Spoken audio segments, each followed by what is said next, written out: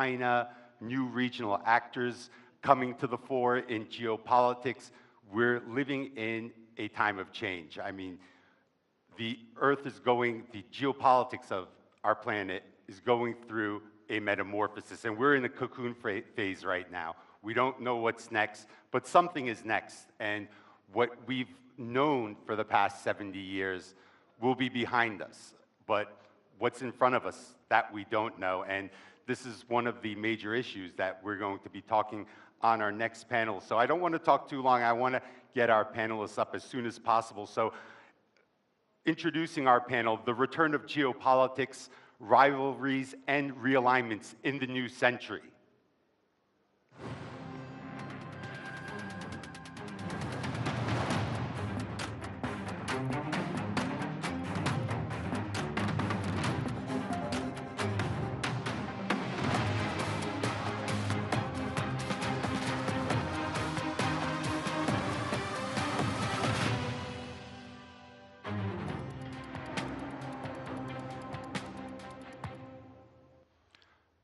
So I want to welcome our guests on stage, Dr. Bruno Macias, best-selling author and former Secretary of State for Europe and Portugal, Dr. Vali Nasser Majid Kaduri, Professor of International Affairs and Middle East Studies, Johns Hopkins SAIS Non-Resident Senior Fellow, Atlantic Council South Asia Center, and Dr. Charles Kupchan, Professor of International Affairs, Georgetown University, and Senior Fellow, Council on Foreign Relations.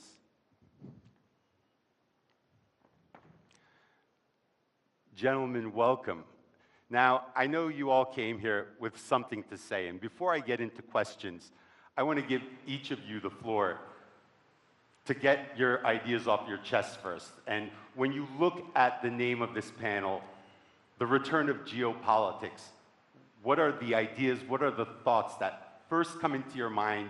What are the challenges facing the order, the return of rivalries? What does this mean to you? So I want to give you guys each 3 to 5 minutes to come with some ideas and some thoughts, and then we'll continue with follow-up. So Bruno, the floor is yours.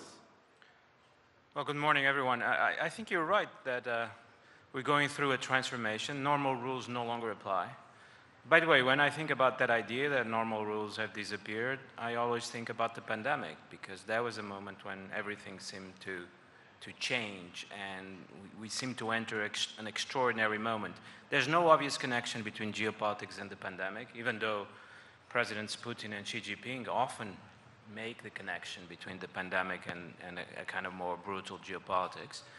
But then after the pandemic, we saw in Ukraine the return of wars of conquest, the return of genocidal language in all types, the return of large refugee flows to Europe, and so on and so forth. And now, of course, Gaza. The sense is that everything is possible, that the unimaginable or the unthinkable could be the news tomorrow. And what that means for those of us that try to think a little bit more detached from the news of the day is simply that the existing order is unraveling. And when the existing order unravels, you return to a kind of state of nature, where again, physical force matters more than anything else. Military conflict is always present. And geopolitics in the old sense, geopolitics is a word invented about 100 years ago, in the old sense of struggle for control over territory, struggle between biological units, ethnic biological units, peoples that try to exert power over each other, and in the end perhaps even destroy each other. This seems to be the world we live in. Let me just say something quickly about the role of the United States, because that is really quite central. The United States was supposed to be the guarantor of the existing order, the enforcer of rules. It could enforce the rules very differently depending on the occasions. It could even try to evade the rules that it was trying to enforce. We used to call that hypocrisy. But hypocrisy had some advantages, that at least there were rules, not always followed the same by everyone. But what I find striking about this moment in Gaza is that it seems to be the end of hypocrisy. What we hear from US officials is not hypocrisy at all. It's just a very natural, direct expression that we are aligned with Israel and will support Israel no matter what it does. We saw the spokesman John Kirby the other day say that, in an interview he was asked, will the US stop supporting Israel if Israel violates international law? And he said, no, we won't. We won't stop supporting Israel no matter what. We would prefer that Israel respects international law, but our support is not dependent on that, which is kind of an extraordinary statement, but we've seen many of those kind. We saw that President Biden went and sat at the War Cabinet in Israel, which perhaps was necessary and perhaps can be understood. And some people praised it as a show of solidarity, first time a US president had done that. But of course, again, if you try to detach yourself from the news of the day, it's an extraordinary decision because the US was always supposed to be a mediator in the Middle East conflict. Now, if the mediator sits in the War Cabinet to discuss war plans, I guess it is no longer the mediator, or no longer have a mediator, and Palestinians should no longer accept the US to play the role of a mediator, obviously, even though in the past there were many doubts about that role. What I think we're witnessing now is, again, the end of hypocrisy, that the US is clearly on one side of the conflict, and clearly saying that the rules that it talked about incessantly in the case of Ukraine don't apply here. What we're witnessing to conclude is simply the sense that the rules have disappeared. What matters is our side, the other side, and one of the sides must win. Now, I think we'll discuss later what happens now. Do we live in a world without rules, or is there some effort beginning to rebuild or create new rules for a new world? But it seems clear to me that the old rules no longer convince, no longer have force, and are just an image or a phantom. Thank you, Bruno. Charles, the floor is yours for opening comments. Thank you. In 1930, Antonio Gramsci, who was an anti-fascist and had been thrown into jail for challenging the rise of fascism in Italy, wrote a series of prison notebooks, they're now called. And in one of them, he wrote the following sentence, and I'm paraphrasing here. "The old is dying and the new cannot be born. And in this interregnum, very morbid symptoms appear." He was writing in 1930, the beginning of a quite dystopian decade, and I think in many respects that's our moment now.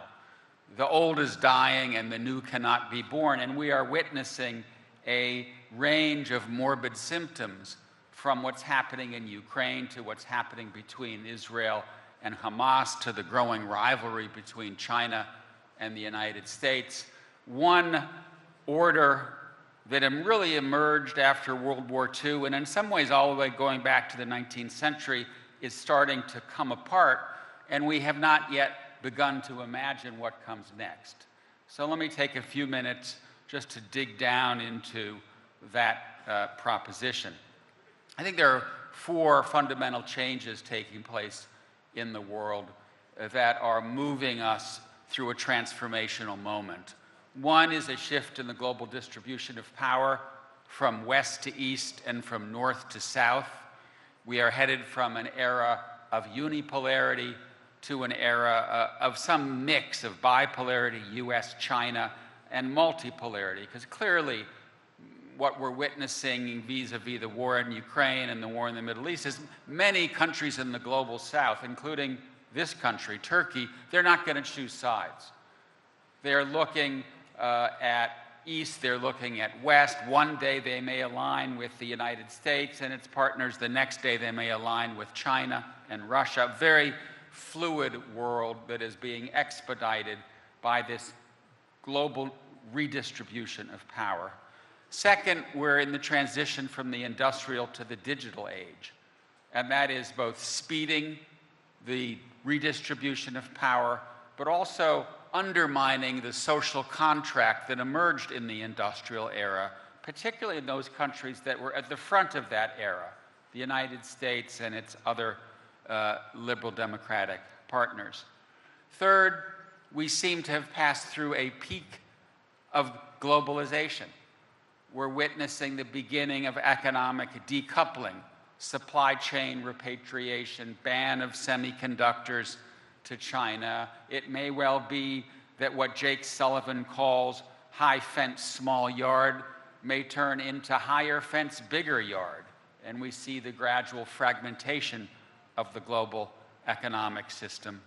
And then finally, I think we are witnessing in a very surprising and troubling way a stumbling within liberal democratic society. From the French and American revolutions until around 2005, the world got progressively more free. Now that arc in the direction of history has shifted in the other direction. The world is getting less free. In countries that we took to be beyond the point of no return in terms of liberal democratic institutions and practices, we see backsliding, including in my own country, the United States. And as a consequence, we have to ask whether the West will maintain its solvency, its purposefulness in terms of an anchor of the global system during this period. Let me conclude with just two observations about where we go from here. One is that despite this fragmentation that I've been describing, we live in a world that is more globalized and interdependent than it's ever been. We cannot go back to something that resembles the world of the Cold War because we have climate change, because we've got migration, nuclear proliferation, pandemics. These challenges require collective initiative. And as a consequence, we need to find a way to secure cooperation across global geopolitical and ideological dividing lines. In my mind, the only way to get there, and this is my final point, is to move toward a world of polycentrism, of regional devolution, in which we find a way of agreeing on a core set of global rules that Bruno was talking about, but at the same time rely much more heavily on regions to provide governance at the local level. I think inevitably this is what a world of decentralized power and ideological diversity will mean. And then my final recommendation would be to deal with the internal threats to liberal democracy. Quite honestly, as an American, I'm much more concerned about us than I am about the threat posed by Xi Jinping or Vladimir Putin. Illiberal populism, the erosion of ideological centrism, the erosion of political moderation. I think these are more potent threats in many respects than the geopolitical threats that come from outside. And as a consequence, I think we need to get our own houses in order, get our own working classes back up on their feet if we are going to see the West anchor this critical moment of global transformation. Thank you, Charles. Definitely getting the own house in order. I do think that's a very important point.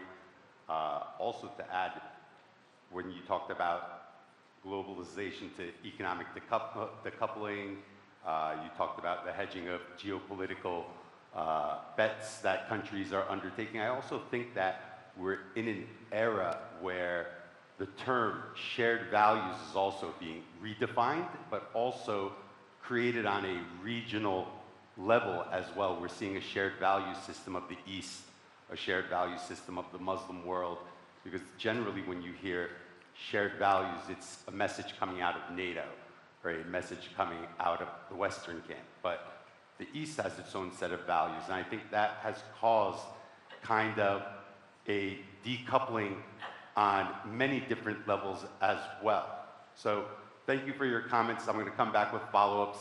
Vali, the floor is yours. Thank you very much and good morning. And building on what my colleague said here, I'm probably looking at it much more from the angle of the Middle East.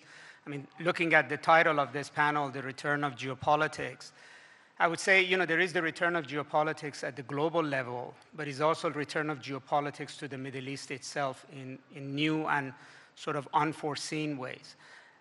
On the global level, you know, we're now been in at least in a period since the 3 American presidents, going back to President Obama, there's a recognition that sort of end of the globalization period, end of American unipolar domination of the world order, and the question of the rise of China, and particularly rise of China, not in the direction of it becoming prosperous, democratic, full member of what the West would see as the international liberal order, but the rise of China as a political entity that is going to be a great power in its own right, rival the United States, potentially have a larger economy than the United States, and not be democratic and be nationalistic. And I think this realization essentially gave a sense that we're entering a period of geopolitical competition, that the economics is not going to bring everybody together into one whole entity, and that the most important issue in the world is not fighting Islamic militancy or terrorism, which was the root of the global war on terror, but is actually competition between these great powers. Now, there is a reality to this. In other words, it's not just a perception, but you could also say that the United States began to foist China increasingly as a global rival, began to view the world in polar Cold War terms, which then imposes its own rules on various regions of the world, decisions they have to make in this kind of a rivalry. For the Middle East, the main consequence of this was a shift of attention from the Middle East as the most important geopolitical presence for the United States, militarily, diplomatically, to shift towards what President Obama called the pivot to Asia. In other words, we want to do less in the Middle East, we want to do more in Asia, that the great game is no longer in the Middle East, it's in Asia. And I think every country in the region, whether they were friends of the United States or enemies of the United States, felt this shift very, very acutely. I mean, you know, the way the United States left Afghanistan, the way that it left Iraq, you know, were very powerful statements, both to America's enemies as well as to America's friends. The fact that the United States is very clear that it's not interested in another war in the Middle East itself is a very, very important statement. The other side of this shift is that for the Middle East, at least the rise of China is real. It's not imaginary. In other words, there is much more presence of Chinese economic interest in the region, energy interest, but also China is increasingly becoming very significant to trade interests in the region, as well as to the technological and economic needs of the region. We often forget Middle Easterners, whether they're wealthy or poor, buy a lot from the West, but in terms of their own economic development, they need China in order to get the necessary technologies, manufacturing, et cetera. And without a link to China, it's not possible. So the Chinese have become much more important.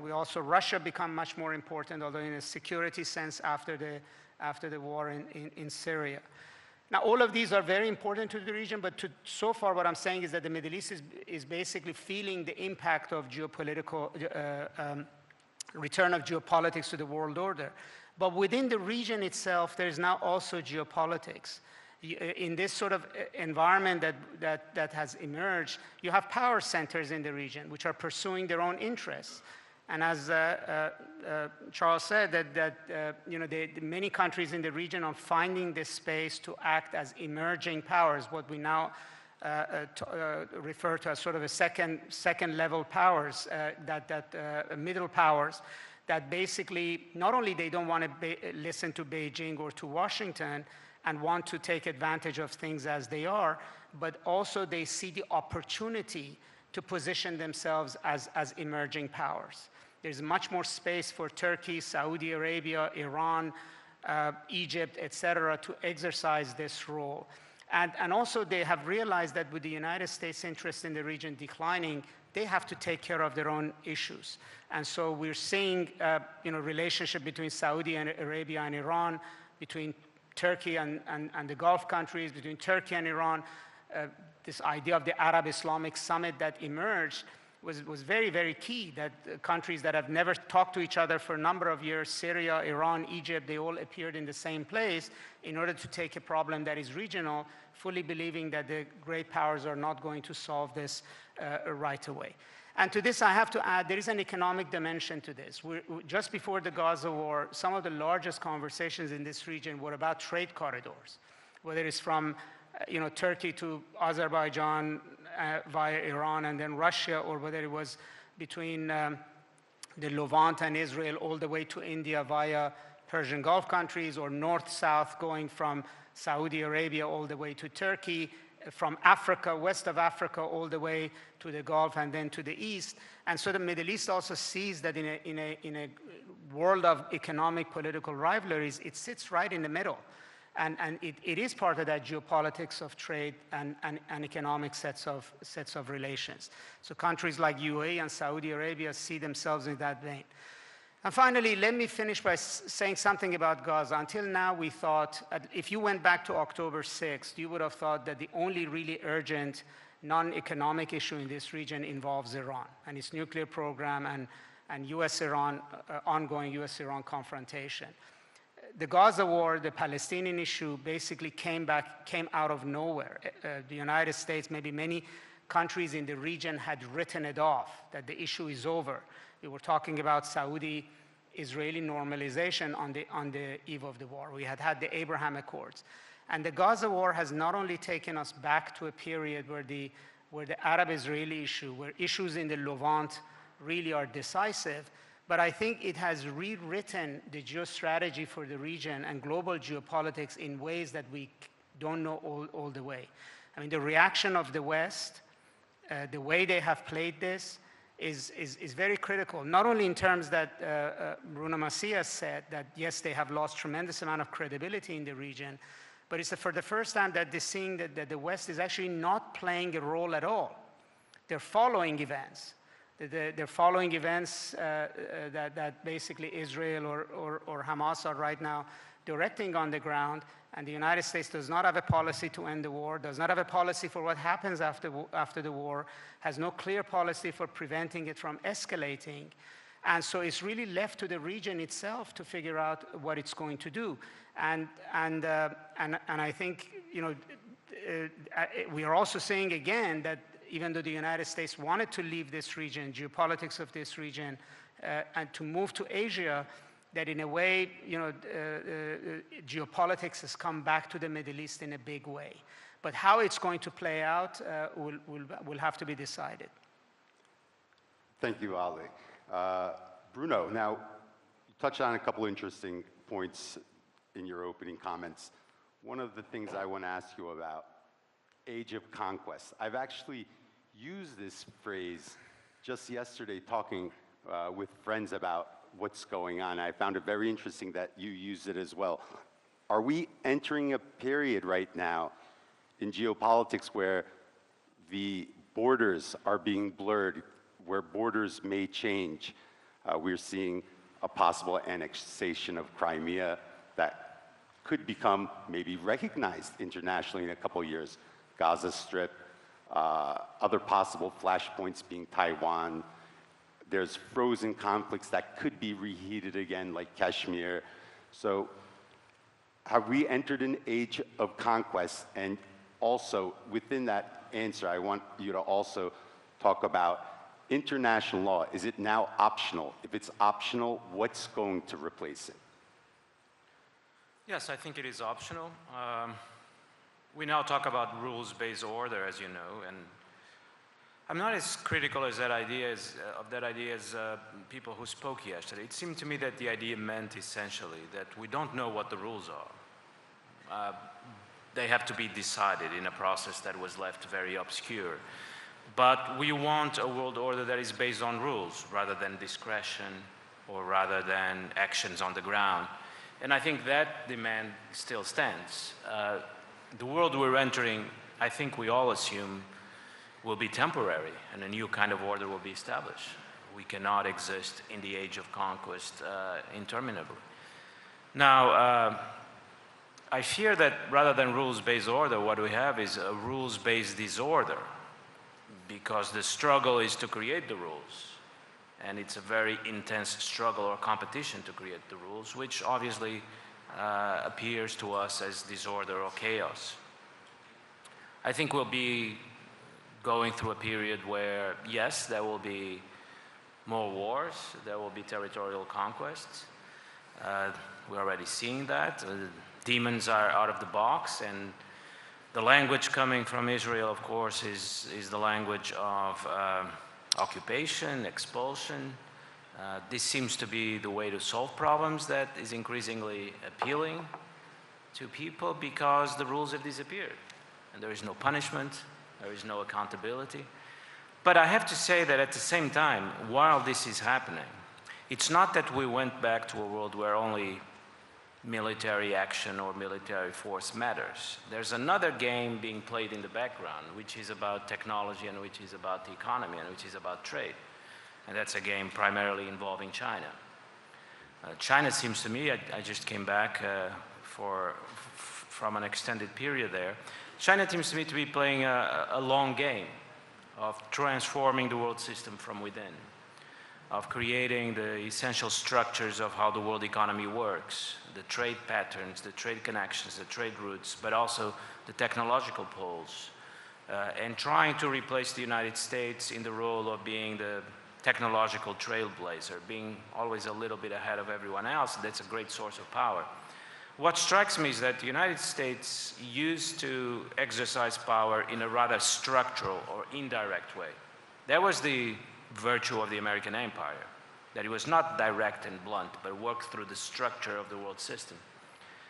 And now the United States has renounced this role, has renounced the role of being a kind of the programmer of the world system. It's become a player. It's declined from its role of programmer into the role of simply one more player. It seems to be that it's China that is slowly, but very thoughtfully, trying to occupy the role of world programmer. This is what the Belt and Road is about. This is what many of China's initiatives are about. In a way, not to be a player, but to be the agent that sets the rules for everyone else. Thank you, Bruno. Charles, Vali said the U.S. went from leading to following the leader. Bruno just said the U.S. went from being the programmer to being the player. Do you agree with this? No. I think that at least, as Bruno put it, it's a bit overstated from my perspective. And I think that there still is a rules-based order out there. It is not a universal one, as we are seeing on a day-by-day, hourly basis. And I think it's always been contested, and that the United States has always tried to navigate a world in which it wants to uphold a set of rules, but at times those rules infringe on sovereignty, infringe upon the U.S. ability to pursue its national interests. And so there's been an ever-present tension, and we see that tension today. And in the case of the U.S. position vis-a-vis Israel, it's important to keep in mind that Israel is reacting to an act by Hamas which violated the rules-based order. Then we can have a conversation about is Israel's response itself violating the rules-based order, and is it disproportionate? And I think most of us would probably say yes. But these are complicated issues that are morally fraught, and I think that on both sides of the ledger one can make strong arguments. I think the bigger issue is, number one, is the United States going to be on a trajectory in which it tries to continue to uphold that order? And I don't know the answer to that question. I think the elections next year will be very important. And number two, what about the rest of the world? And I think there was, in some ways, an illusion in the 1990s that this order built by the West could be universalized. Well, that's not happening.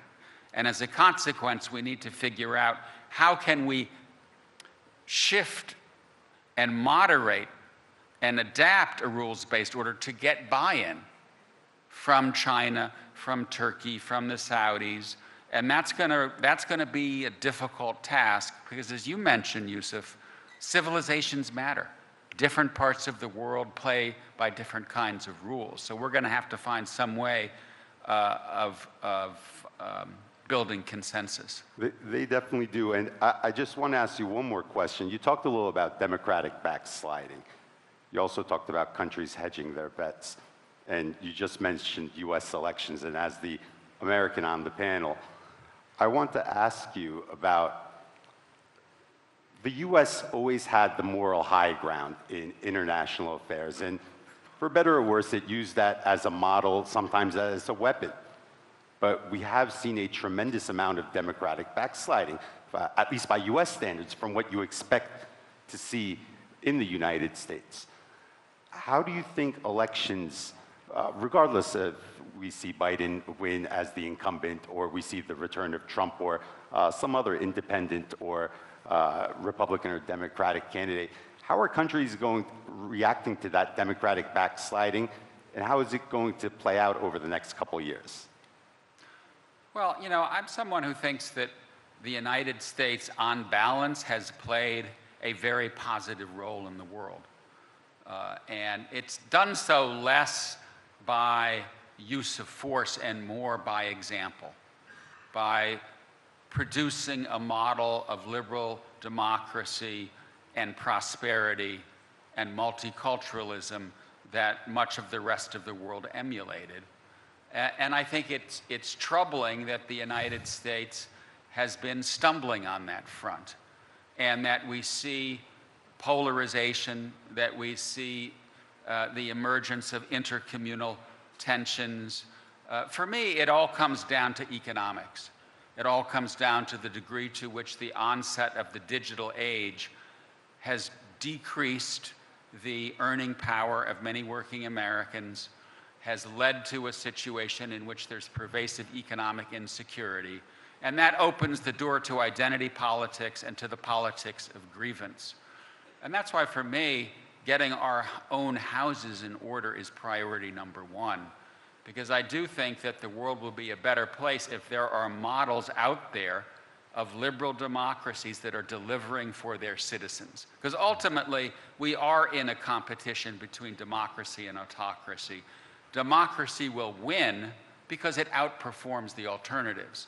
But right now, it is not demonstrating the kinds of capacities to deliver that it has historically. Thank you.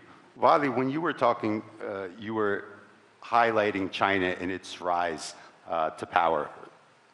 What happens when China overtakes the United States as the premier economic power of the world? Because we do have a very interconnected global economic system that's without a doubt.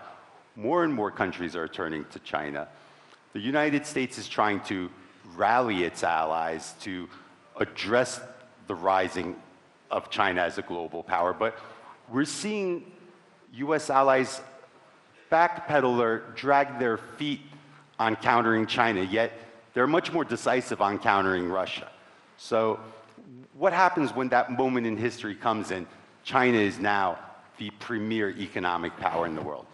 I mean, first of all, we don't know if China will be the premier economic power in the world. We don't know if that's going to be 5 years, 10 years, 20 years, even if that were to be the case.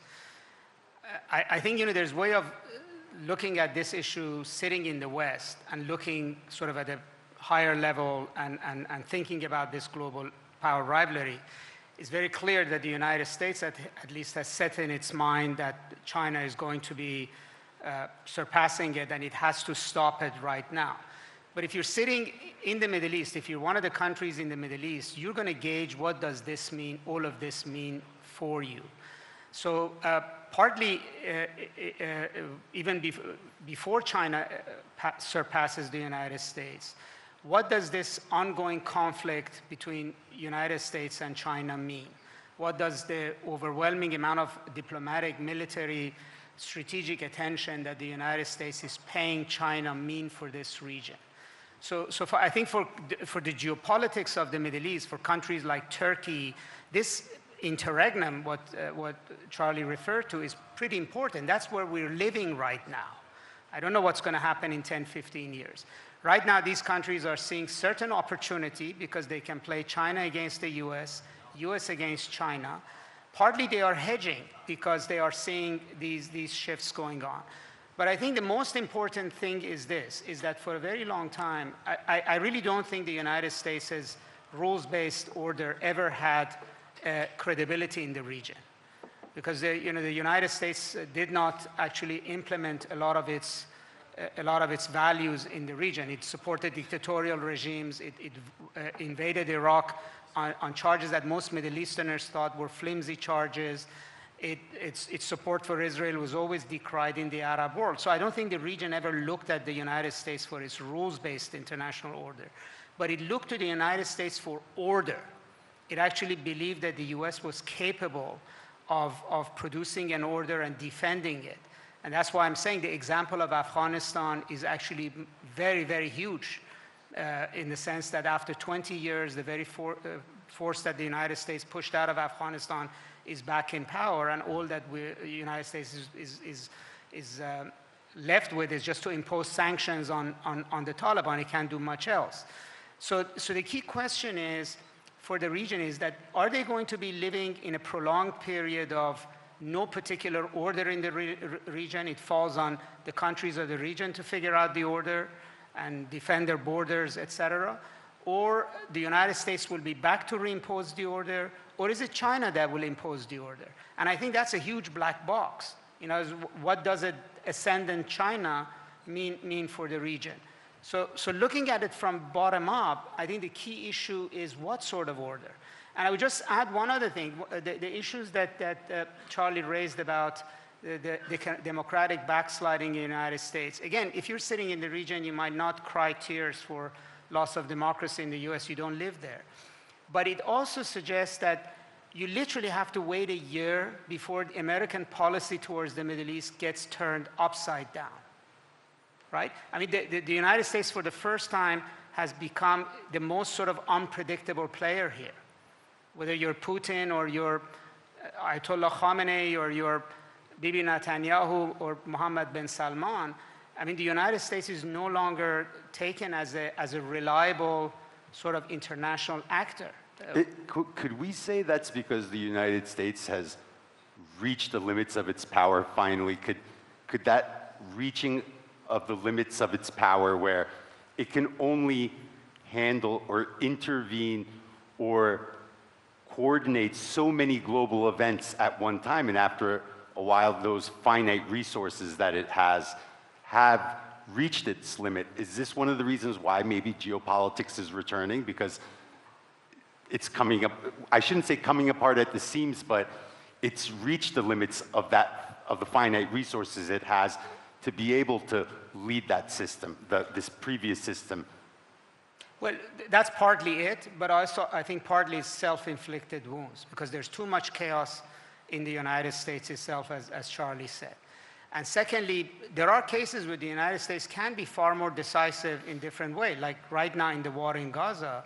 This is a choice by the United States to follow the kinds of policies that it does. It's not a symptom of its not having power.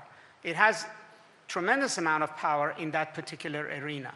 It has a tremendous amount of power on all the actors in that arena, on Israel, on Jordan, on Saudi Arabia, on Egypt. It chooses not to play that role, right? It chooses not to have a policy right now of going from capital to capital and saying, this is the way we see this war ending if you do X, Y, and Z. And what do you think? Right now, the United States is not committed to nothing more than a temporary ceasefire, which didn't work out.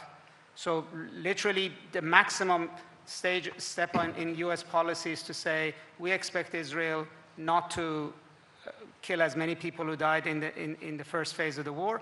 But that's not a policy. That's just a statement, right? It's not a, and I think that part is not a symptom of anything fundamental. It's a symptom of the way in which right now it's chosen to operate. Thank you.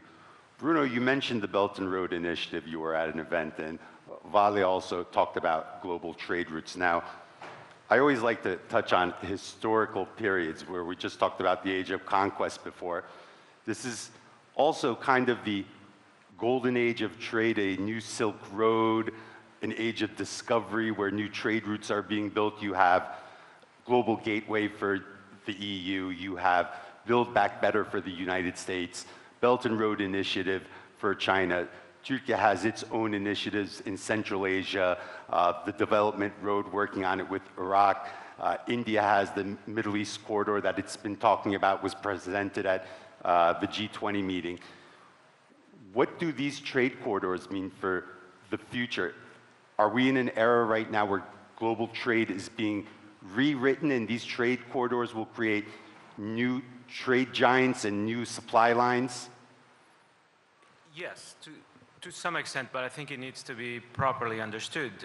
In my book on the Belt and Road, I was very concerned with criticizing this idea that the Belt and Road is about trains. Everyone seemed to think that it was about trains. It obviously isn't. The processes are much more immaterial. They're about technology transfer, technology development, supply chains, the very complex network of value chains existing in the world, and the significant nodes connecting the value chains where you can exert power. So I don't think we should get too fixated on geography. I don't think Ukraine and Gaza have refuted the idea that we have, to a considerable extent, moved beyond geography. And I see a great awareness of this in China. So these trade routes exist, but remember that famous map of the Belt and Road Initiative, which, by the way, was by a news agency, not by the Chinese government, had these very large arrows, 6 arrows pointing in all directions.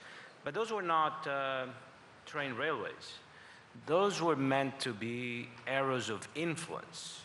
So in the end, the most important thing to think about is influence and how it's being developed and how it's being reconfigured, rather than railways, roads, or even ports. And a lot of it is about technology. The big question today, in my mind, I think it's the big question we should be following, is whether China will be able to evade the technological blockade that the United States has imposed on it. By the way, on October 7th, 2022, so 2 very important October 7th, the US launched this really bold and aggressive array of measures trying to blockade China's technological development. The latest news is that China seems to be on the verge of evading it, but we don't know if it will be possible. The United States is reacting to those news. But this is the big question, because if China does evade it and become technological self-sufficient, then it is a new world. No doubt about that. Thank you, Bruno. Charles, you served as a special assistant to the President for European Affairs. Now, as US-EU relations, but also more broader when we look at that relationship, we're actually talking about the transatlantic community and most namely NATO. We've seen a lot of, let's say, division inside of NATO regarding many issues. How to approach China. The US wants to see a more coordinated, maybe a more confrontational, but when I mean confrontational, not militarily, but a more confrontational by military, political means, by many issues. Also, regarding terrorism, counterterrorism, their approach, the Turkish president has said terrorism in all its forms, not just terrorism that threatens certain NATO member countries. How do you see the future of NATO? How do you see NATO adopting and adapting to the return of geopolitics? If I could just make a quick comment on the previous discussion and then come to that. I think we all agree on the panel that we are in a moment of history of change in the global distribution of power, but I wouldn't want to kind of overstate it in the sense that the United States still does wield enormous capability, still has the #1 economy and will have so for a long time. If you look at things militarily, nobody comes close. Dollar, still the main reserve currency. So for me, it's more about the purposes of US power, whether the United States is on a steady and purposeful course. So it's really more about the politics than it is about the power. And I think because the US will continue to have more resources than others, this is the critical moment to have this kind of debate, because I do think that the window will close over time as power gets redistributed. Yusuf, I would say that particularly looking at the reaction to the war in Ukraine, transatlantic solidarity is extraordinarily impressive. And Russia's invasion of Ukraine has led to a level of resolve and unity across the Atlantic that I have to say I'm surprised by. That on supporting Ukraine, sanctioning Russia, beefing up NATO's eastern flank, the US and its European partners have been remarkably steady. I would have said by now they will go wobbly. And I think we are at a point in which they may go wobbly, right? As we speak, Congress is debating the next dollop of aid to Ukraine. We don't know where that's going to come out. Slovakia has said we're no longer sending arms to Ukraine. So we are at a point in which there is debate. And sort of looking ahead, I would identify three quick areas where I think NATO really does need to think hard and long. One is Ukraine. Where are we going? We have a military stalemate now in the East. We have to ask, what now? Does it make sense for Ukraine to just keep fighting, or should we focus more on rebuilding the 82% of Ukraine under Kyiv's control, try to get the parties to the diplomatic table? Two is China. We don't have a transatlantic strategy toward China. I think the two sides of the Atlantic have come together on this issue, but they're still far apart. And then three, I think, is the get our own houses in order question. And I mentioned mainly my own country, but I do worry about the political center in France, the political center in Germany. How long will the center hold in those countries? Thank you. We're almost out of time. One question, all three of you, very quick answer.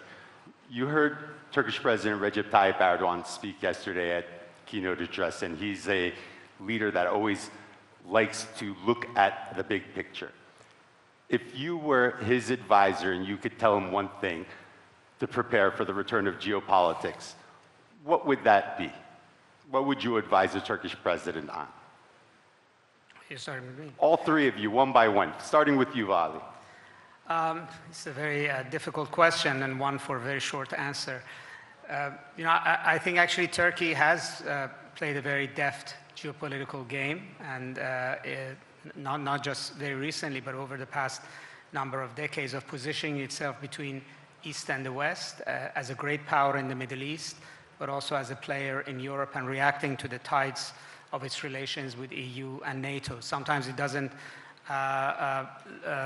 go always well, particularly viewed from Washington that Turkey is not basically following what NATO might want.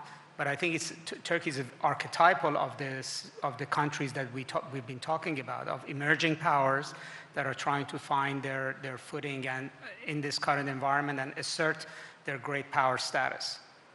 Thank you, Vali. Bruno, what would you advise the Turkish president on for the future? Okay, two suggestions. One, I think everyone in the Turkish government is very aware of, develop indigenous military capacities, and this seems to be a priority. Number two, on Gaza, why not have a summit with Egypt, Jordan, and perhaps other partners in the region? Turkey, Egypt, Jordan, perhaps Saudi, perhaps Iran, to discuss Gaza. You would send a really, really strong and important message about regional realignment that would be heard in Washington, that would be heard in Tel Aviv. But I don't see Mr. Fahrettin Altun in the room, so this may all go to waste. Definitely not going to waste, but from what I hear, they are working on a summit where it would be hosted in Türkiye. But hopefully developments on that soon. Charles, you're sitting down with the Turkish president, you're whispering something into his ear to prepare the country for the next decade. What would you advise him on? What would that be? Stay anchored in the West. Stay in the West. I think that Turkey has an important role to play. It's shown its capabilities in Libya, in Nagorno-Karabakh, in Syria. But I do think if Turkey is going to play this role of bridge between East and West, it ought to keep itself firmly anchored in the West. That gives it the voice in the West and the leverage that it needs going forward. Okay. Thank you very much, ladies and gentlemen. You heard our speakers. Dr. Vali Nasser, Dr. Charles Kupchan, Dr. Bruno Macias, all three doctors, they have operated on the issue, and it looks like our patient is still alive. Thank you very much. I'm Yusuf Aram, editor-at-large at TRT World, and our panel is closed. Next panel will be starting shortly.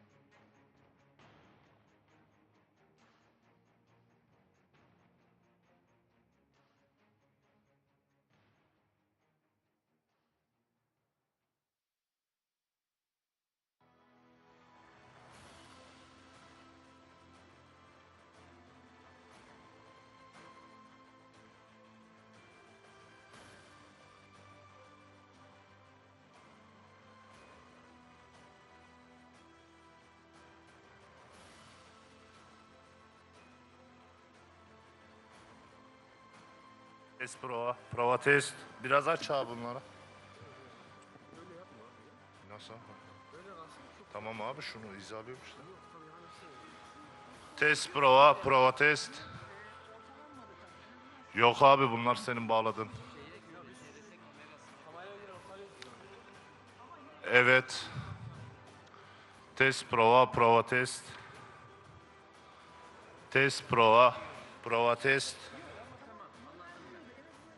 Test prova. Ortayı ben ayarladıydım abi bununla.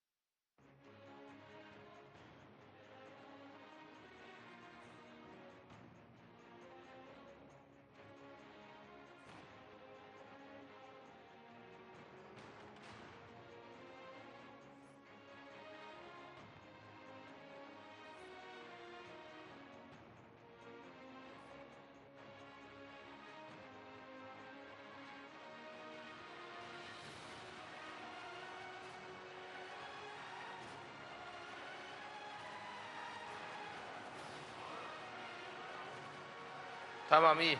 İyi. Okey. Teşekkür ederim.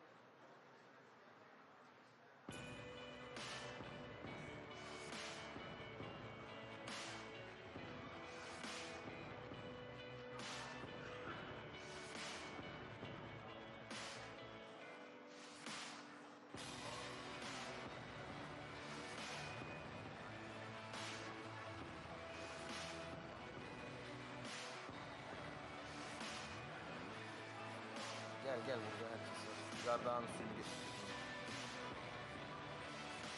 Efendim? Su burada. Var.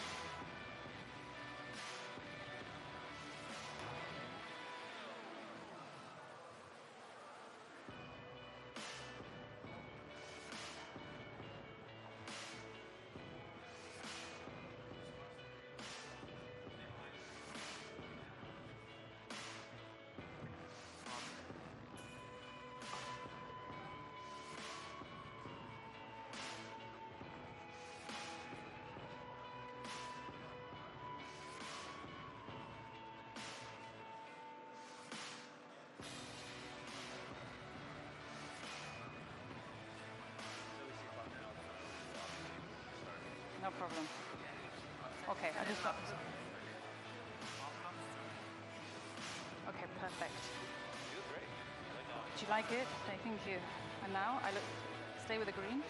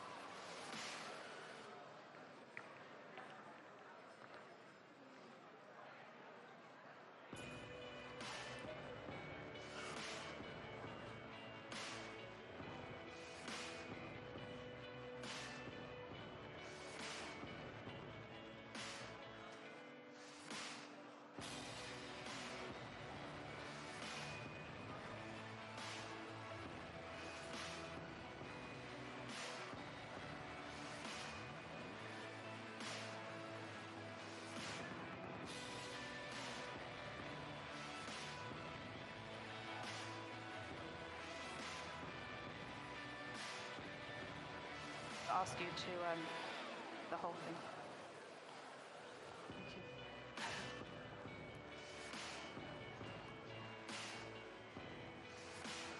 Ladies and gentlemen, günaydın.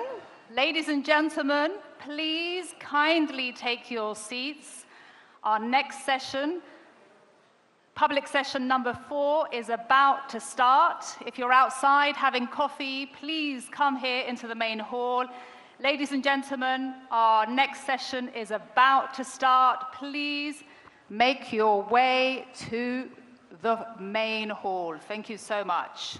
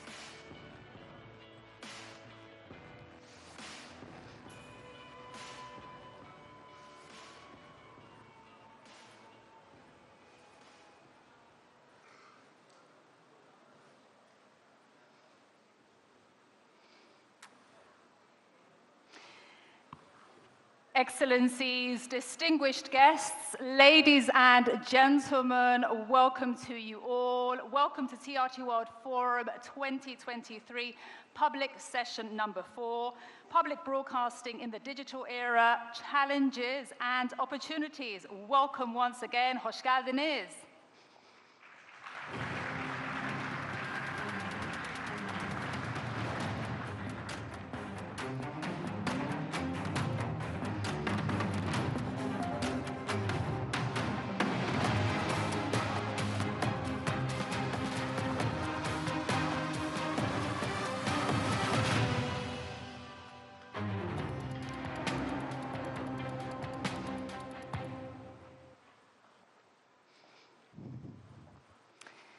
Ladies and gentlemen, distinguished guests, ladies and gentlemen, all of you friends, colleagues, everyone here, it gives me great pleasure to welcome you all to this public session, Broadcasting in the Digital Era, Challenges and Opportunities. I'm Maria Ramos. I am a television news anchor at TRT World, and it is fantastic to have you all here in person. Now, to set the tone and context for our discussion, it gives me great pleasure to introduce a very special guest, someone who will deliver a keynote speech, someone who has dedicated years to combating disinformation. And in 2018, he spearheaded the creation of the Directorate of Communications. And in that time, he has undertaken many initiatives to combat disinformation. And I really feel, as I'm sure so many of you agree right now, that this is the topic of our time, the topic of this month, the biggest challenge right now, misinformation, disinformation, that overload of where the truth is. Ladies and gentlemen, for this, please join me in welcoming Professor Fahrettin Altun, Communications Directorate of the Republic of Türkiye. Welcome, the floor is yours.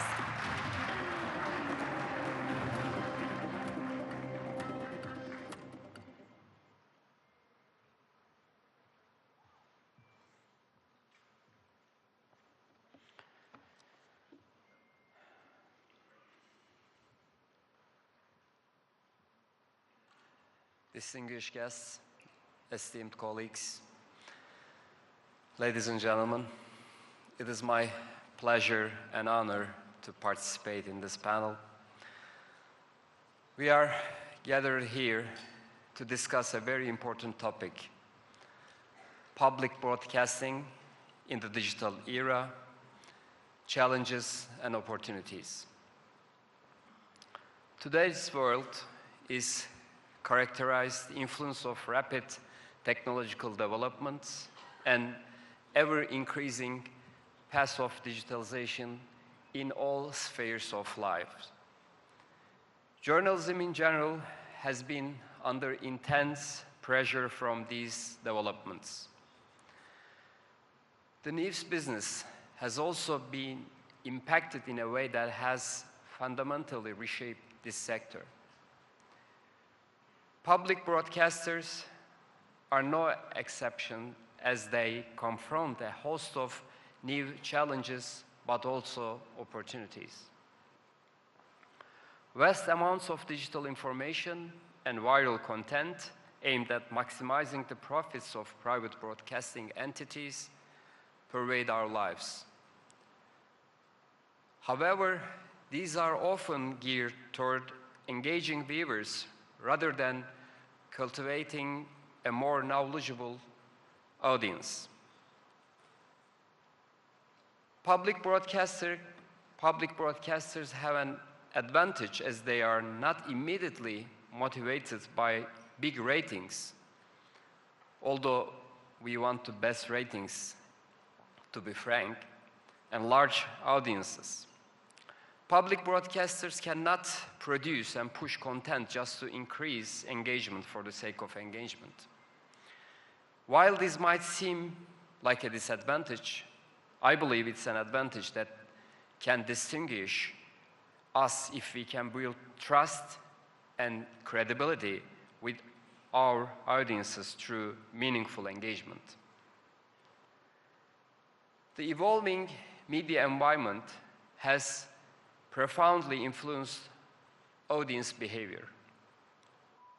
Audiences around the world rely on a variety of sources for information, including social media, which is often to open misinformation, disinformation, fake news, etc. Conventional media channels, which have difficulties due to financial problems finding issues, face immense competition from technology giants. I believe these challenges not only impact public broadcasting, but also they present unique opportunities. The question is whether public broadcasting can adapt to these conditions and reinvent itself through flexible approaches. The pervasive nature of digitalization has long been a fact of life for news professionals for a while now. We are already in a phase where we need to address the challenges emanating from potential consequences of artificial intelligence, which is gradually eroding human agency in media and journalism, even in all social spheres. We must be concerned about its implications for journalism, as audiences around the world cannot even distinguish the work of humans and robots. Public broadcasters have an opportunity to distinguish their work from that of algorithms by showing the audiences the value and depth of authentic content. AI also enables organized groups with dubious motives to attempt manipulating the masses through disinformation. AI systems deepen the disinformation problem by rapidly amplifying specific messages. They can search the internet for information in seconds and produce content that is virtually impossible for the public to distinguish from human-created content. Yet again, public broadcasters can expose misinformation and disinformation by leveraging their journalistic training, by using the same digital tools, technologies, and by employing adaptive strategies. Facing all these challenges and countering their detrimental effects is absolutely no easy task. However, we have no choice but to embrace digitalization in such a way as to create opportunities for public broadcasters. As public broadcasters, we need to leverage digital tools to provide high-quality content that has staying power and qualitative longevity. We need to maintain our commitment to fulfilling the public's right to accurate and speedy information while educating them about the contextual knowledge. We cannot leave the public at the mercy of so-called journalists who are not trained properly, not working ethically, and who are only seeking the next viral content and sensation. Nor we can allow AI to aggregate information using prejudice and suspicious algorithms, only to feed it back to us as content. As the indispensable sources of information, public broadcasters play a crucial role in combating disinformation and the lack of context. They must effectively serve as agents relying accurate information free of private interests and manipulation for commercial aims. Public broadcasters are navigating the complex terrain created by impact of the digital transformations in all aspects of our lives. The opportunity here I see for them is to transform their approach to content production and consumption within the broader media ecosystem by utilizing their uniquely human qualities. Ladies and gentlemen, knowledge and expertise still matter and will continue to matter in the future. The digital world continues to push the boundaries of human knowledge and expertise in ways we cannot even imagine today. However, it is still the job of humans to educate one another and connect at a level that only they can truly comprehend and feel. Ladies and gentlemen, as we navigate these turbulent digital waters, it is important that we recognize the dual nature of our journey. Of course, challenges are great, and they often appear insurmountable. The easy way out is to join the crowds and search for the next big viral content. It is the easy way out. However, it's clear to me that this kind of journalism has no impact. It will not serve humanity in the long run.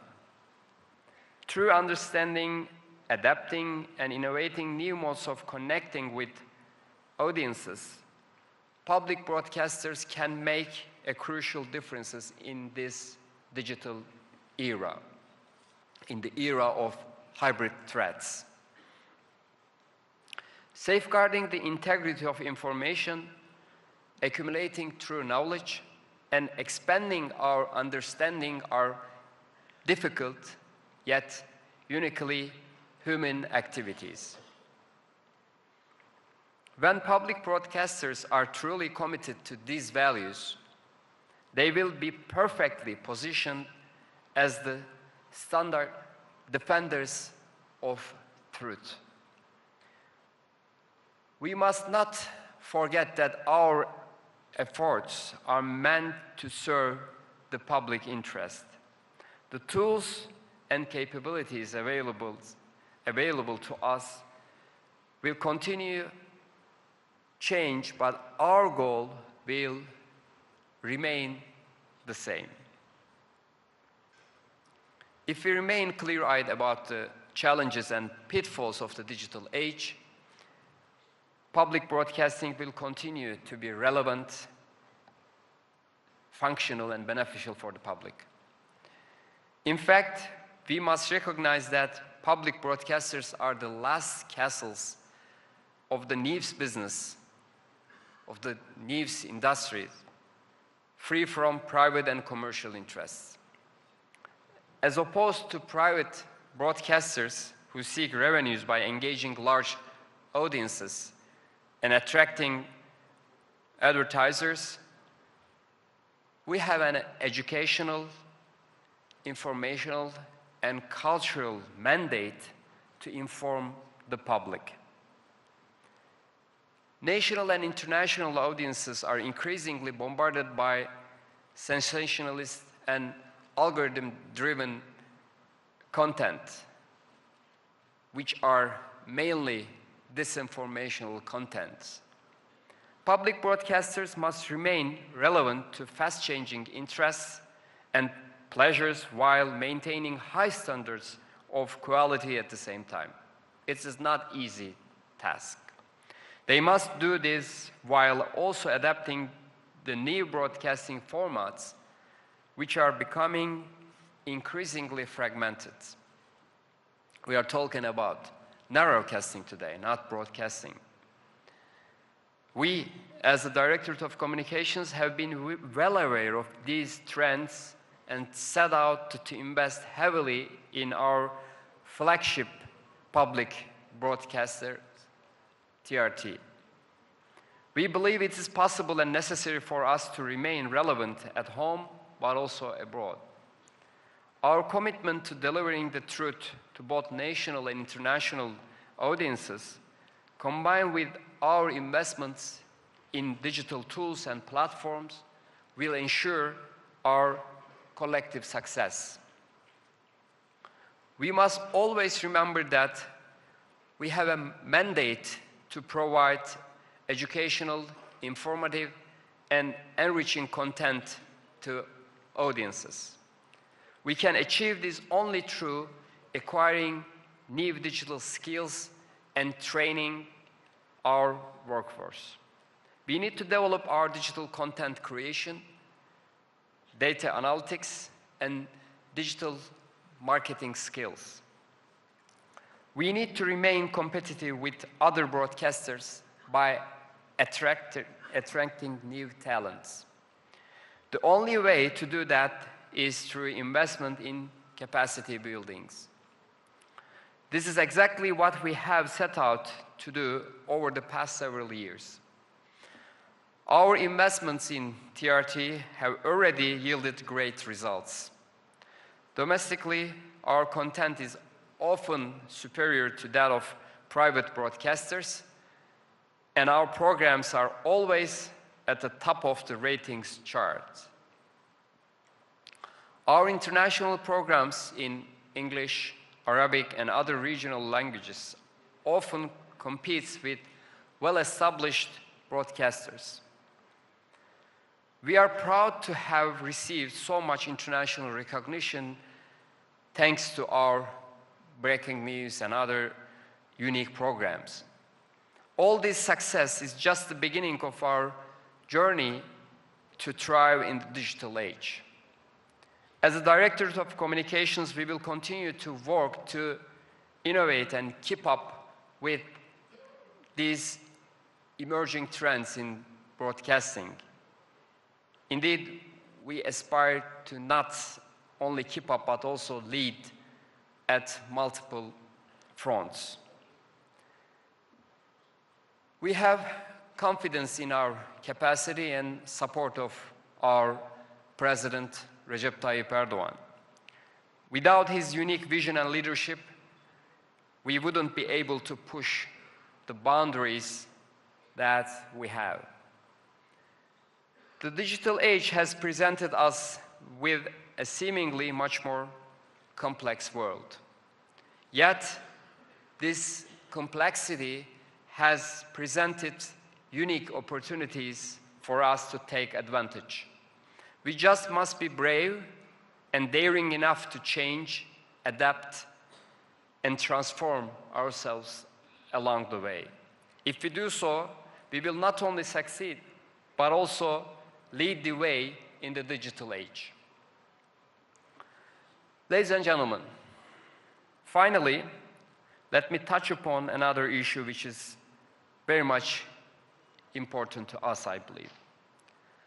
Public broadcasters should invest in strategic communications, which we have just discussed with my colleague, Alex. The field of strategic communication is an area in which those who want to defend truth and accurate news against the virtual terrorism and anarchism produced by social media should invest. The field of strategic communication is not limited to constructive efforts such as public diplomacy, public relations, informative communication campaigns, and investigative journalism. Today, the field of strategic communications also includes combating disruptive elements such as hybrid threats, disinformation, cyber attacks, and other systematic smear campaigns.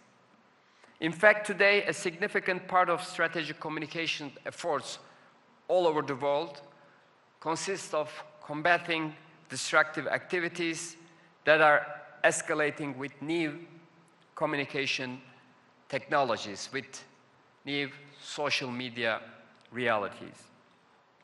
These destructive activities, on the one hand, try to directly activate social fault lines, and on the other hand, to fuel polarization and conflicts in international arena.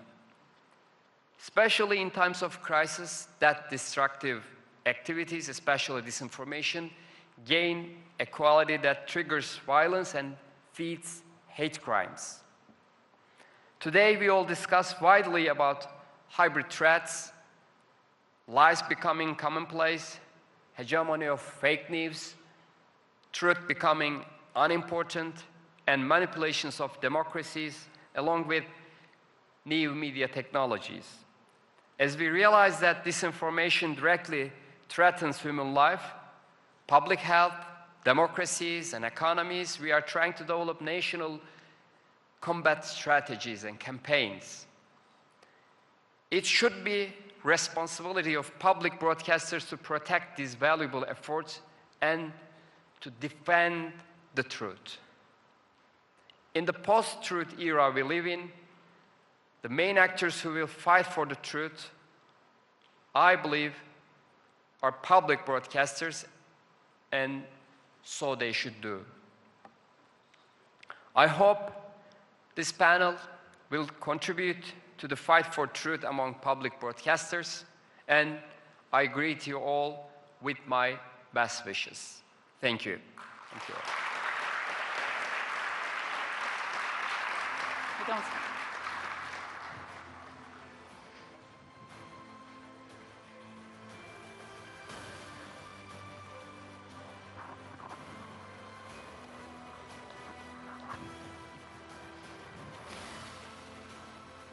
Professor Fahrettin Altun, thank you very much indeed. Ladies and gentlemen, please join me once again in thanking Professor Fahrettin Altun, Communications Director of the Republic of Turkey, for his keynote speech. Thank you so much. And you touched upon so many important points there, Professor, and you set the stage literally and tone for the debate that we are about to have. And as you say, distinguishing between the work of humans and robots right now with AI, such a concerning issue. But, you know, you gave us hope by saying we have to be brave, we have to adapt and transition along the way and lead the way. This really is so important. Now, while we wait for our panel to set up, I want to hear from you, our audience, because we are nothing without you. We work for you, and so much comes from you. And I personally feel right now, more than ever, that fight for the truth. I said it earlier, Professor Fahrettin Altun also said that fight for the truth is so important right now. And, you know, we cover so many global news stories here at TRT World, here in Turkey. We really are at the center of so many global stories. Geographically, diplomatically, just the war in Ukraine, for example. Sadly, Türkiye's earthquake and the Syrian earthquake, and of course the Gaza war, the war on Gaza right now. But never, I feel, has there been such a moment where, for broadcasters, for journalists, for social media users, is it so concerning right now.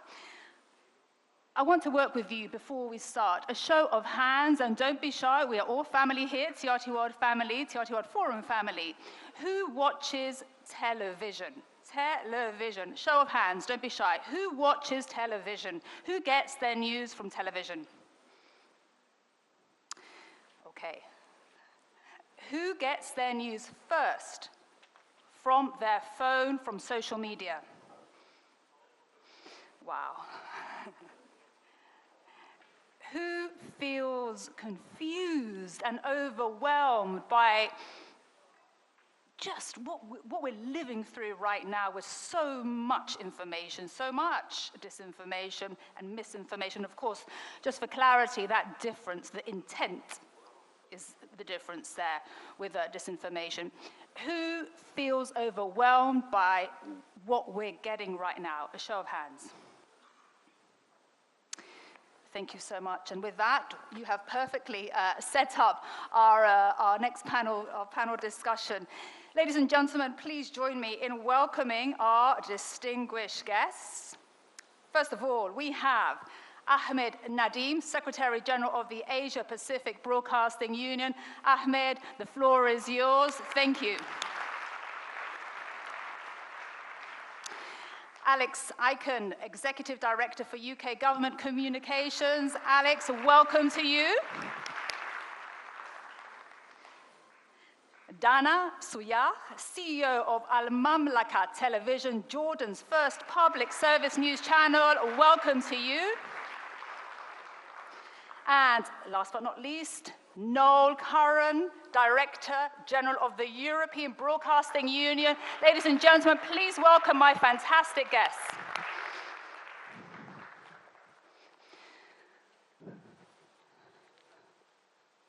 Hello again. Right. I really do feel that this is the subject to be discussing right now. So I really do feel very fortunate to have this panel. And Noel, I want to start with you. I want to start with the EBU. Now, your reach is absolutely huge. You're the biggest alliance of public service media companies, organizations in the world, 112 media organizations in 56 countries. That is, if my maths is right, 2,000 television and radio channels and online platforms. From your perspective, what are the biggest battlegrounds right now for public service broadcasters in this turbulent digital age? It's great to be here, and thank you. A number of them. You know, I think the digital world, the battle in the digital world itself, in terms of the scale of the technology companies we are competing with. The top 10 technology companies have a turnover which is 47 times greater than all of the public service members, organizations in Europe. That's the scale they have. They now own smart TVs, so they get their subsidiary apps embedded. All of this, it's the scale of the competition that we're facing is unprecedented. We've never seen anything like it.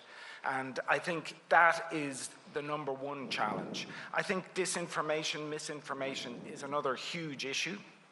It isn't going away. I was on the European Commission expert group on fake news.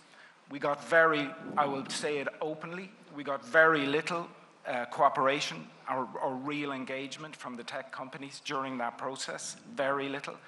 And they only came to the table with the threat of regulation.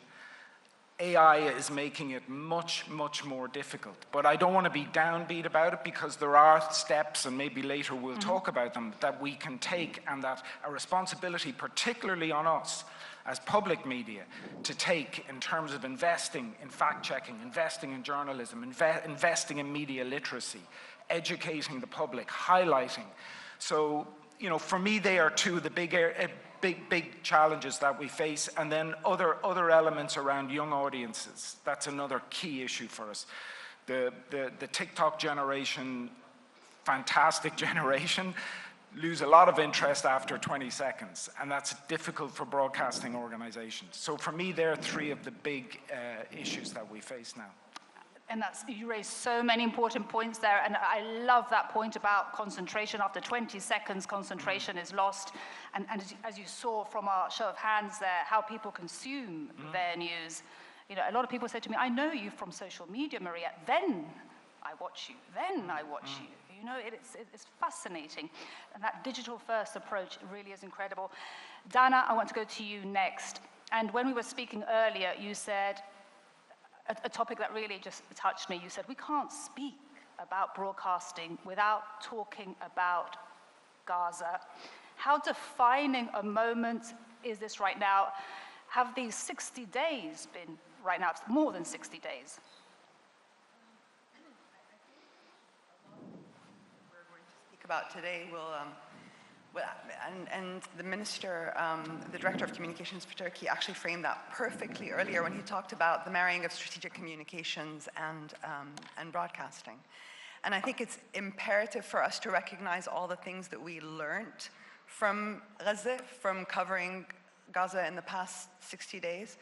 And I think one of the most important things we learned as broadcasters, generally and as journalists, is narrative and the importance of narrative. I remember, I know our time is brief, so I'll try and be brief, but I remember 20 years ago, I was interviewed on Larry King Live. I was working for Al Jazeera at the time, and it was in the height of the war in Afghanistan. And I remember one of the panelists, the fellow panelists on the show, said to me, why is it that Arabs describe those who commit suicide bombings as martyrs? Meanwhile, you all seem to play into the international narrative on what happened on September 11th. And it was so hard to actually encapsulate the shared history of where that word came from into a soundbite on Larry King. And I think then I personally realized, and a lot of us realized, the importance of narrative and bringing that narrative forward. And we've done so little about it since then, to be perfectly honest. And we're constantly shocked by how our narrative has either been hijacked or acquired by others, and how there's a space where our narrative does not exist. I think the other thing that we learned from Gaza as public service broadcasters is the importance of context. And I think context is lacking in our public service broadcasting. I don't think we contextualize things enough for our audiences, and our audiences are not all the same. At the end of the day, there's a generational gap that happens, and there's a history that's lost. And I think where our education systems have failed, public service broadcasting has a role to play. And I think the third most important thing that we learned from covering the war in Gaza these past 60 days has been the importance of affinity. I think Wael Dahdouh and Mu'taz Azaize and Placitia have done, and Bisan have done a better job of covering what's happening in Gaza because of the affinity that the audiences feel for them and for their stories and for their storylines. Sorry, which channels did you say, or which platforms did you say have done a better job? Not platforms, people. People. Mu'taz Azaiza on Instagram, for example, a young Palestinian man who used to cover how amazing Gaza was. So citizen journalism. Here. Absolutely. And even Wael Dahdouh, who's Al Jazeera's journalist, and who everybody got to know through the story of him losing his children and his wife. But they have an affinity with Wael on social media, not so much on Al Jazeera. As your audience just told you, we don't watch television anymore. So I think those are the questions that those are the realizations as public service broadcasters that we came to recently, and I think those are the things we should carry forward with us and try and address accordingly. Affinity, that really is so important. Again, so many points there that you've touched on that are a panel in themselves, they really are. Alex, now you are the Executive Director for the UK Government Communications, and you've worked in and on incredible campaigns such as Brexit, COVID. Incredible, huge, huge, huge. Just give us a sense of where we are now in this turbulent age of digital media for public broadcasters, and how are UK public broadcasters really adapting to the digital challenge? Ria, look, I think it's hugely important that we keep absolutely focused on Alex, if you could move your mic a bit closer to... How's that? Perfect. Thank you. I think it's hugely important that we keep absolutely focused on what we are trying to achieve together. And Professor Alton put it very well, defend the truth. And that is the fundamental thing that brings together Noel's comment about the platforms and the importance of making sure the platforms take their responsibilities seriously, which is why in the UK our new Internet Safety Act is designed to help with that. And as Dana said, the importance of narrative. I mean, all the great sociologists say that if societies are going to be successful, they have to have social capital and they have to have a shared understanding through shared stories. things that people understand the way societies work. And I think that is the underpinning of what we need to achieve together. In terms of what I've seen through these terrible years, through COVID, through the conflict in Russia and Ukraine, and latterly the terrible tragedy of Israel and Gaza, is the importance of government giving a lead and telling its story. Disinformation flourishes on social media and elsewhere if public institutions and public broadcasters fail to set out the story, the reason, the how and why we are doing the context, things. as Dana said. Yeah. And that really is, as I said, a fascinating panel, because the concentration, the focus of people, is there even focus to digest context? Incredible point. Alex, I'll come back to you later, but just, Ahmed, very quickly, what is the biggest challenge now for public service media organizations? One of the biggest challenges is, I think we are losing our connection with the public. We're losing our connection. Our connection with the public. And 1 second, sorry, I really need to introduce you properly, because Ahmed, you are the Secretary General for the Asia Pacific Broadcasting Union, the ABU, 245 members, 65 countries and regions. You reach a potential audience of what, 3 billion? 3 billion people. Ahmed, continue. I think we needed to hear that, 3 billion people. Yeah, we come from the biggest region, Asia Pacific region. So yeah, in terms of population, we are huge. So our collective members reach, actually, to be truth, close to 4 billion now. But as I said, the biggest challenge for us now, our broadcaster members, is I feel that we are losing that connection with the public. We call ourselves public service broadcasters, but in the area of competition right now, especially in the digital area, I think we are too focused on the competition that we are losing the connection with the public. What do public want from us? What they want from us is exactly what Prof. Altunos said, truth. We need to guide them. We are in an area where news comes from everywhere.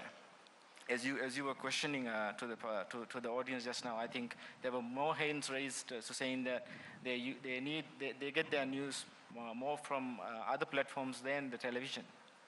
So these news sources that they are getting through social media and all is all driven by what they believe. Everybody selects the news according to their own beliefs.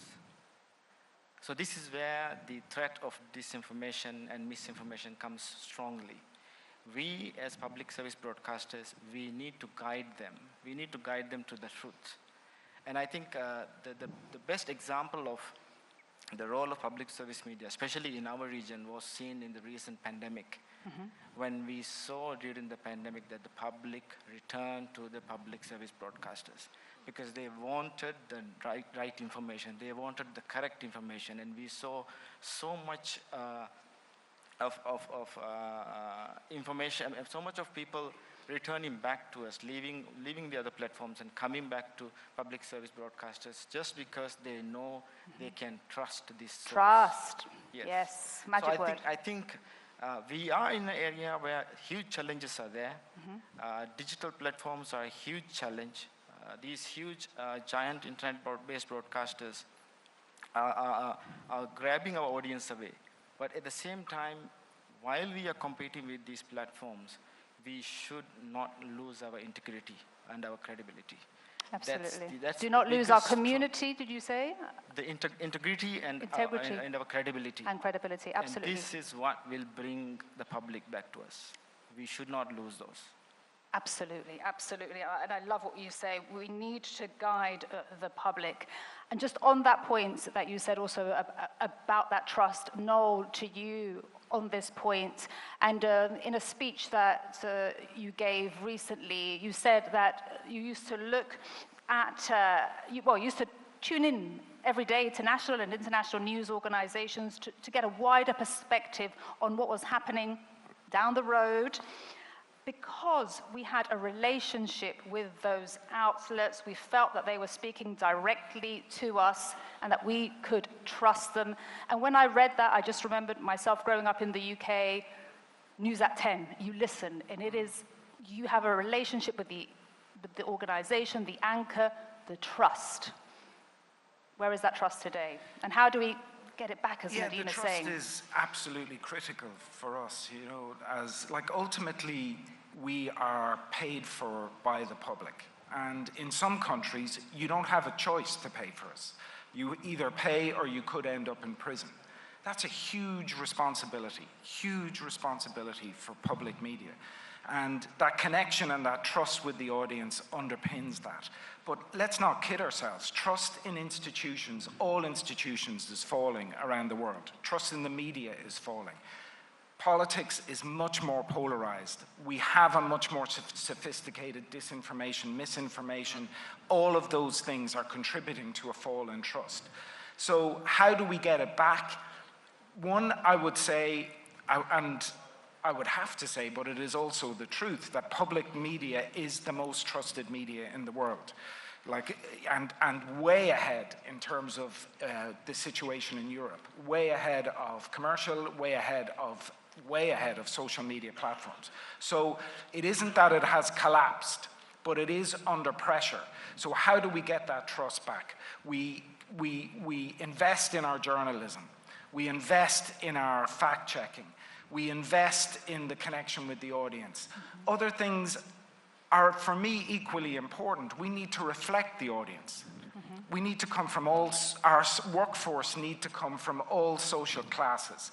There needs to be gender equality. There needs to be, you can't have white, middle-aged faces everywhere. You need to come from middle-aged, middle class.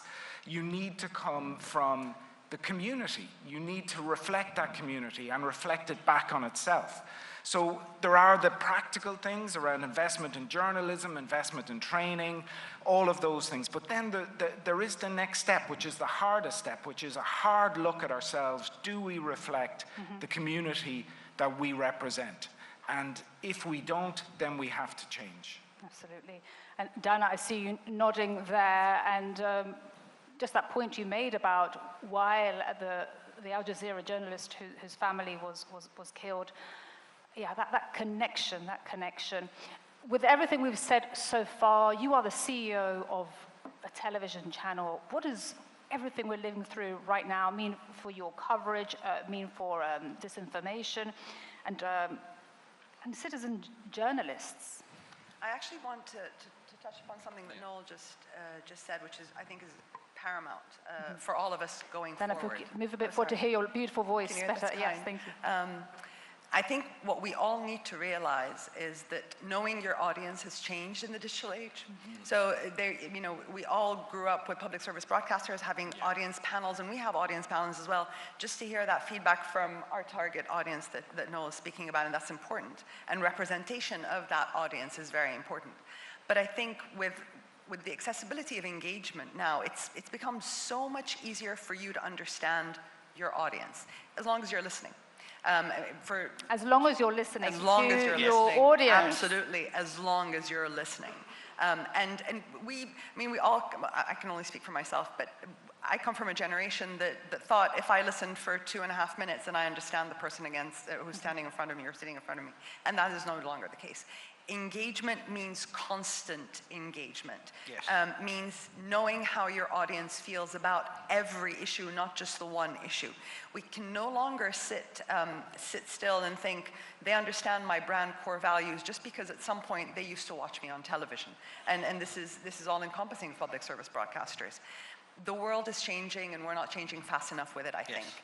But also, I think it's really important to speak about how you feed back into the tools that you use as journalists. I've been on a million panels in the past couple of years about how dangerous AI is for us as journalists. But at the end of the day, if you're part of that tool, if you give that tool enough feedback, I think you can actually have a hand in, this is a very basic thing, and of course the conversation is much bigger than that.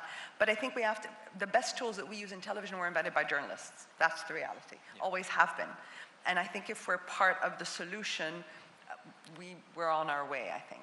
Yeah, I mean, wow. I mean, some really powerful points from Dana. And I feel that internet platforms have adapted very rapidly, and public service broadcasting has failed to keep up. I had the privilege of visiting the excellent TRT studios yesterday, and there was I wasn't on, Alex. I know, I missed you. I did get a great picture in the studio, but there is a sort of creative tension, Maria, between the digital tribe at TRT who say this television stuff is pretty old-fashioned. Now, the difficulty with television is one way. It is not communication. And as Dana has ably set out, if you are to communicate, the reason we have 2 ears and 1 mouth is you should try and communicate in that proportion. So as you said, absolutely engage with the audience. So I do feel that in many cases, public service broadcasters have been slow to adapt. And my final point would be, yes, listen, yes, build trust by doing what you say, but also content remains king. And again, watching Al Jazeera and BBC and TRT this morning, who are all focused on the vetoing of the important resolution at the UN, I did, credit to TRT's digital coverage, which was felt to be more immediate than some of the other broadcasters. Thank you so much, Alex. Thank you. Just very quickly, do you think we're in a crisis then of communication? I think we are absolutely in a crisis of communication. For public service broadcasters? For the world. I mean, I discussed this with Professor Oltan earlier on, but for public service broadcasters, it's like trying to teach elephants to dance. They've got to react in the way that I'm sure Noel set out, Dana built on. But the speed with which we need to do that is lacking. How do you teach? Can I come in on that? Please. I can't just let If you that can go. explain, Noel, how you teach an elephant to dance as well. Yeah, well, I haven't tried that, but no, seriously though, we need to act in a more speedy way. We absolutely accept that, but painting us as some kind of elephants that need to dance, as some kind of dinosaurs that are catching up is wrong. In 50% of European markets, the single biggest OTT platform is PSM. In 78% of European markets, they're in the top 5. And that's with static government funding and with a lack of investment. They've managed that. Yes, there are 100 million things we could do better. I was at TRT yesterday as well. Huge ambition on digital, huge realization of the importance of digital. I see that around Europe when I visit broadcasters. We know the problem. And some of our members have been slow. And I absolutely recognize that, mainly because their linear audiences are still big, huge reach, and that leads to a complacency. But I do feel that a lot of our members are pressing ahead with the resources they have, with the innovation and technology they have, and I saw it here in Istanbul yesterday. And we are not out of this race. We are absolutely not out of this race. We are not out of this race. Ahmed, would you agree, or is it elephants learning how to dance? Where are you in this debate with your 3 billion audience that you reach? No, that's true. I think our public service broadcasters have been slow to react, have been slow to reinvent themselves and compete with the digital platforms. But why is that? Why is it? Because they are mainly because the national broadcasters, the public service broadcasters, or state broadcasters, as you may call, mostly in our region, for example, because they are held back by the policies. They are held back by the policies and the people who make these policies. This because they are not able to make through. And I mentioned in my first comment about losing the connection with the audience.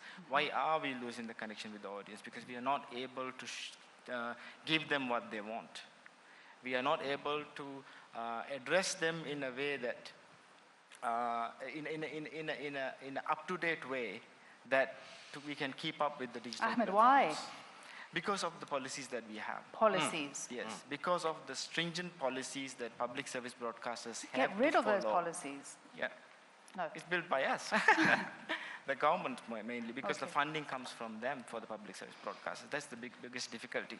And I think if you really look at, I think Noel highlighted one issue there. It's mandated in some countries that the fees for the public service is paid by the audiences. As a public, it comes from the public. But why is it that we are happy to pay out $2 to $5 a month for platforms like Netflix or Amazon, but we stand back when we are asked to pay even maybe less than $1 to help your public service broadcaster. Oh, we pay in the UK. Yeah, why? But we don't pay happily, isn't it? We are happy to pay Netflix and other platforms, even $5 a month. We're happy to pay for Netflix, but not for a public broadcaster. Is this your point, just for clarity? Yes, but why is that? Because public service broadcasters are not creating the value that the audience can appreciate. Not creating the value. Yeah, that's the main reason why. And we need to improve ourselves. And I think, if I may say, TRT World especially, and TRT, one good example of how public service broadcasters should reposition themselves, to reinvent themselves. And I'm proud that they are one of our members.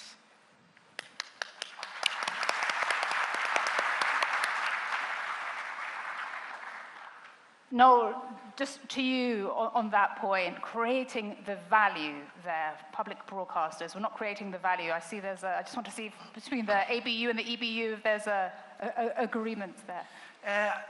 I would say that in so many cases we do create value. In some cases we don't.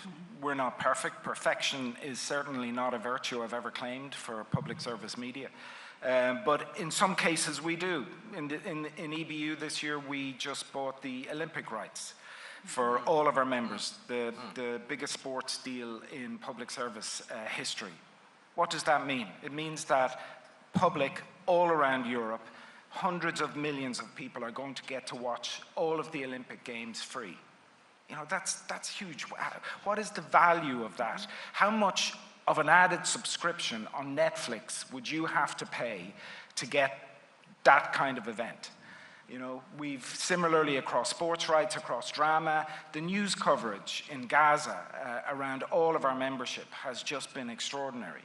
And again, how much, if that wasn't there, do you see, part of the problem here is that it's there and it's free to air. So it's only when it's taken away that people actually realize, well, actually I missed that. I kind of missed that coverage. I missed having those sports events. And therefore that makes the value hard. But we are far from perfect. Some of our members absolutely have not embraced the digital revolution enough. Some of our members are not giving enough value in areas, but we provide the broadest range of programming in Europe. You know, Netflix, very brilliant dramas, brilliant high-end dramas, old repeats, no news, no sport.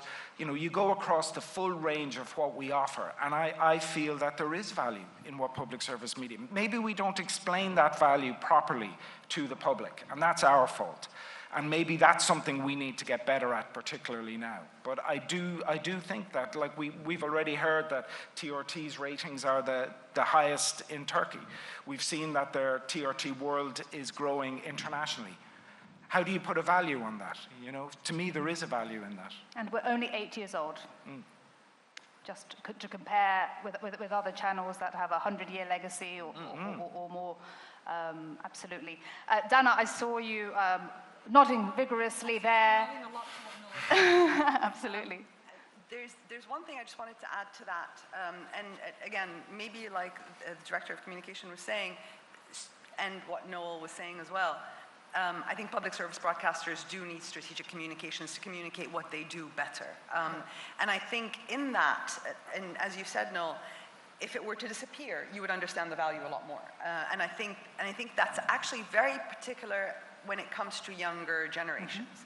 I think that, and speaking to what we were talking about earlier, media literacy, misinformation, all of those things, I think public service broadcasters can actually play a role in communicating, in educating. I think if public service broadcasters disappear tomorrow, you'd lose a generation very easily. If you can say that again, Dana, just with your mic closer. Sorry. I think if public service broadcasting disappears tomorrow, you lose a generation, and you lose it very, very, very fast. I work for a news channel, but I absolutely understand the importance of legacy media and TRT and BBC and others in educating younger generations and giving them that relevant, informative content that you would not get anywhere else and you don't have on social media platforms independently of public service broadcaster. And I think that's very important to keep remembering. Absolutely. Yeah. Alex, should we be having a digital-first approach? It's all digital. I mean, the Wall Street Journal and Washington Post I read on my mobile phone, so it is all convenient. How do you consume your news? What's your go-to? I rely on my, that's my world. That's my contact database. That's where I go for everything. And it's an extraordinary change. And that's before we start talking about artificial intelligence, which Professor Alton mentioned earlier. I was slightly taken aback when you talked about 20 seconds. The UK government's view of whether content will survive or die is 7 seconds. 7 seconds. 7 seconds. And I started producing party political broadcasts back before you and Dana were born. They were 15 minutes long. Extraordinary. So 15 minutes to 7 seconds. So defend the truth. And again, as Professor Alton said, it is about educating, informing, and enriching. But it has to be a foundation of values, truth told well, to support Noel's aspirations, which I completely agree with. Thank you so much. Ahmed, are we seeing the death of traditional media? I think if you look, you can look at it in two ways. When for example, FM came along, everybody thought that AM signal will die, and the newspapers will die. When TV came along, everybody thought that radio is going to die. When internet came along, now we are thinking, yeah, traditional media as it is going to die. No, but it has a role in the public. Thanks, otherwise I don't have a job. So so many of us who won't have a job. Yeah. No, I think the approach is what is important. I think creating that value, how can we change ourselves, transform ourselves, as Prof. Altun said. We need to be brave. We need to transform ourselves to wake up and reach out to the people. If public wants us to be on the mobile phones, we need to be on the mobile phones. If they want us to be on the social media, we need to be on the social media. And we need to be the first before anybody else is there. And if we take an approach like that, definitely traditional media will live. And we can be stronger than before. We've been wonderful storytellers in the past. We can still reinvent ourselves and go on telling wonderful creative stories. Absolutely. Right. Absolutely. Now, AI, what role does this play? Noel, you said that AI is going to make things even worse. When you were speaking outside. It's going to make identifying disinformation more difficult because it's just so much more sophisticated. AI is already in use around, 73% of our members use AI. There's a new emphasis on it and a new sophistication, and it will advance very rapidly. We had an AI summit last week in Geneva, and the chief scientific officer of Microsoft was there, and he was asked what will the implications of AI be on quality journalism. And I actually admired him because he gave a very honest answer, and he said, I'm not sure. I don't know. We're going to need to wait and see. For me, a lot of journalism is going to change. A lot of the general journalism that you do is going to be AI generated. Rupert Murdoch recently, when News Corporation announced, the giant News Corporation announced poor results, he was asked, what are you going to do? And his first answer was, we're going to use more AI. So that cost imperative is going to drive it as well. And that's why, but there's a lot of positives in it, a lot of positives. That's why we need to get the ethics right. We need to get the regulation right. We need to look at ourselves in terms of what is the human interaction and the end human control over this, and editorial control. So I'm not negative about AI. Scared to some degree if we don't get the fundamentals right on ethics and regulation and workflows and how we're going to manage it. But there is a lot of potential upside, a lot of downside, but a lot of potential upside as well for our industry. Great to hear, absolutely great to hear. Dana, I want to ask you any thoughts you have about AI as well, and also a point that is so key right now for so many journalists in this room, so many social media users, digital bullying, given the misinformation, the disinformation right now. I've personally even stopped tweeting as much because I get people sending me things, you should be tweeting this, tweeting that. I don't have time to fact check. I'm on air for 6 hours. And, you know, we have so much more pressure right now. Those are two very interesting points. So on AI, I think, truthfully, I think we don't know, as you mentioned.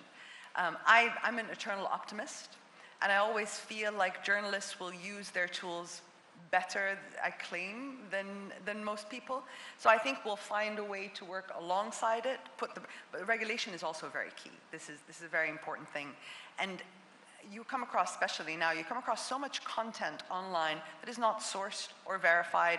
And I think those labels have to happen across the board and very quickly and within a context of regulation. I think that's paramount. As far as cyberbullying is concerned, I think we were unprepared for a lot of things in the increasingly small world that we live in online. And I think that was one of them. I think it's very easy for you to be sitting across from somebody at a table and they say something that you don't agree with, and you would have the time, the patience, and the capacity to argue with them. I think when you're one person, especially if you're a public figure like you, and you're at the receiving end of 200 comments, and you're expected to not only answer, but also to verify that information, to try and make sense of it in these, small tidbits of characters. I think we should be better prepared, and I think we are at a moment in time now where we can still have the luxury to educate ourselves better on how to deal with these things. Absolutely. It used to be that you go and cover a war zone and you come off of it and you get some sort of therapy and assistance and guidance. I think we need to do that for the cyber world as well. Absolutely. Alex, I'm just going to come to you, but just on that point, Dana, just looking at some headlines right now on disinformation. Al Jazeera, the war on Gaza, a masterclass in disinformation. Haaretz, similar to a virus, disinformation becomes the deadly new front. Türkiye's communications directorate at its Center for Combating Disinformation, they exposed 100 fake news stories about Israel's attacks on Gaza since October the 7th. I feel sometimes we just don't know. We just don't know. And we don't know anything outside of what we know. Jadon Levy spoke to this yesterday as well when he spoke about Israelis just don't see what we see. They don't see what you see. They don't know what you know. They haven't. And that is, the thing is, that is no longer an excuse. Not today, not in this world. We all say we have to get to our audiences, and Ahmed spoke to this as well, we have to get to our audiences where they are. But by the same token, our audience has to do a little better about finding information and going to the right sources. Media literacy. And media literacy is key in all of that. Yeah. Thank you so much. Alex? Yeah, I mean, certainly I agree with Dana. I mean, during the Libya crisis in 2012, at the government crisis meetings, I would read the newspaper headlines. Now I go into the room and brief the Prime Minister using high-end data and digital and public opinion and social media sentiment and scrapes. So the data is out there, and the data can give decision makers and inform public service broadcasters with the trends and the opinions. While you were asking Noel that excellent question, I asked ChatGPT whether public service broadcasting has a future. Oh, I love that. So you asked ChatGPT. Yeah. Okay. ChatGPT is not convinced that public service broadcasting has a future. Wow. And it's listed 8 reasons why it might not succeed, and alongside digital transformation and fundraising and changing audience habits, all the things that Noel and Ahmed and Dana have actually talked about. But as the UK Government Communications Service, and I hope this is an area we'll work with our colleagues in Türkiye on, we do use AI as a first draft of press releases. I use it for speeches, but it must have a human in control. And the UK government is currently discussing with the BBC and our other public service broadcasters about how we mitigate the risks. Noel was right about that, but also crucially grasp the opportunities. Okay, Noel, I have to let you write a reply there to ChatGPT as a true journalist. What would you say to ChatGPT? I did my undergraduate research a long time ago, even though I look so young, a long time ago, and I did my master's in European broadcasting policy. And at the time, I went around all of these experts on public service media, and none of them, not one of them, would go on the record to say that public service media would be around in 20 years' time. And that was longer than 20 years ago. So we have been written off before. On a serious note, if we are going to survive, we're going to have to change, continue to change. Digital, digital, digital, that is where the future is. Keep the connection with the audience and keep the trust. And then we do have a future. Yeah. I love that. Digital, digital, digital connection and keep the trust, right, with the audience. We are coming to an end of our panel. I'm just going to quickly go to you, Ahmed. Any final thoughts? And then I'll get a quick final thought check from you all. I think I just want to repeat what Prof. Altun said. We need to be brave. We need to transform ourselves. We need to meet the audience in the right way, be relevant, and continue doing what we are doing, but in a better way. Absolutely. Yeah. Final thoughts, I Alex? agree with Ahmed on bravery, and to channel Tim Davie, and I'm a great supporter of the BBC and our public service broadcasters. He said recently, to succeed, we need to grow, go digital, increase access, and have an enabling legal environment. I think that's right. Perfect. Dana, last thoughts from you. I think a lot of times when we talk as public service broadcasters, we sound very archaic, like we have to catch up, instead of just being part of a conversation that's ongoing and evolving with it and then reinventing ourselves within that. I think it's important that we engage, and I genuinely believe that. As long as you're talking to your audience and you're getting the right feedback from your audience, you can do your public a service through that. Fantastic. We have come to an end of this discussion. Ladies and gentlemen, please join me once again in thanking our panel here. Ahmed Nadeem, Alex Aitken, Dana Suyak, and Noel Curran. Fantastic panel. Thank you so much. Thank you so much for being a wonderful audience. Thank you. Teşekkür ederim. Thank you.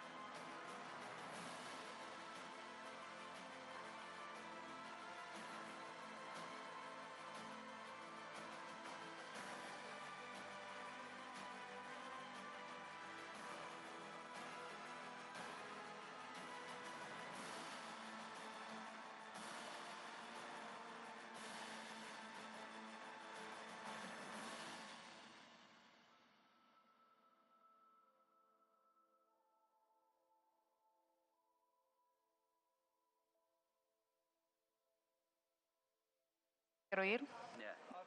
Y lo podemos hacer desde la...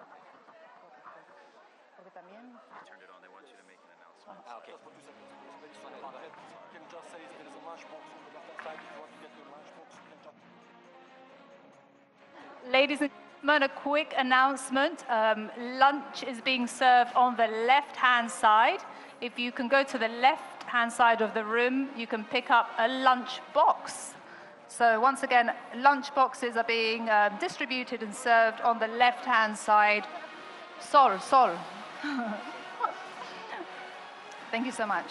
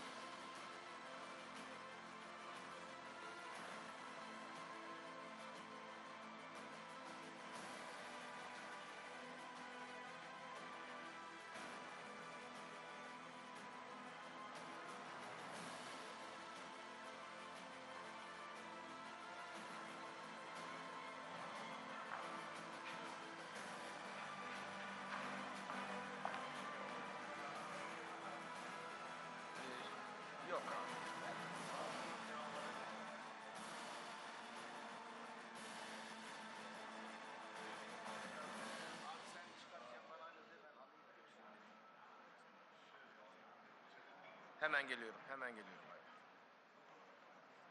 Ses 1 2. Böyle mi olmasını istiyorsunuz? Çapraz. Bilerek yaptık. Yani öbür türlü aşağıda kalıp geçiriyor ya. Ses kontrol deneme, sound check prova. Özür dilerim. Kıymetli katılımcılarımız, lütfen yemek kutularıyla salonda bulunmamanızı rica edeceğim. Yemek için fuaye alanındaki masaları kullanabilirsiniz. Teşekkürler.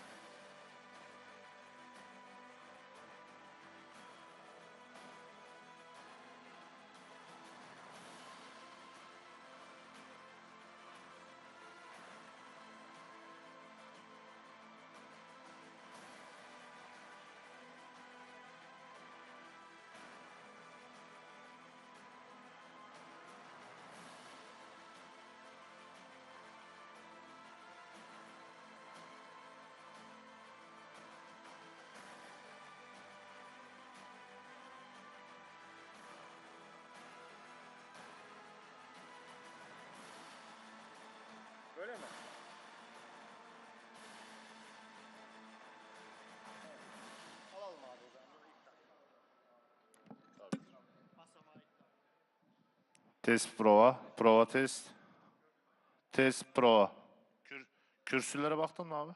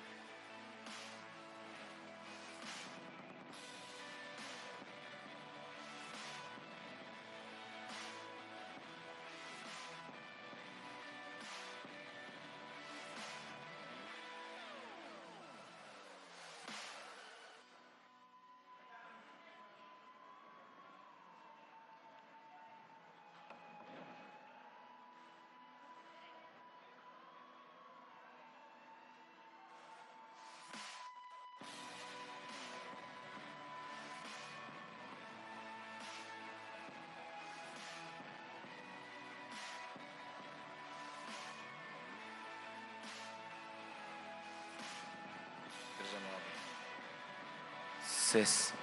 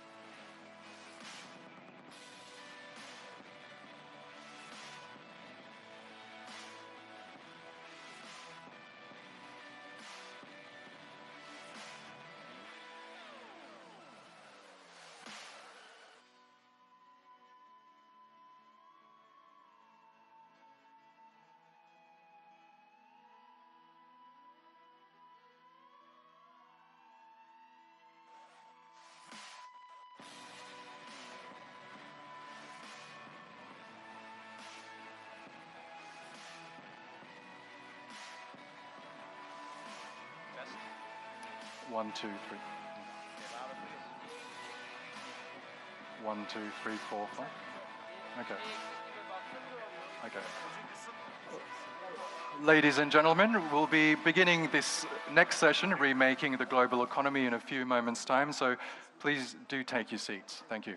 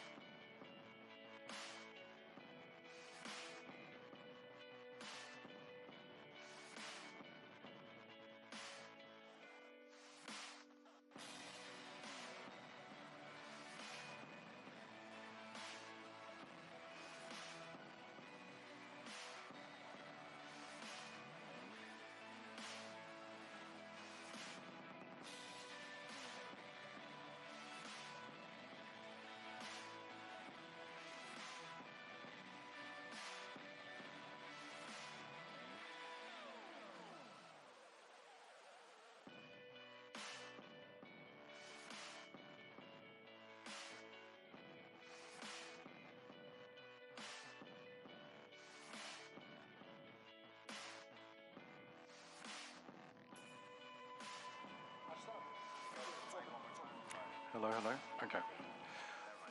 Ladies and gentlemen, please take your seats. The session Remaking the Global Economy will start in a few minutes' time. Thank you.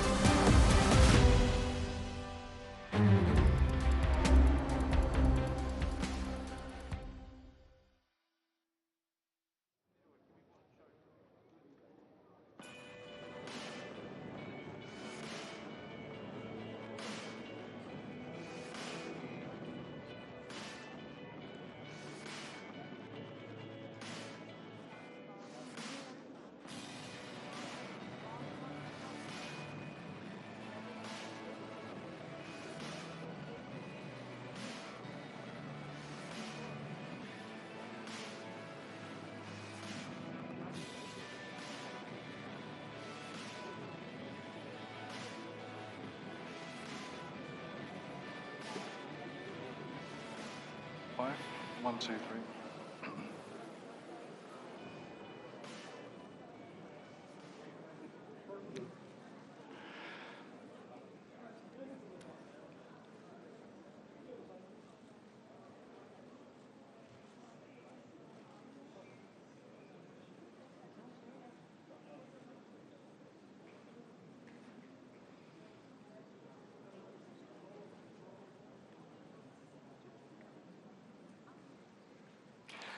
Hello everybody, welcome, hoş geldiniz, and welcome to this third session on the second and final day of the TRT World Forum 2023.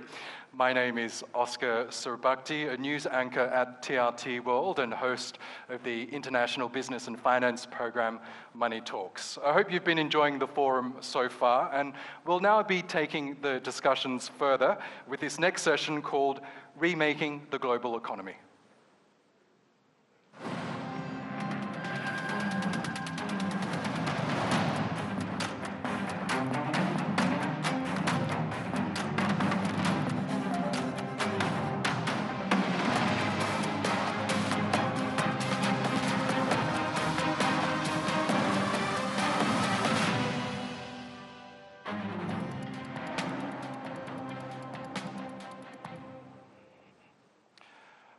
Now, to open this session, I have the distinct honor and privilege to introduce His Excellency Mehmet Şimşek, the Minister of Treasury and Finance of the Republic of Türkiye.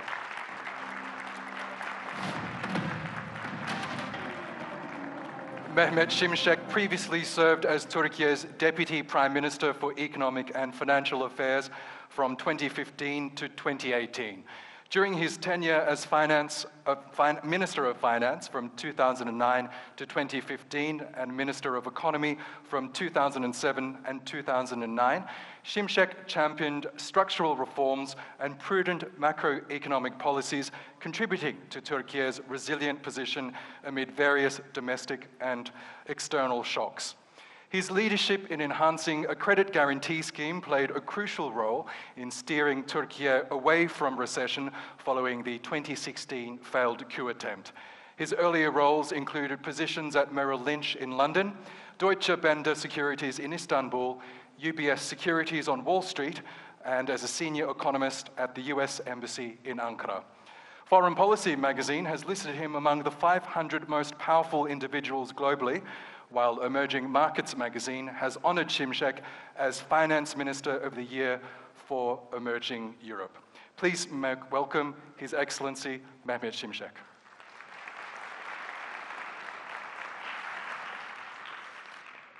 Thank you. Good afternoon. I'm delighted to be at TRT World Forum, and the subject is a pretty exciting one and pretty relevant one. I do have a presentation because a picture sometimes is worth thousands of words.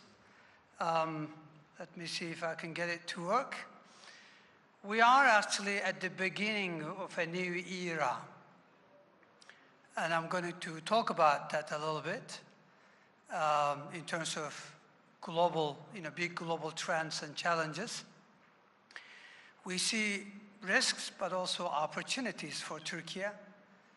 And I also would like to cover the ground or tell you a little bit about whether or not our program is working.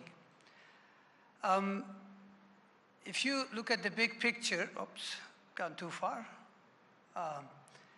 We have geopolitical tensions driven by geostrategic competition, mainly between China and the United States. But also, we know that this has already led to some fragmentation, as well as trade protectionism post-global financial crisis. So this is a big headwind for global growth. Secondly, we have aging populations. We have high global indebtedness. These two factors are also speed limits to global growth.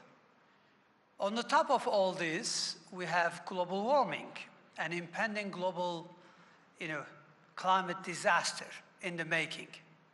So clearly, all of these suggest that the world is faced with significant headwinds in terms of growth and also stability. There's a lot of uncertainty. Now, if I were to show you a couple of pictures here, first of all, the hyper-globalization era is behind us. Whether or not we deglobalize going forward is one issue, but clearly the conditions for the high-speed globalization is behind us. In fact, if you look at post-global financial crisis, what you see is increasingly, this is either going too fast or too slow. You see a lot of restrictions, a lot of barriers to trade. Now, we know that trade is the engine of growth.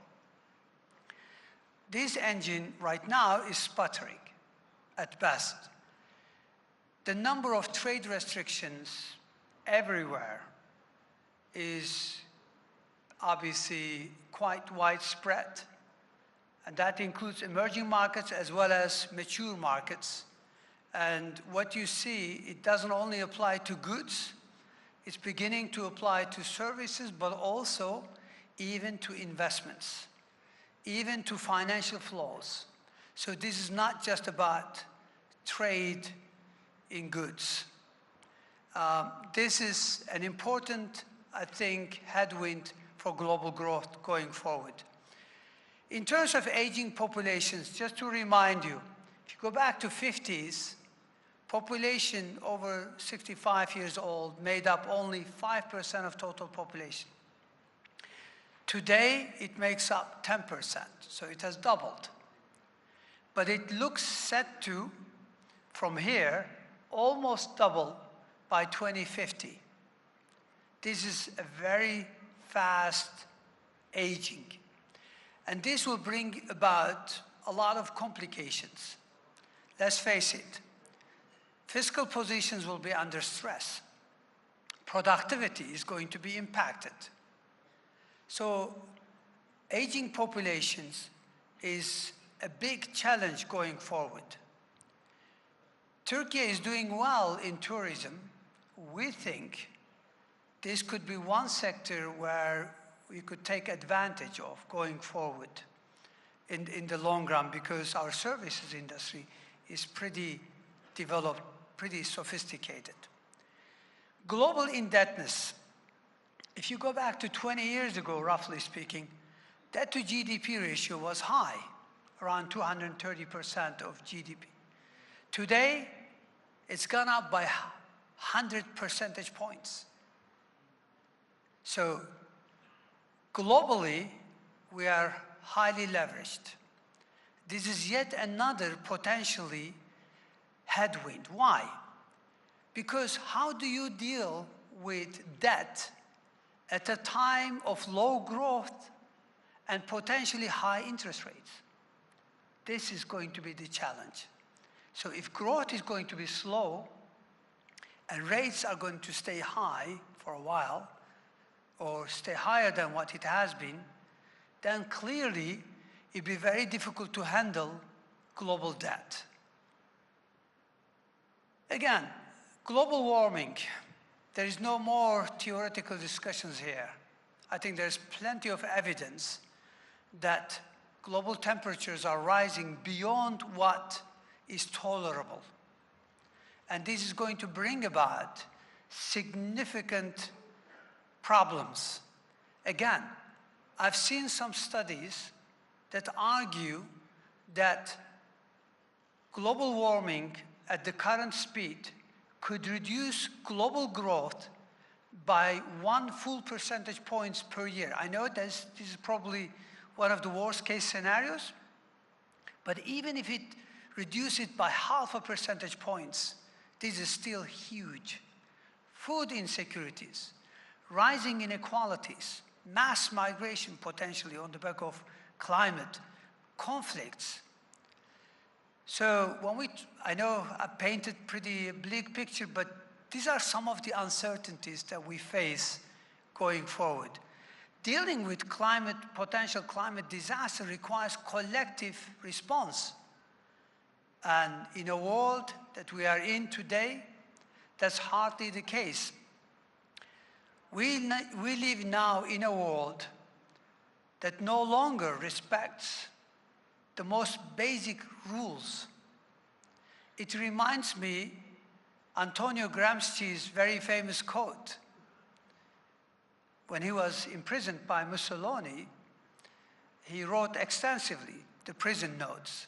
He says, "The old world is dying. The new world is struggling to be born. Now, it is the time of monsters." The old world, the rule-based, post-Second World War, is behind us. There is no even respect the most basics rules anymore. Look at what's happening in Gaza. Look at some countries' stance. They cannot even call for a ceasefire.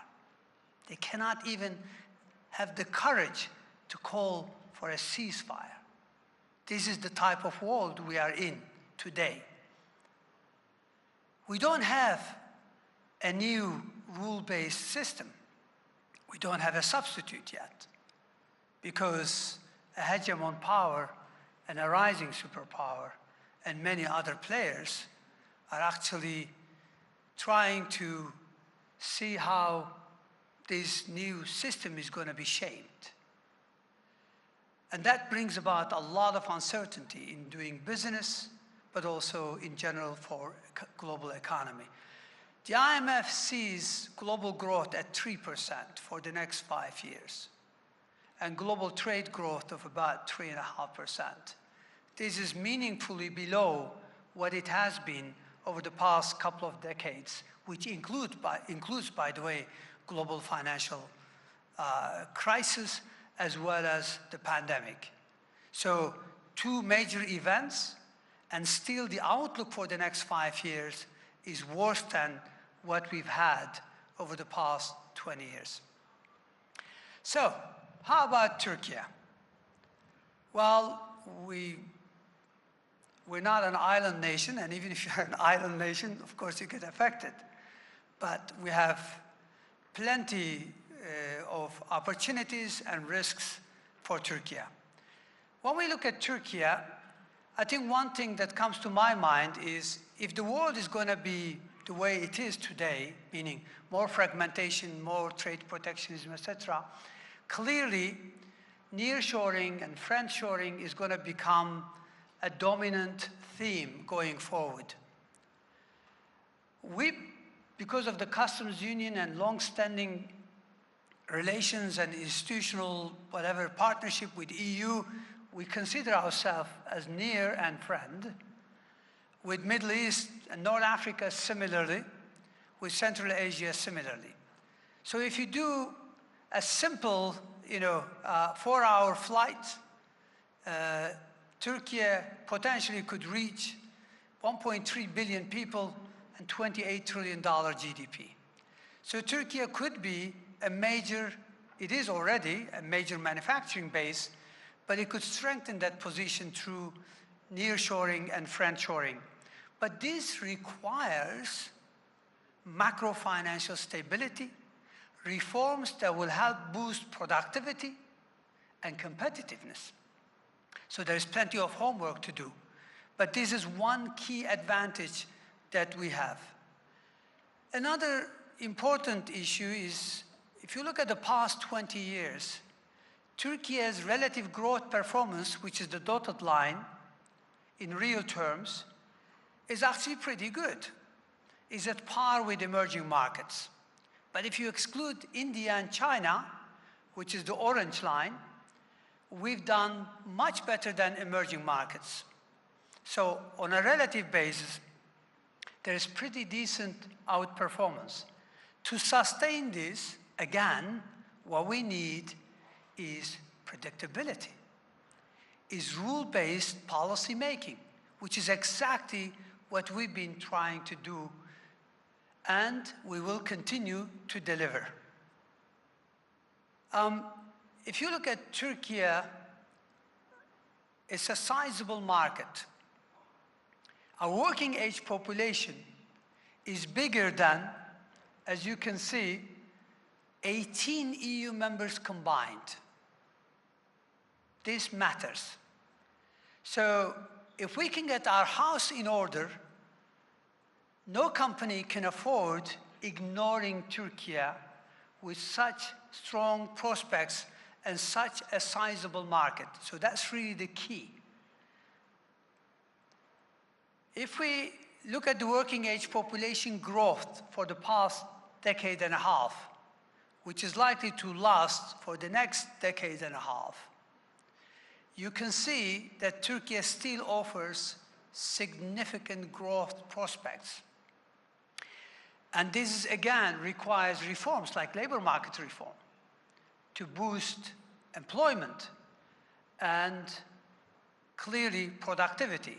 So we have opportunities, but to take advantage, we need to do more. If you look at total indebtedness in Türkiye, it's roughly about 117%. This includes household debt, private sector debt, sovereign debt. It includes essentially all debt.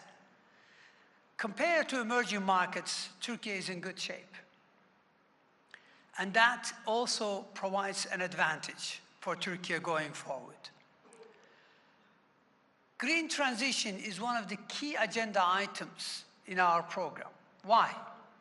Because we know it's good to do. I mean, it's the right thing to do, but it has direct benefits that is not comparable with some other countries. First of all, Türkiye's Achilles heel is current account deficit. And current account deficit is dominated by energy imports. So when you reduce your dependency on energy imports, it will help ensure macro-financial stability, enhance resilience, enhance competitiveness. Also through that, we can create quality jobs, as well as achieving net zero. So, the message here is to realize the opportunities, much needs to be done. Are we doing the right things? So that's the question. Yes, we are. We have a lot of homework. Attaining price stability, restoring fiscal health, rebalancing growth on a sustained basis, narrowing current account deficit. All of these require implementing a comprehensive structural reforms as well as sound policies. So, inflation has to come down. Inflation will not defy gravity. We are doing all the right things to bring inflation down. I know market still has a degree of skepticism. We respect that. That means we have to deliver before we can win them over. But if you look at month-on-month inflation dynamics, already there is strong evidence that disinflation has begun. And it will accelerate, and it will be very visible in the second half of next year. We've been very clear. What are we doing to achieve that? Well, there is the conventional monetary policy tightening, but there's also selective credit tightening and quantitative tightening. Well, I've been given only 25 minutes, so I don't have time to go into details. But we're doing textbook. We're doing everything that is needed to bring inflation down. I am convinced that there will be plenty of evidence going forward that inflation is falling in line with our central bank's estimates, if not lower. I'm actually convinced, looking at the recent trends. If you look at fiscal position, If you look at last 20 years, Turkey has been fiscally prudent. If you look at deficit to GDP for the past 20 plus years, it's been roughly about 2.4%. Pretty decent performance. Maastricht criteria of 3%. But this year and next year, going to be challenging. This year and next year is largely dominated by the earthquake, even though there was also some impact of elections. This year, we've penciled in a deficit of 6.4% of GDP when we redesigned our program. But it looks like we're going to do much better than 6.4%. The deficit is going to be significantly below, hopefully, 6% of GDP. And that's despite actually earmarking whatever the money is needed, deploying whatever resources are needed to recover from devastating February earthquakes. Next year, earthquake is still going to be an important factor in deficit. But from 2025 onwards, 2026, we will return to primary surpluses. We will return to deficits that are sub, hopefully, 3% of GDP. This will give us fiscal room to do more reforms, because reforms, they don't all come, I mean, there are low-hanging fruits, the ones that are easy to do, but some of them require fiscal space. And that's why we need fiscal discipline to achieve that. Growth has been strong in Turkey. If you look at the last 100 years, growth has been close to 5% of GDP. If you look at last 20 years, it's been about 5.5%. 5.5% growth is pretty good. Now, growth looks set to slow next year. I know there are concerns. Yes, there may be a temporary slowdown. But as evidence, emerges that the program is working, I think local portfolio preferences and global inflows will reduce the downside to growth.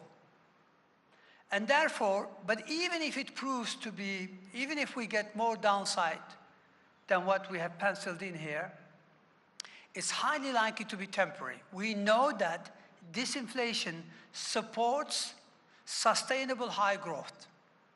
And Turkey has all the dynamics to grow fast, but we just need to make it sustainable. And this requires disinflation. This requires price stability. And price stability has been essential in actually advancing Turkey's growth over the past 20 years. If we look at growth recently, it's been not of very top quality. Why? Simple. Because net exports contribution has been negative. We would like to reduce the drag on growth from net exports. This is what we mean by rebalancing. As we rebalance, inflation will fall, current account deficit will narrow, and that's really the key to long-term sustainable growth. I don't have time to go into details, but if you look at current account deficit this year, it's largely dominated by gold imports, the pinkish part of the chart. Why? Why Turkish people are importing so much gold? After all, it's not edible. Well, the monetary policy practices of the past has led to gold demand as a hedge against inflation. But now that we're going to bring inflation down, the need for such a hedge is going to diminish. And therefore, gold imports is going to moderate. If you look at the past 20 years, gold imports amounted to roughly about $8 billion a year. This year, it's over $30 billion. even if gold imports moderates in tune of, like going down from about $31 billion to about $16 billion, current account deficit next year could be less than 3% of GDP. But we're not relying on that. We're relying on rebalancing of growth in fixing the current account deficit, even though it's an important factor. So, I talked a lot about structural reforms, and we have a very comprehensive agenda to achieve all these goals on a sustained basis, but also to take advantage of opportunities that the new global backdrop presents. We need to deliver on structural reforms. The first agenda item is enhancing human capital and labor market flexibility. We've made some progress in the past, but more needs to be done. I don't have time to go into details, but clearly this is one area we're going to focus. Another key area is boosting productivity and improving investment climate. Again, there's plenty to say, but clearly there's a lot of homework, and we've already started doing some of this. Increasing savings, deepening capital markets, reducing reliance on commercial bank lending is another area, but this requires single-digit inflation.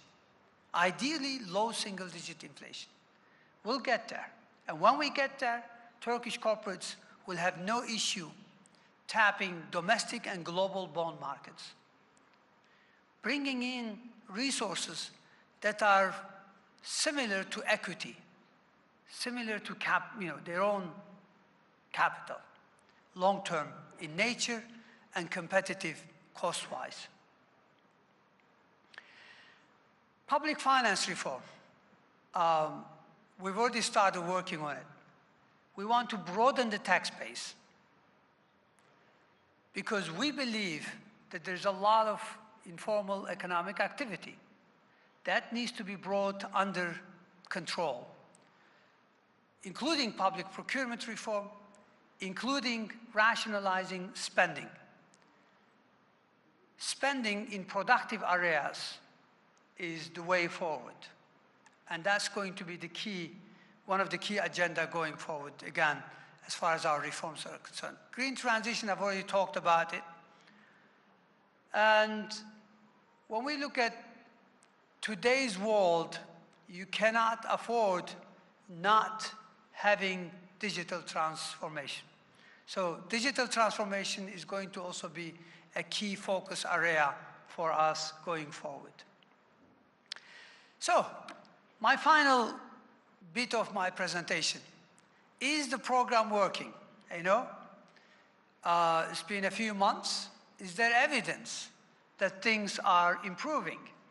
Can I show something to you to convince you that we are on the right track? Well, first I need to tell you how the program is supposed to work. The program is based on very simple, pillars or tenets. We're not reinventing the wheels, by the way. Very simple, straightforward. Sound policies, structural reforms. And this leads to investor confidence, local and international. This leads to portfolio preferences or flows, exchange rate stabilization, possibly real exchange rate appreciation, and this fostering speedier disinflation. And as disinflation gains momentum, we create a virtuous cycle. And that's how it's meant to work. We believe that disinflation will support further sound policies and structural reforms. So this is how we see it working. Is it working? Well, one piece of evidence that I can show is that country's risk premium, Türkiye's risk premium, has fallen significantly. This is good news because this is not a market that we can interfere with. This is a global pricing of our risk. Very simple. Globally, investors seem to think that we are doing the right things. Secondly, if you look at sovereign debt spreads, the red line is Türkiye, and the blue line is global emerging markets.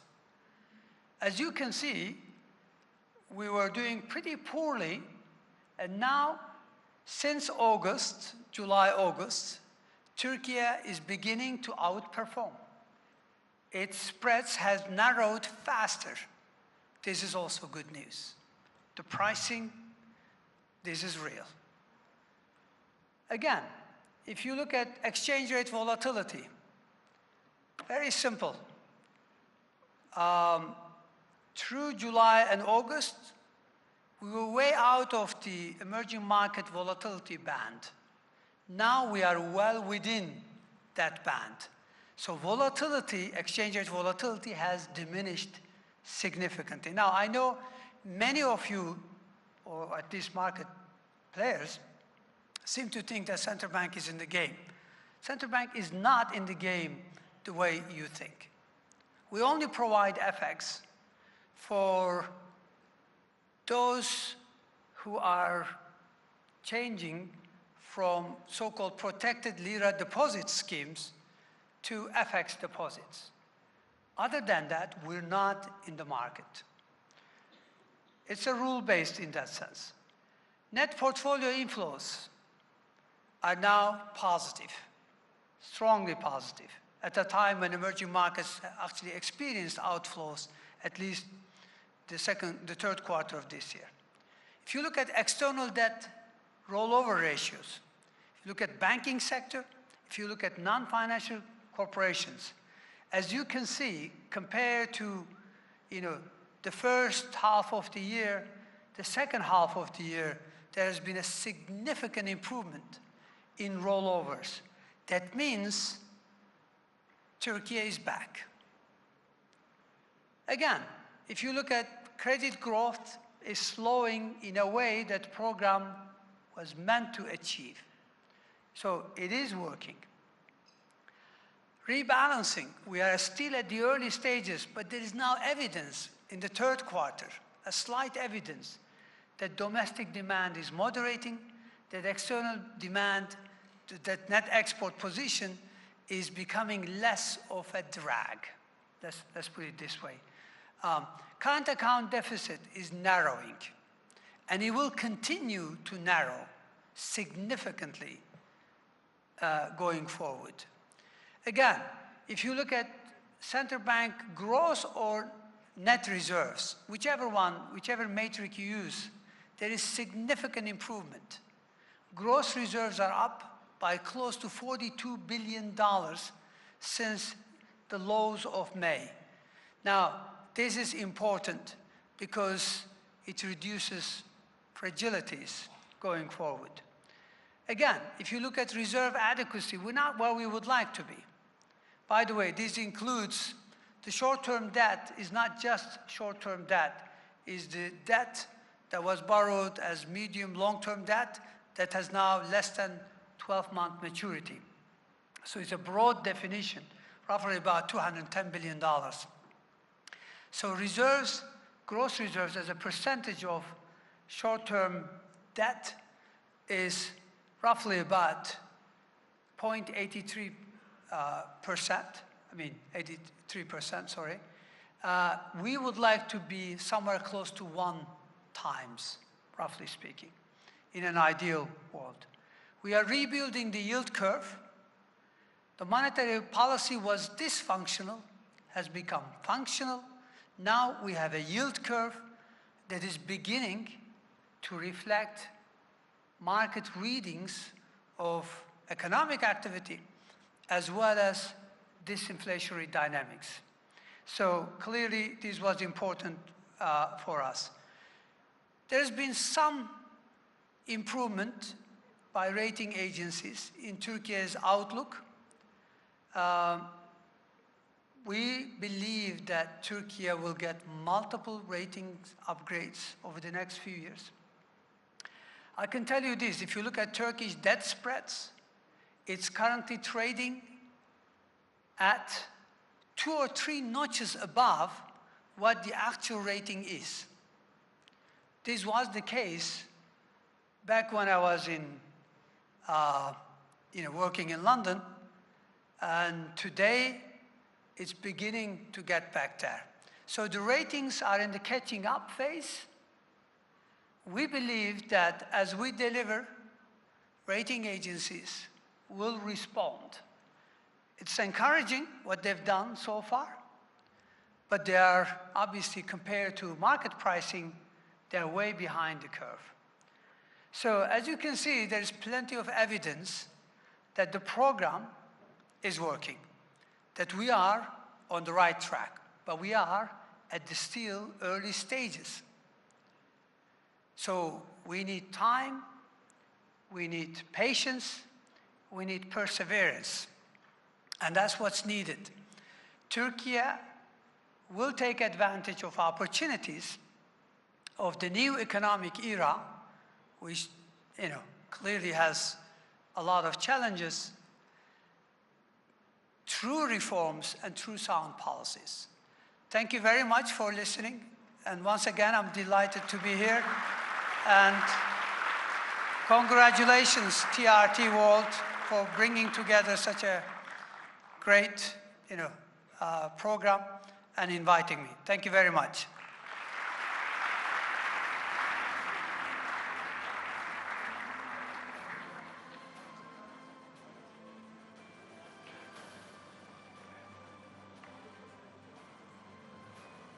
His Excellency Mehmet Şimşek, the Minister of Treasury and Finance for the Republic of Turkey.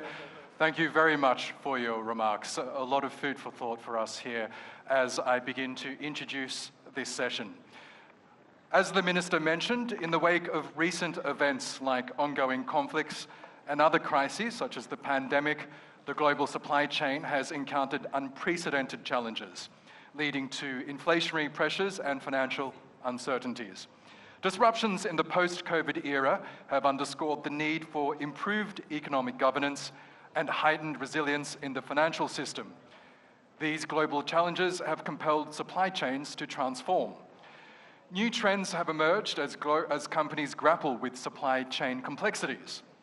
Among them is adopting tech-led solutions for agile and adaptable supply chain management, since embracing innovative technologies not only helps mitigate the impact of disruptions, but also fosters a more resilient supply chain ecosystem for the future.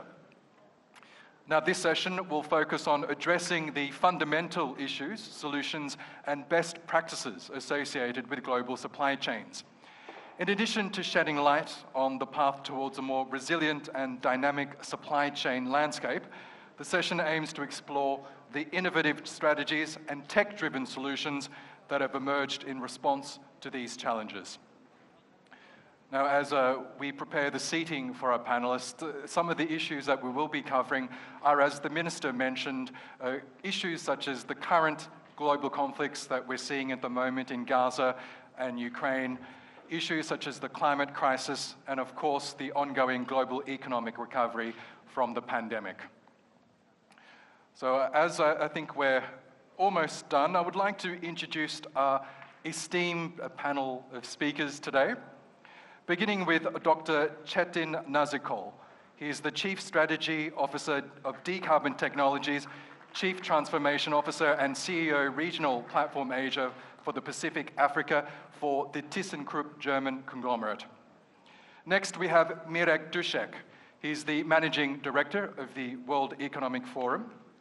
Then we have His Excellency, Dr. Ponchai Danivatana, who's the Secretary General of the Asian Cooperation Dialogue.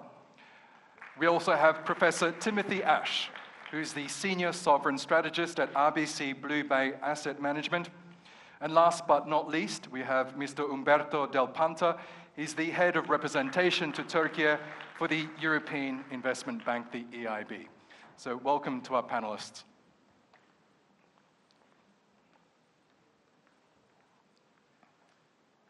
Thank you all, and a big welcome to you to Türkiye and to Istanbul.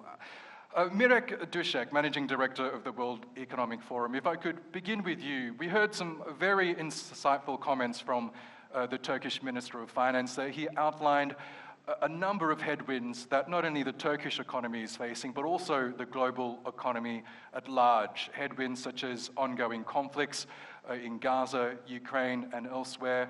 Challenges such as the climate crisis, but also the global economic recovery from the pandemic.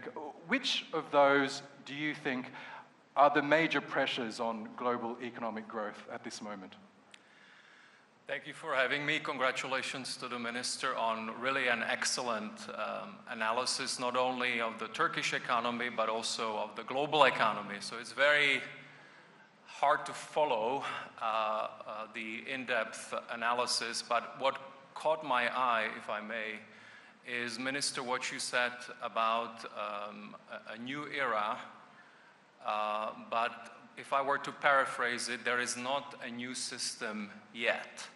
So we had the old system, and I think also for us at the World Economic Forum is clear that with all those transformations that you've mentioned, we have really firmly entered a new economic era, but also other eras in other sectors, but we don't really have a new system. And you also quoted Gramsci and the monsters, and I think there what could be one of those is really the trust deficit. So what we are tracking right now is that with the gravity and the velocity of the changes that the Minister mentioned, you are seeing a huge erosion of trust within societies, but also multilaterally among nations.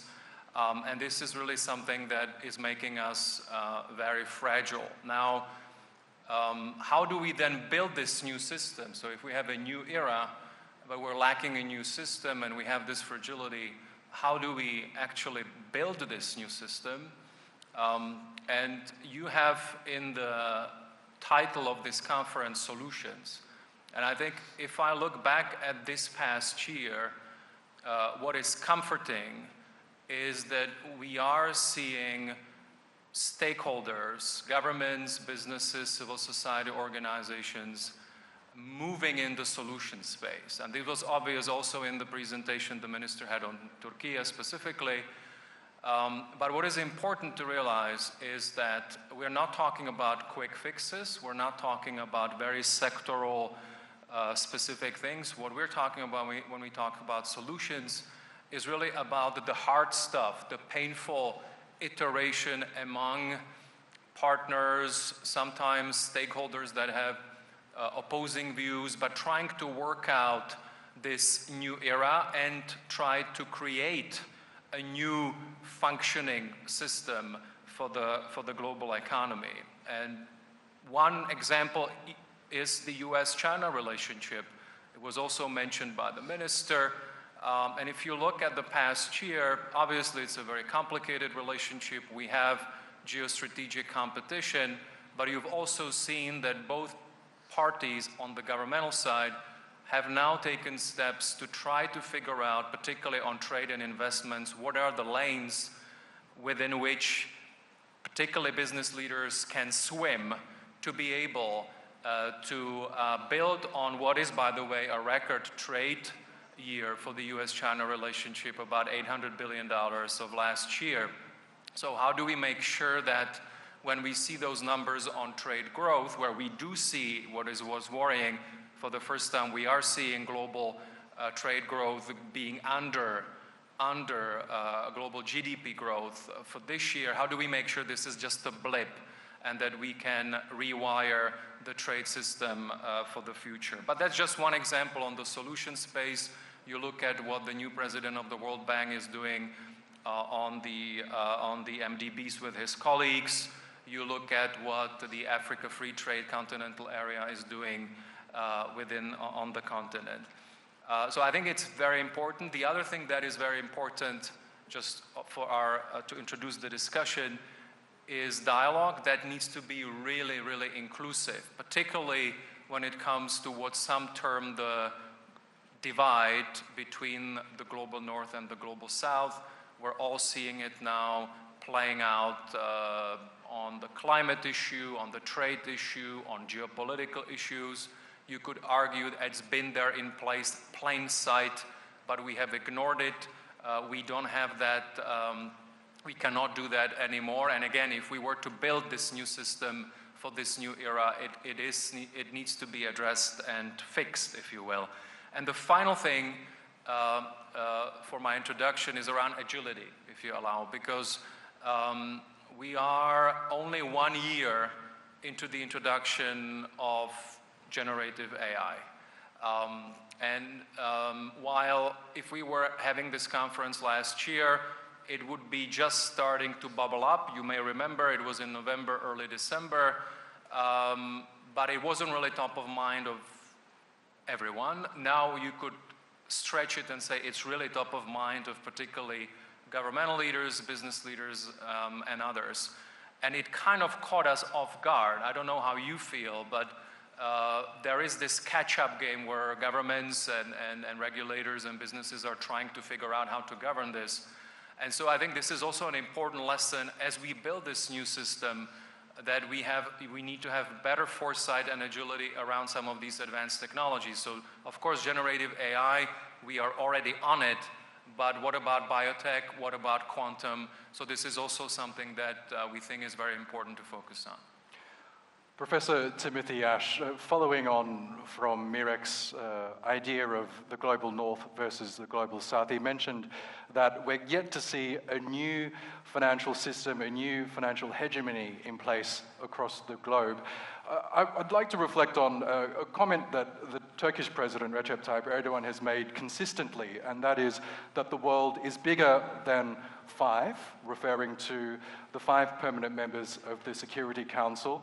And we're seeing that play out now in the Gaza conflict, where the Security Council has yet to really implement any effective change in the Gaza conflict because of what could be seen as outdated and antiquated structures in place, such as in the Security Council. So in terms of reshaping the global economy, the global south at the moment is emerging as a force to be reckoned with.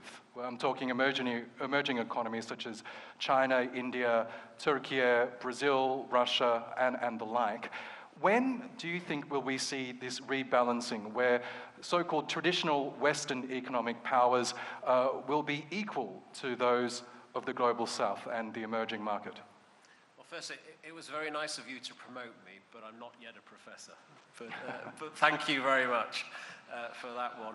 And actually, I have to start answering a slightly different question. I mean, I really have to congratulate Minister Şimşek for a superb presentation. And I have to also congratulate your president for hiring, what I would say is, the best economic policy team Turkey has had perhaps for a decade. I mean, obviously Minister Şimşek is center stage there, but if I look at the central bank and the team that is being built, it's just exactly what I think investors want. The presentation, I think, was very realistic in terms of global challenges, the particular challenges facing Turkey in terms of macro-financial stability. I guess I represent international capital. We're a very large asset manager. We have lots of countries that we have a choice where to invest in. And I think it's been a very challenging story in recent years to decide whether we invest or not. And most investors, I think, have decided to stay on the sidelines. But I think the focus on successful macro-financial stability, the focus on fighting inflation, that's the basic, it's the number one that we look for. And I believe that Minister Şimşek and his team will deliver that. I think that Turkey, I agree with the minister, I mean, Turkey is in an excellent place to benefit from the home-shoring, friend-shoring, near-shoring, whatever it wants to be. And I've been seen as a relative Turkey bull for I've been very critical of Turkey. I mean, the minister knows I've been very critical of policy in recent years, until very recently. Turkey has real strengths, that means that it should be one of the number one investment locations, I would say. And, it's got decent public finances, low debt ratios. The minister focused on debt. It's got good demographics, actually favorable demographics, good location, as the minister mentioned. It's, 1.3 billion within 4 hours, people, etc. Very good banks, good bankers, very good economists, and a very strong manufacturing tradition and history. In the UK, I come from the UK, we don't make anything anymore. Turkey does. And so I think, you know, finally, I think with these good policies that have been implemented, Turkey, I think, it has a very good outlook. And I just hope that the ministry is supported and the policies are sustained. Because Turkey's back, and we like that. And I think it's interesting, again, I'm going off the subject of your question, but so what? I'll do that anyway. I'm reading a lot of investment banks' outlooks for 2024. I've been to a lot of conferences recently. I was at the IMF meetings in Marrakesh, and Turkey was the big story. Turkey is the big story for 2024 because of the policies that Minister Şimşek is putting in place. People are really excited about the possibility that Turkey, again for institutional investors, that is, again, a place that we can do business. So I've answered a completely different question. I apologize for that, but I think the minister's presentation, I think, was so spot on that I felt I kind of had to address that. So maybe you could, I don't know how you're going to address my avoiding the question. But. No, not a problem at all. I mean, this is a freewheeling discussion, so please feel free. But can I direct this next question to you, Umberto Del Panta? You're head of representation to Türkiye for the European Investment Bank, the EIB. You've been based in Türkiye for the last 3 years, and for our guests who don't know, the EIB is akin to the World Bank, in fact bigger than the World Bank, and also the Asian Development Bank. Following on from Timothy Ash's remarks, the fact that Türkiye is back, that there's a lot more excitement about investing in the Turkish economy. The EIB has been investing in Türkiye for the last 6 decades. So how are you feeling now about the economic outlook in Türkiye as a destination for European investment? Thank you. We never had a doubt that Turkey was a very solid country to invest in. And actually, over the 60 years, my colleagues are telling me that we never had a problem in our portfolio. A portfolio that just a few years ago was around 24 billion euros. Never a problem, was working like a clock. Another important thing is that for the past 4 years, we have been not really active in Turkey, and this is due to the fact that we interpreted an EU Council decision in 2019 that was recommending us to review our strategy for Turkey, especially in the public sector. It led us to stop operation for the past 4 years. A few weeks ago, we've signed 400 million for the earthquake reconstruction, but this was considered so far as a one-off operation. But we have a couple of very positive news in the past week. The first is that we have a new president, so we will have President Calvino. The first time the EIB has a woman as a president, so we expect some changes in the activity of the bank. But most important is that a week ago, report from the Commission, which was requested by the EU Council, came out about how to re-engage, how to find ways to better cooperate with Turkey. Very important, there is one specific point that is recommending the European Investment Bank to re-engage across all sectors in Turkey.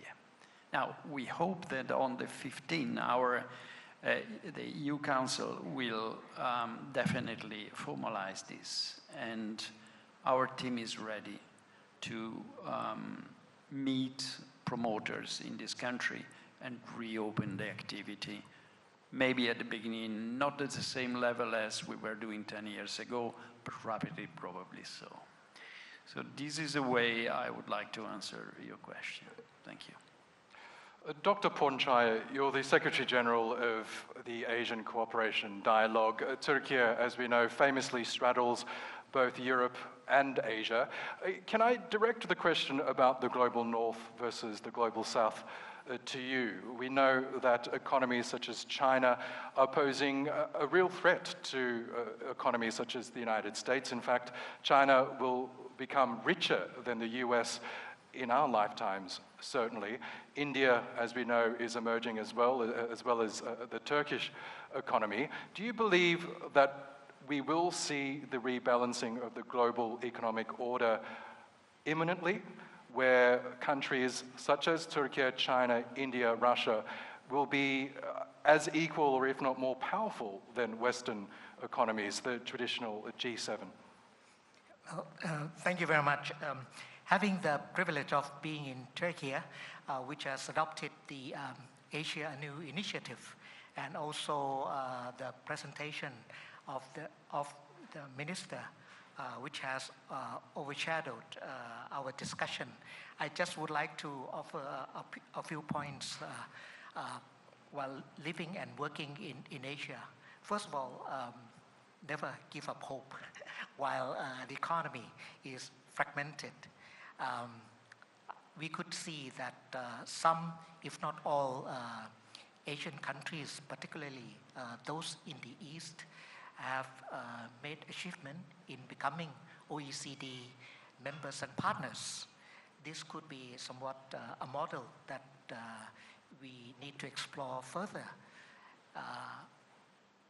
While others, particularly those in the South, have managed to be out of least developed countries, or LDC. This, in fact, in my view, and of course, in the case of ACD member states comprising 35 countries, is an achievement for the ACD and also for Asia that I would like to submit to you. The other point is that we could see also that we have been experienced quite a lot of challenges, particularly those of transboundary in nature and also disasters. We have to focus ourselves in order to make or remake the global economy that probably fits the national agenda and also the need for Asia. In that case, I think while we see crisis, we also see opportunities where those of common denominators like disasters could be one that we can benefit from in order to harness those regional and sub-regional blocks in Asia together. With that, I look forward to having some kind of strategy that would make the best use of diversity of Asian countries in order to deliver what we have in mind. Thank you very much. Thank you, Doctor. Dr. Chetsin Nazikul, before I ask you my question, I just would like to reflect on your background, because you were telling me earlier that you were born in Germany to Turkish parents. Your father worked for ThyssenKrupp in Düsseldorf, and you've essentially followed in his footsteps, working for the same German conglomerate for over 20 years, is that correct? 27 years. And now you're based in Dubai, heading up the climate change department for Asia, Africa, and the like in Dubai.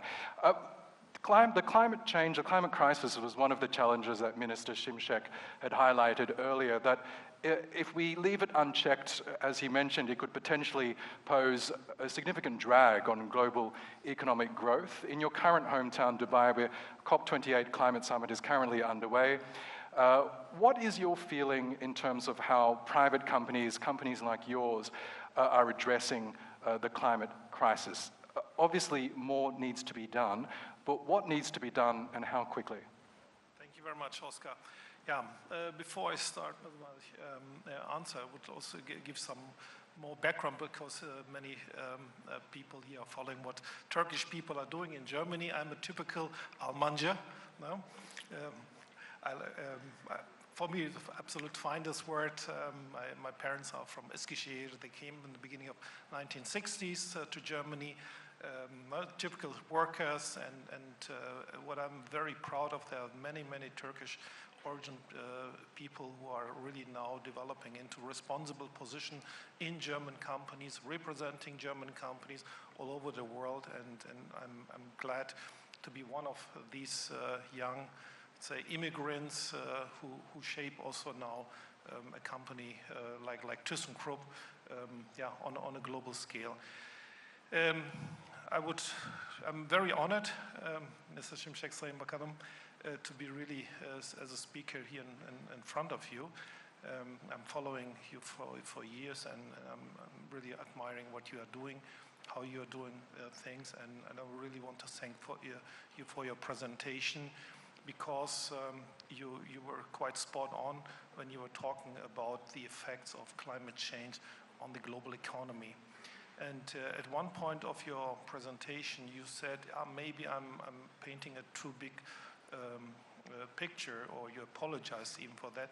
I think it's not needed to apologize. I think what you have done is just to say how things really are. And we are now entering a phase what the world has never seen before. We know the planet exists for millions of years, and yes, there were changes in the climate in all the years, but if you look to the last 10,000 years, the climate was quite stable, and for human beings, perfect. So it couldn't be done from the Earth better than what we had the last 10,000 years. But what we are seeing now, what happened within the last just 40, 50 years, it's unprecedented. And we are just entering a phase where it's getting more and more difficult really to get control of what is happening on the planet. And the effects on everything, on everyone, these are just too huge. Climate change is not doubted by anyone anymore. It's science, it's fact-based. It's not only that we see what is happening, now we can also feel what is happening. And this is disrupting supply chains already all over the world. We had 2-3 years ago the flooding, for example, in Pakistan. 1/3 of the country was underwater. We have floodings in China, droughts all over the world, which are really affecting the global economy in a very, very visible way. So the challenges are actually even increasing. We are talking about net zero in 2050. And Oscar, you said, yes, I was at the COP the last days. And more than 80,000 people are registered to participate in discussions. And I have to say the discussions are quite serious, very tough. Because on one side, it's clear we have to act now, and we have to act massively. On the other side, everyone agrees we need energy. And it has to be affordable energy. Just to look into this room, how much electricity we are using. And this is in an environment where we are already having enough energy. But look to Africa, look to India, look to other countries which are emerging. In Africa, we have more than 50% of people are without electricity. So this means the consumption, the need for energy is growing. If we don't decarbonize the generation of energy, the trouble will be bigger and bigger. And I want to give also one number. You know, we're talking about carbon dioxide in the atmosphere. You might say, okay, if we reduce the amount of carbon dioxide emission, okay, what will happen? I can tell you, the carbon dioxide, once emitted into the atmosphere, is staying there for hundreds, if not for more than 1,000 years in the atmosphere. So this means we are going to continue with the emission of carbon dioxide for another 30 years. And then, if everything works perfectly, and it's not looking like this, only then we will have a net zero. So then we say, okay, now we have emitted enough. So this means the next 30 years we are adding carbon dioxide in the atmosphere, and we already see the effects. So these are just facts. This is not, painting a black picture. These are just facts. And I really would like to congratulate also the TRT World Forum for organizing this wonderful event, and also for selecting the key themes. It's about responsibilities, it's about actions, and about what solutions. And this is exactly what we as ThyssenKrupp are doing. We have responsibility. The interesting thing is with our company is we exist for more than 200 years, and we have all the technologies which are needed to decarbonize, especially the industries. We are the world's biggest manufacturer of electrolyzers. We are the world's biggest manufacturer also of ammonia plants, methanol plants. We are also going into sustainable aviation fuels. We are heavily involved in biomass. So we have everything, and we are the first company on this planet who's now decarbonizing its steel production. We have started already with the first investment. 2.5 million of our steel will be replaced by direct reduced iron. So this means we are using hydrogen, green hydrogen, for producing green steel. But just to also mention into this room, this is a new technology. DRI is known, but not with hydrogen. So we are talking about something completely new. And the investment, just for 2.5 billion euro tons, is more than 2 billion euros. So we are in front of massive investments which are needed in order to decarbonize the industry on a global scale. And this is what we need to do. So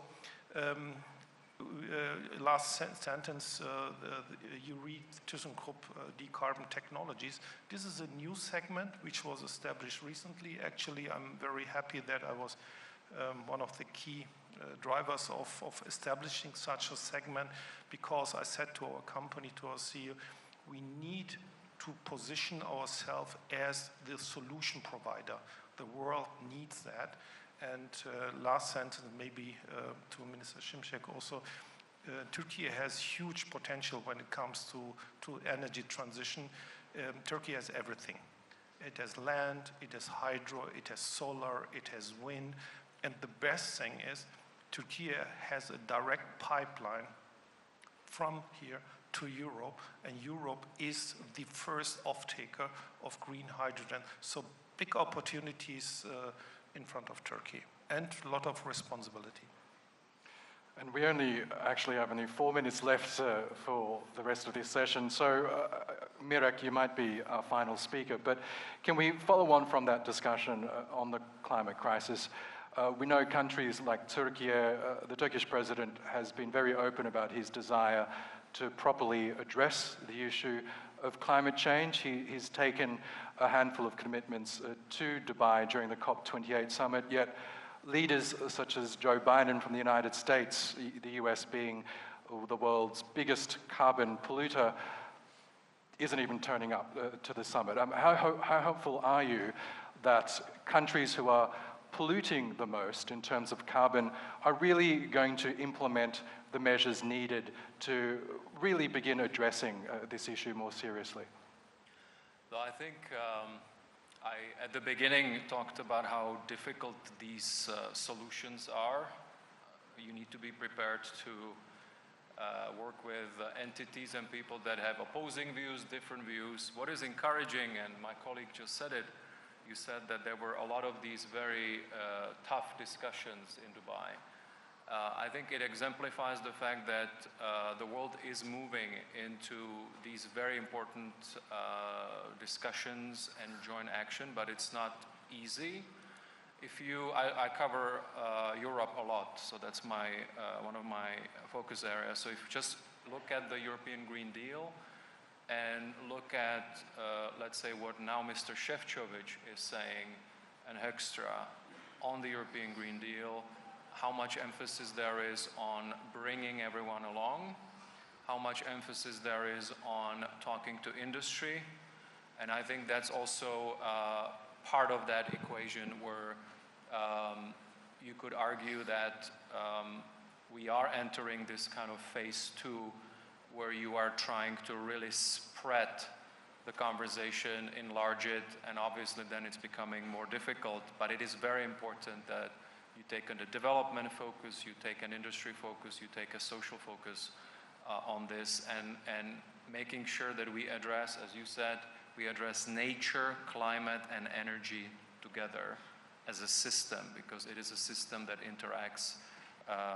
with the parts are interacting with each other. Maybe the final thing is just on the role of technology. You represent a technology company in the climate space. I think we also need to realize how much progress there has been. The price of solar and wind is a fraction of what it used to be. Many people didn't expect that we would be there at this point in time with the price for these sources of energy. I don't think people would expect where we would be with EVs. You mentioned hydrogen. I think IEA is saying that about 50% of the technologies that we need to get to net zero have still not been deployed, but there is a lot of momentum as well. So is this the policy picture? Yes, and COP is very important, but it is also about innovation, and it is also about industry action. And maybe the final thought is that when we talk about industry, it's important also that we look at the hard-to-abate sectors. So there are sectors that it is more difficult, and it is important that they are part of that equation as well, so that we can all get to net zero and address what is obviously a huge climate crisis. And on that note, unfortunately, that brings our session to a close. Can we please thank our esteemed guests, His Excellency Mehmet Şimşek, Dr. Çetin Nazikol, Dr. Ponçay Zavivatana, Mirek Dušek, Umberto Del Panta, and Timothy Ash. Thank you all, and please, I hope you enjoy the rest of the TRT World Forum 2023. Thank you.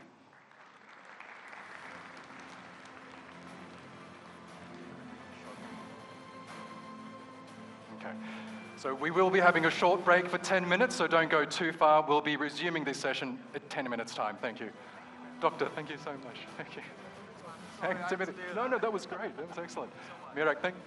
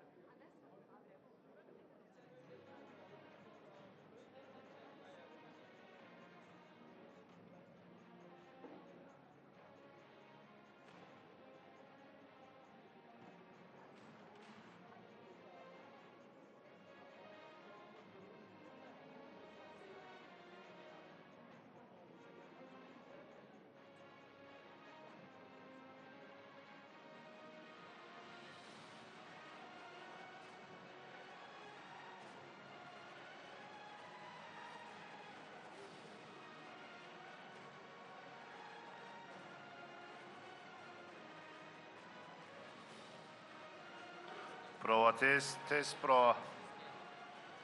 Aynen abi. Test prova.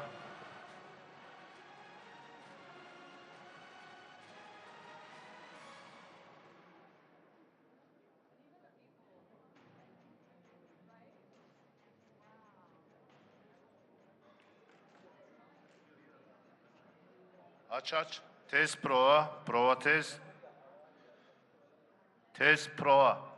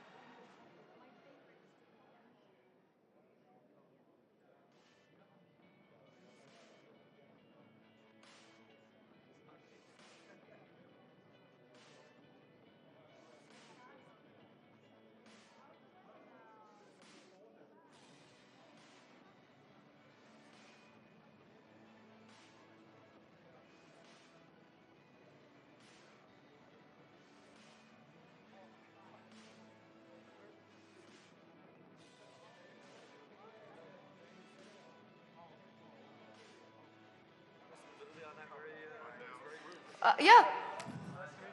I think my mic is on. That's fine. No, it's fine with me. But am I using? Can you turn it off?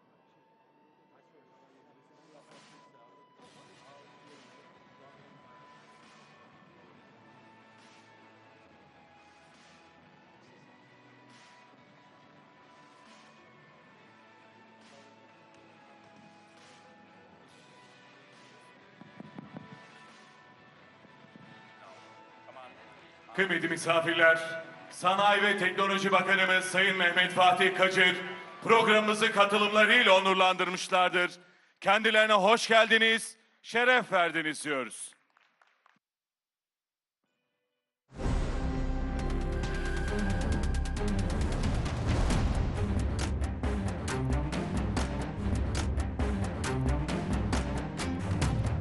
Minister of Industry and Technology, Mr. Mehmet Fatih Kacır.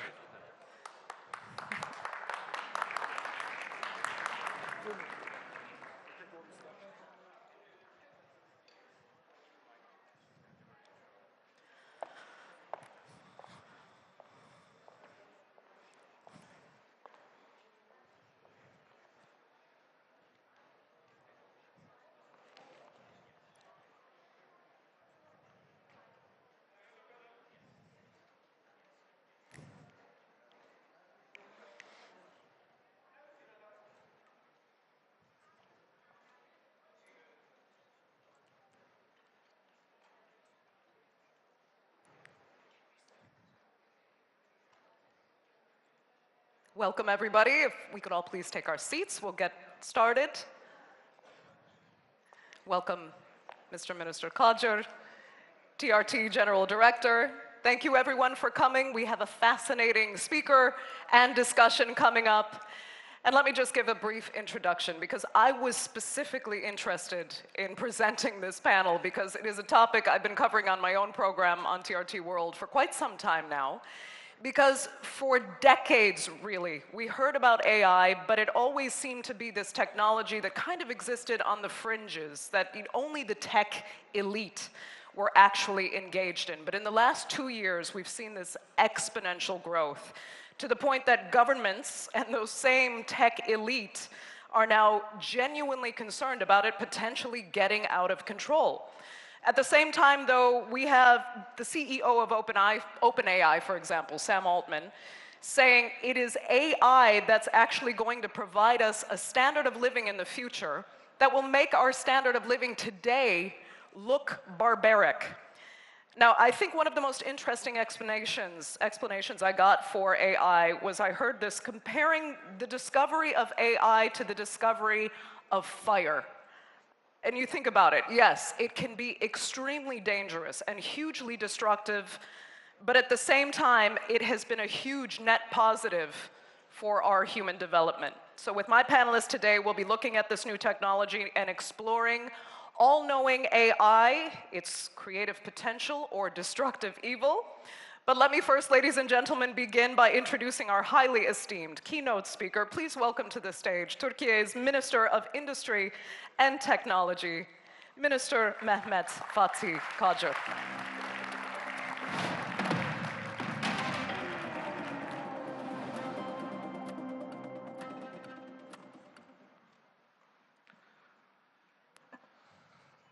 Distinguished participants, I'm very pleased to be with you at the TRT World Forum 2023, and I greet you all with respect.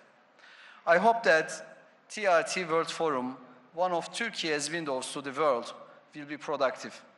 And I would like to thank the institutions and organizations, especially TRT, for contributing to this excellent forum.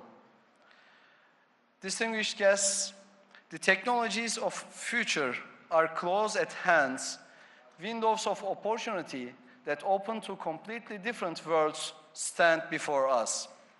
In all areas, from social life to business, from production models to consumer behavior, value creation is being reshaped with data-based innovative approaches. Tremendous changes are happening, particularly in digital technologies. One of those fields is undoubtedly artificial intelligence. 65 years ago, when Turkish professor Cahit Arf asked, "Can a machine think?" he was also shedding light on today's world.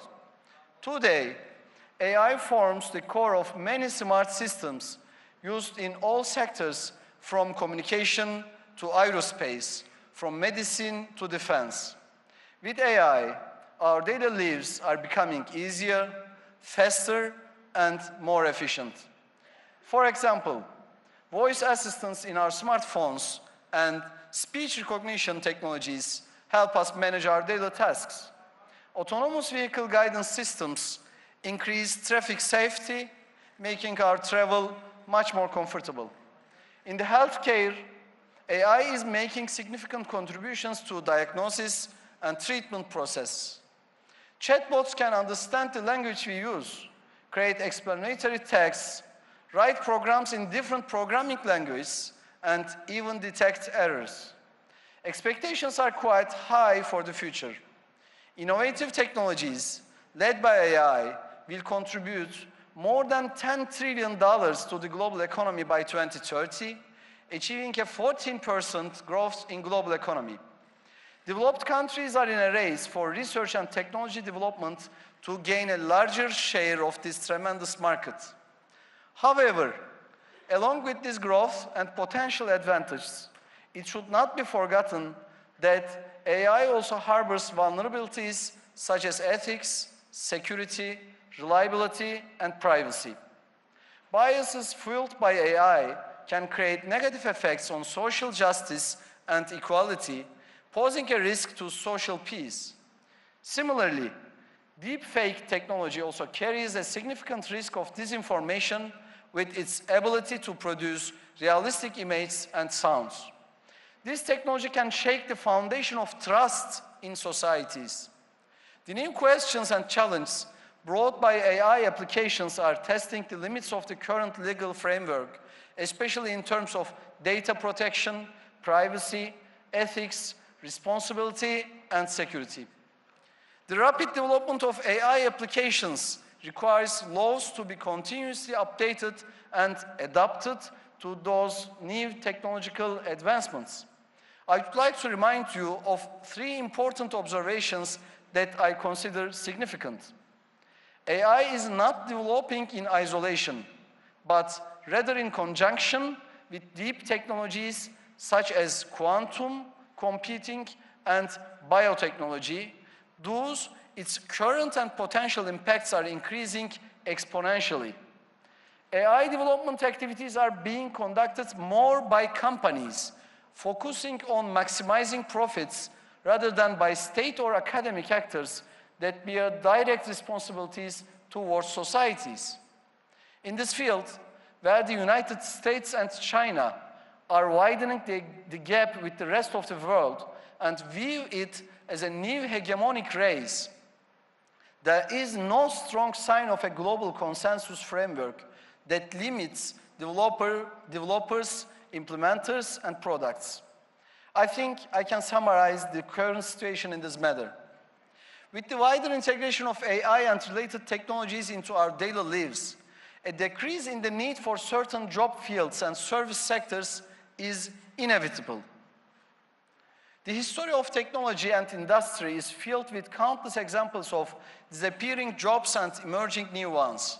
Therefore, rather than resisting technological change, embracing and effectively managing this transformation is a must rather than a choice for our country. This approach is in line with our national technology initiative, aiming to increase Turkey's global competitive power and ensure economic and technological independence. With this goal in mind, we have launched our National Artificial Intelligence Strategy in 2021.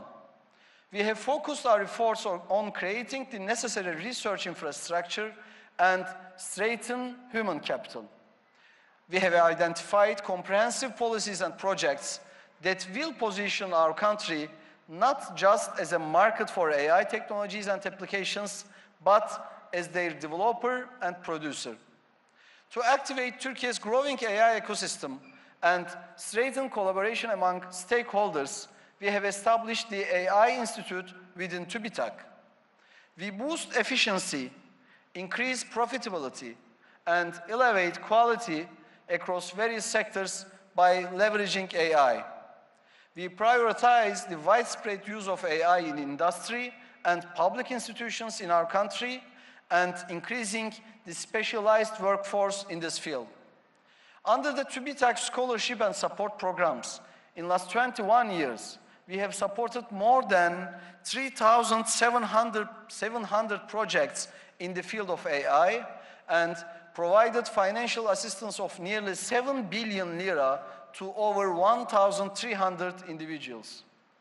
At Technofest, the world's largest aerospace and technology festival, we organize competitions in various fields to support our youth in working on future technologies.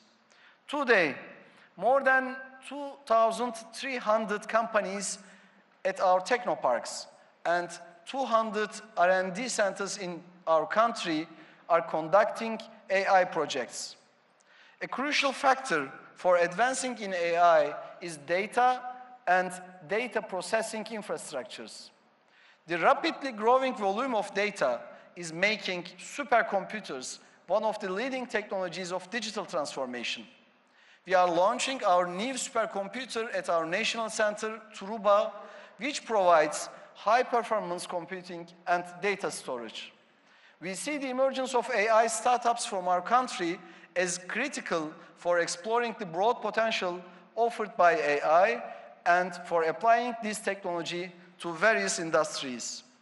Today, we have an entrepreneurship ecosystem that is referred to as the star of Europe, having produced 7 Turkish unicorns. Actually, we are calling them Turkorns.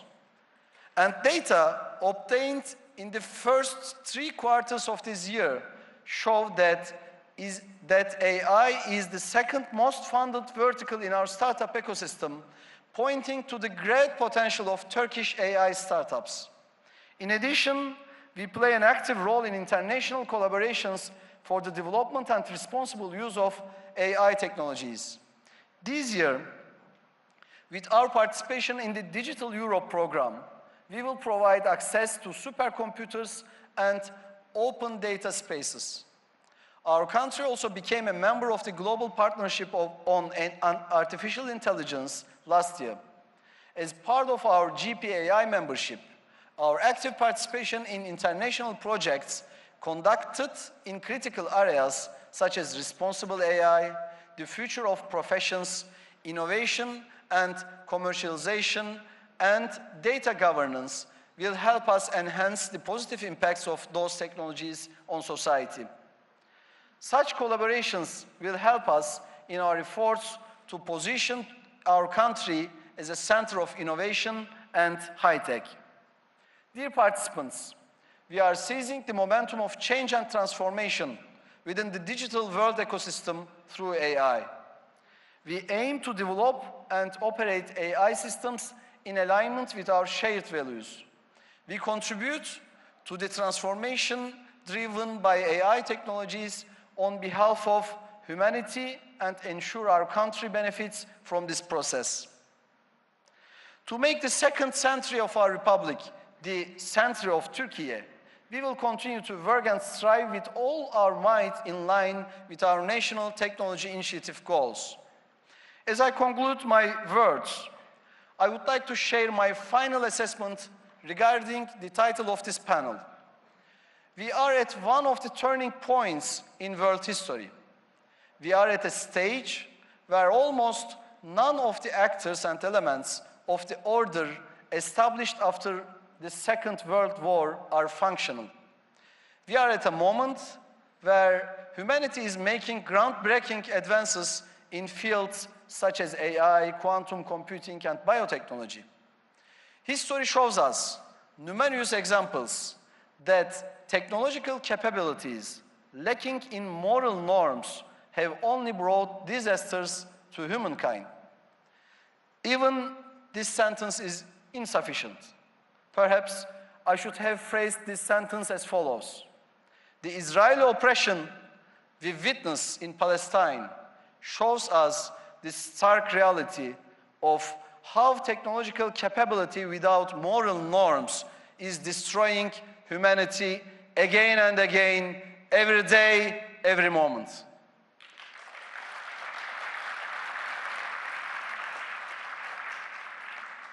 And the lawless world order that allows this crime does not promise a bright future for what is coming next. Our world lacks a system capable of curbing the profit-driven motives of big, giant technology monopoles, as well as restraining those who exploit technological advancements for their distorted ideologies or power-driven goals that could endanger humanity. There is an absence of universal agreement on moral values, a consensus that should be embraced by all of humanity. In this situation, humanity's most urgent need is to reach a moral alliance based on justice and compassion. Otherwise, despite the added value it creates, the economic scale it builds, or all the prosperity it brings, every technology will lead humanity to new disasters, just like it has until today. I would like to thank everyone again who contributed to the realization of the TRT World Forum 2023 and express my gratitude. Thank you. Thank you so much, Minister Kacır. You know, it's almost disorienting. Oops. It's almost disorienting sometimes, a little bit, to think about how much there really is to consider in this space. And ladies and gentlemen, I just ask for your patience because they're going to get the stage ready, of course, for the panel to follow. They'll just bring the chairs and seating arrangement out now. So, yeah, as I was saying, it is almost a bit disorienting to consider everything that's coming in this space right now and what's at risk, of course, as was being described there, but also the minister was describing how much there really is to gain here. The new technologies now being integrated into systems, especially in Türkiye, as we were just hearing. AI, of course, in medical advances, language communication, the services sector, but of course that has to be balanced with the unknowns that we might encounter in questions of ethics, in questions of privacy, especially, which I think frightens a lot of people going forward. There's also, of course, the questions involving deep fakes, how much we stand to lose there, and not just in privacy, but in misinformation, disinformation. Will people become smarter as a result of artificial intelligence, or the other extreme? But I've heard AI experts actually argue that we should feel safer because of developments in AI, because it will protect us from less smart people. Now, there are arguments on both sides of that, and we'll be discussing that, of course, with the panelists about to come on the stage. I think we're just about ready. Looks like it. Okay, let me then introduce my esteemed panelists, which I now have the pleasure of. So please welcome to the stage Dr. Ali Taha Koç. He is the CEO of Turkcell, there he is, with well over 40 million subscribers. Many of you will be seeing its service signal right now on your phones. And he was also appointed Chief of the Presidential Digital Transformation Office in 2018. Elena Contioso Fleming is the Interim Regional Director South for EIT Digital. That is the European Institute of Innovation and Technology, and it was launched in 2010 to foster innovation and entrepreneurial talent for economic growth. And finally, Kalev Hannes-Letaru is the founder of the GDELT project, that is the global database of events, language, and tone. He's also an internet entrepreneur and academic, currently with George Washington University. Thanks all so much for being with me. Very exciting to have you. As I said before, I'm very excited about this panel because it's of specific interest to me. So let's begin with the question posed simply by the title of this panel itself, AI, creative potential or destructive evil. Let me begin with Ali. As an engineer yourself and a leader, really, in the telecom space, are you excited or apprehensive about the rise of AI technology? Thank you very much for having me. Again, thank you very much for TRT World for this great opportunity for talking about AI. I think we should definitely talk more about AI because we definitely need to create awareness with respect to AI. And especially what is happening over there with the new technologies, we are always talking about pros and cons. But with the pros and cons, if you take all the other technologies, it always positively affect the social welfare of the human being. So that's the reason that AI is gonna, at the end of the day, AI is gonna help us. But if you talk about the AI, we should definitely start with the name, what the AI is. Because currently everybody is talking about AI. If you have a new business, if you're even in a cooking business, you talk about AI. So we need to definitely put clear that what the AI is, and especially in 2023, the word AI, artificial intelligence, becomes the word of the 2023. Everybody's talking about AI. But if you, in a nutshell, what the AI is you can talk about it. It is a human-like behavior of computer or softwares. But always it is human-like. It's not going to be like a human. It's not going to be a real human, but it's going to be always like. So that's the reason that we should be careful about what it's going to help us. We need to always think about it as a tool for humankind. So we always say that there's a huge question whether the artificial intelligence will replace the human being or not. The answer is very straightforward. It won't. But the humans who use artificial intelligence will replace humans who don't use artificial intelligence. So the act is going to be done by the humans, not the artificial intelligence. So that's the reason that we should be very careful, and especially nowadays, everybody is using AI. Previously, it is just for the games industry and some specific tasks. But everywhere right now, with all large language models, everybody is using ChatGPT and others. So everybody is involved with the AI right now.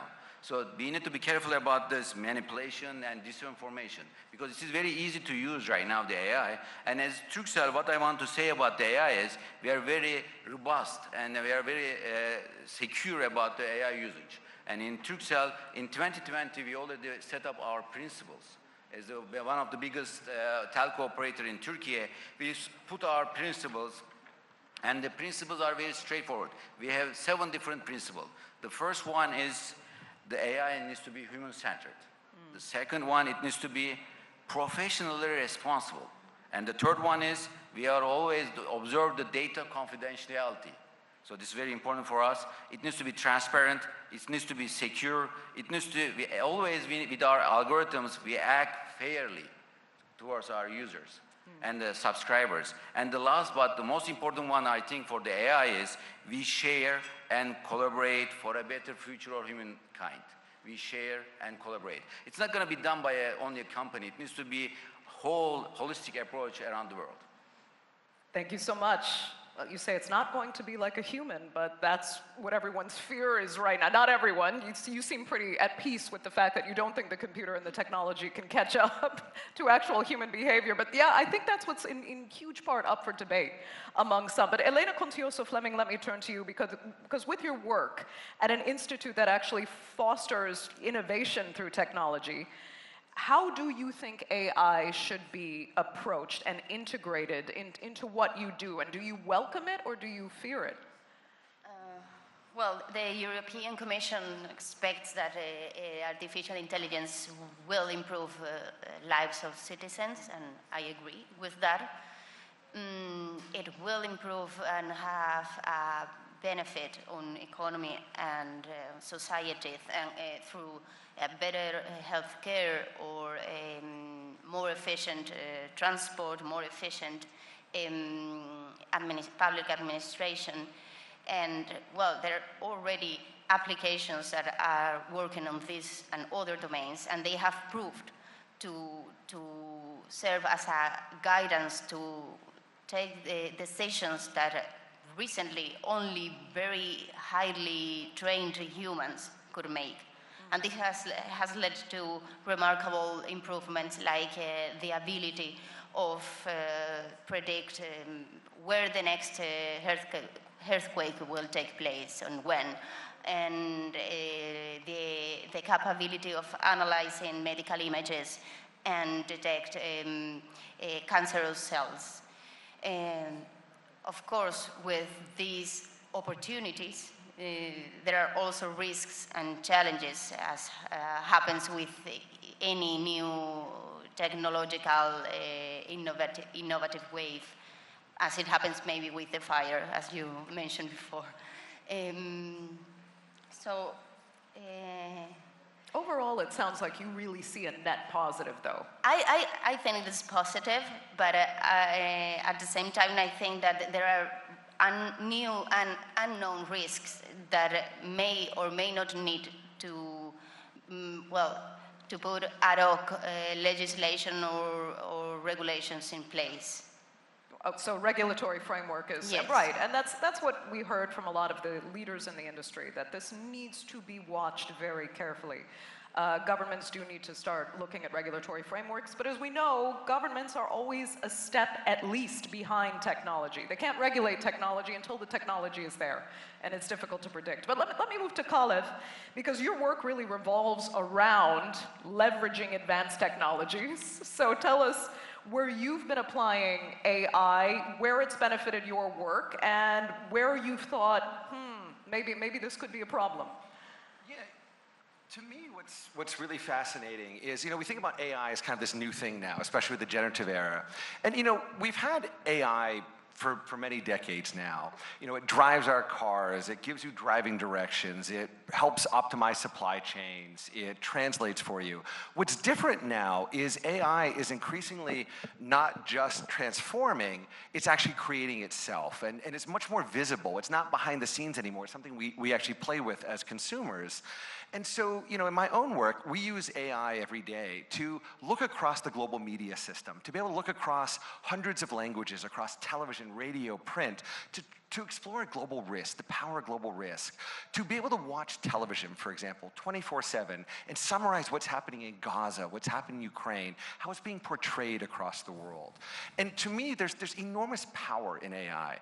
But one of the dangers right now is that largely what we're hearing is the hype, because companies, they're having to do huge investments for this, so they want people to use it. So there's downsides right now to the initial generation of generative AI. Things like, you've probably all heard about hallucination, where these things make stuff up. Job displacement's a fascinating one. Many of the voices that historically have talked about globalization's good because, it's taking people's jobs. But now, when it's going for white-collar jobs instead of blue-collar jobs, suddenly it's, oh my God, we've got to stop. And I think that one of the greatest dangers here is the role of AI for war and conflict. And that's one of the areas I focus a lot on, is, imagine a conflict where, imagery shows up and you say, wow, there's war crimes here. But now you're suddenly flooding the environment with known false information. So you can say, well, that imagery that's war crimes, that's just fake news like this other stuff. Imagine an election where you're getting, every citizen of that country is receiving personalized disinformation designed just for them. And also, with the generative space, we've had for a while now the ability to saturate a battlefield with drones that have a list of targets to hunt for them. What's different now is this new generative tools. You can literally, there are tools, there actually are demos of this now, where you can say, find bad people on this battlefield. And what does that mean? And I think for Türkiye, one of the most fascinating pieces of this is, most of the models that we're playing with right now, ChatGPT, all of these, they're made by American companies encoding American values. And so when you ask them about things like Gaza or things like Islam or any of these topics, you get oh, I can't answer that. That's a forbidden topic. Or you get it rewritten in a Western perspective. So it was so wonderful to hear about Türkiye's investments in AI, because this is the future, is not relying on a handful of companies, but countries building ones that reflect their values, that reflect their norms, that reflect their societies. And I think that's a really, really crucial piece of this. Really. Let me ask you, because you're coming from the US perspective specifically here, and when you talk about, the disinformation, misinformation, and how American-led AI will take its own approach toward addressing certain issues, please help us understand what the dangers could potentially be in that space. Because if it is opinion manipulated by certain creators, and misinformation and disinformation, which will be arguably more convincing than ever, because it's not just going to be what somebody writes on a website or through a news organization. There are going to be pictures and videos that are faked, but highly authentic looking to back this up. How will that be kept under control? For generations, we've taught people, don't believe it until you see it. That imagery is kind of that mark that it happened. And we can't trust that anymore. And I think, AI or social media companies for a long time have built algorithms that try to prioritize things that divide us. They look for the posts that get the most engagement, but they're still limited by human ingenuity. Imagine social media companies that have a profile of us and can generate content that will get us coming back to their platforms, that they scour everything that's happening, and they say, and imagine every single person gets something that's going to divide them, that's going to fire them up. Political campaigns that can target people with hyper-personalized material. We've never had the ability where a political campaign could target every single person in a country, but worse, an outside country, an adversary that can tear a country apart during an election. And from a regulation standpoint, one of the things that I keep coming back to is in the 1990s in the US said, we're going to restrict encryption technology because we're going to say that's an American technology. And they forgot this stuff is open. Anyone can do it. And so everyone just developed it. So one of the limitations, I think, of government regulation that governments have to sort out is these tools are open source. The major companies, I can't go and say, make an email that's going to steal someone's information or tear society apart. But you can go today and download 100 different tools that are free and open that do exactly that. And I don't know how governments will deal with this, but I think whatever we do has to deal with the fact that this technology is out of the bag. These are open tools that bad people can download. How do we deal with that from a regulatory standpoint? And how do we protect our societies and inoculate them against this? Yeah. Ali Koch, do you think governments are on top of this right now? We saw Rishi Sunak meet with President Biden and then meet with the industry leaders to discuss security, to discuss international frameworks in this space. Are they on the right track?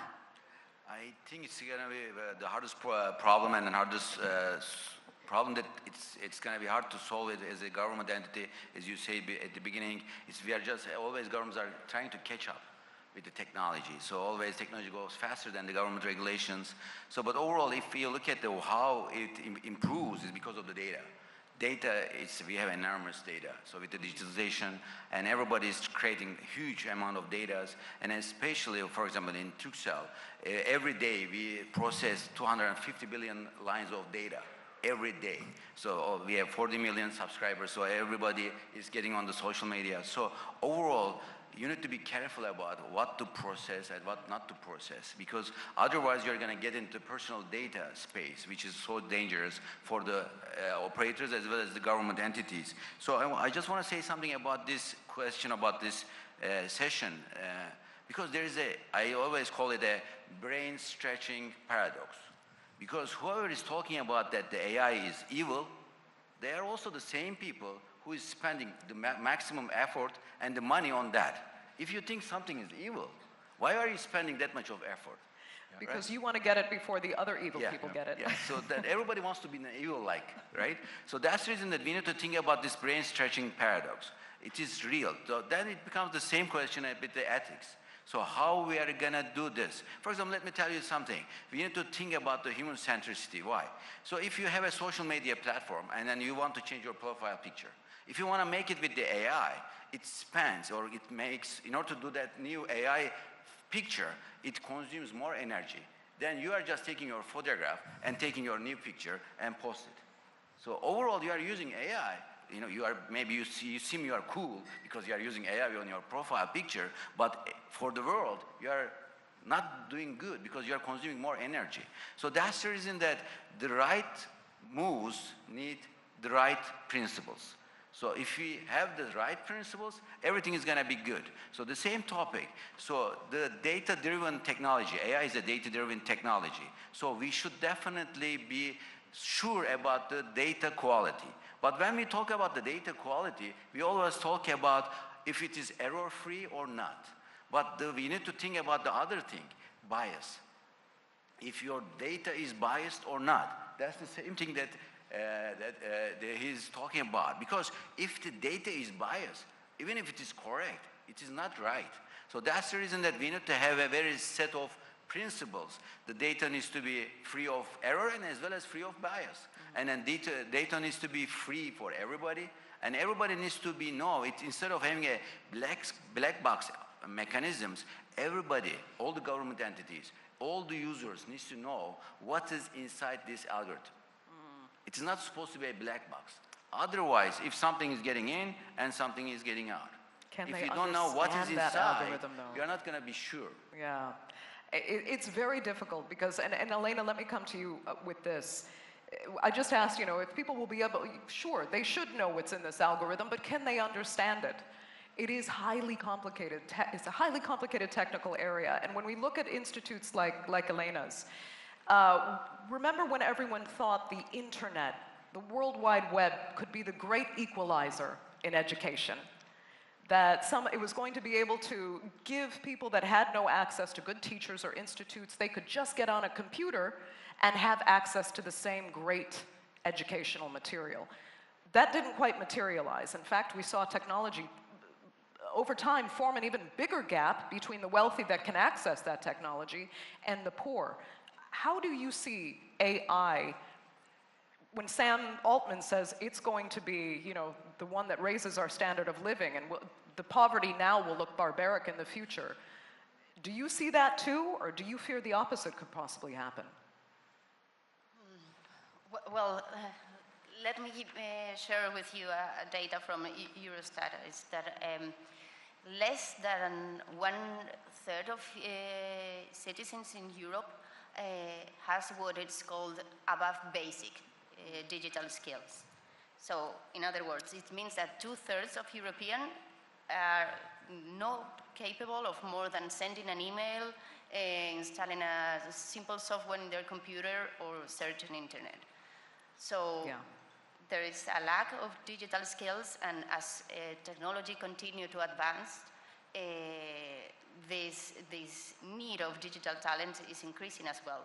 So this is an important thing that we need to address, because differences between different societies will emerge as a result. Especially when we talk about AI taking jobs from even the highly educated.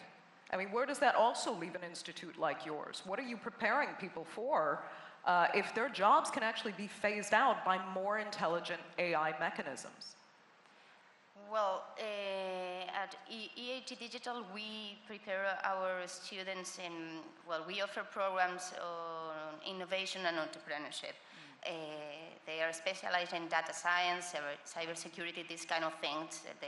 Artificial intelligence, of course, as a tool, blockchain. And also, they get training on innovation and entrepreneurship. And we insist on European values as well. This is something that we need to emphasize. And yeah, when they finish their study, they have 100% employment, all the cohorts, and 38% of the students want to start their own business. So this is a success, many of them in this domain, because it's very trendy, and we see it in many other programs that we have. For instance, we have programs for supporting startups, and I would say 1/3 or half of them now are built on artificial intelligence principles. Amazing. Yeah. But it's hard to keep up. The technology is moving so quickly. And I imagine it is challenging for institutes like yours to integrate this technology as quickly as it's developing. Colin, you've encountered the same kind of issues because you study it all the time, and staying up to date on what's coming onto the market, what's being used behind the scenes. And I'll ask you the same question. Do you see this technology becoming an equalizer or potentially a greater divider? You know, it's fascinating, and I want to draw like a huge distinction between like what Turkcell and companies are doing, where applying AI for that has so much power and so much potential for serving customers. You know, the ability, whether it's optimizing service, whether it's helping your customers, you know, versus a lot of my work is more of like at societal scale, especially in the media domain, you know, how it can be used for dis and miss and that type of information. And I think that, you know, in terms of, you know, if you look at sort of the scale right now, machines are really good at making imagery. As you saw outside, they can do incredible things. They're also really good at writing source code in certain domains. Text, surprisingly, they're actually worse at text right now because it involves reasoning, it involves thinking. And one of the interesting things right now with AI is the people that weld it, it's funny because as you pointed out, it's oftentimes the people that are saying, wow, this stuff's really dangerous, we gotta slow down. And like Elon Musk saying, we've gotta really slow down, it turns out no, it's because he wanted to release his tool. And so I think it's definitely going to be an unequalizer. It's going to be like the digital divide that we still have in our world today, where those with high-speed internet are able to achieve a lot that those that cannot do not. And I think AI is going to be that amplifying factor. It's like the person that has state-of-the-art internet versus the person on dial-up. I think we're going to see a lot of that through AI. But that's a huge opportunity for governments then to step in and help, just as we're seeing in the US broadband. I think there's huge potential here. So do you think AI can protect us from ourselves by being smarter than us? That's a good question. Right now, the AI tools are not thinking machines. They literally are autocomplete engines. Right. I think that where they can help us is potentially like in misinformation events, like when there's been a natural disaster, being able to step into that void that is increasingly AI dominated and helping the good guys be able to counter a lot of that. If you've got bad actors using AI to flood it with falsehoods, you're going to need the good guys to have AI that can counter that at scale. So I think there's definitely opportunities in that domain. Ali Taha, your thoughts? Yeah, so very good question, but again, technology should be a social tool for the benefit of human being. So overall, if you think about it, currently the situation of AI is just a very, very good digital personal assistant. Nothing much more than. So it's going to help us, but it's not, because of the reasoning problems, it's not going to be the key to our justice. It's not going to be a problem for us in the near future. But in the future, yes, you are right. So, but we need to think about it. If you want to make it better and better, always you need to put, in short, I call it human in the loop. So any algorithm that you build needs to be cross-checked by a human. Because the problem is, these machines can create lots of new ideas or lots of new text, lots of new pictures. But at the end of the day, because of there's no reasoning, at some point, most of them becomes garbage. So that's the reason that you need to put human inside the loop to say that you are doing something wrong. So there needs to be a cross-check mechanism. But the problem over there is we don't have enough people. We don't have enough human, because these AI tools or machines generate enormous amount of data. So someone needs to cross-check those data to make it right. So that's, I think, biggest challenge in the future for us. For example, in Turkcell, we are one of the partners of the Turkish national car brand, TOG. And in TOG, we have a system, and that digital system, the camera can detect your mood. And according to that mood, we can play a different song. But this is just a digital personal assistant, right? That's making your life a little bit easier, making your mood a little bit happier. That's it. It's not going to be more than that. Elena, you can see we have 1 minute and 38 seconds left. I'd love to get your final thoughts, especially because I saw you kind of responding to what Ali Taha was saying. Well, no, I think it's too early to know how far we will get to.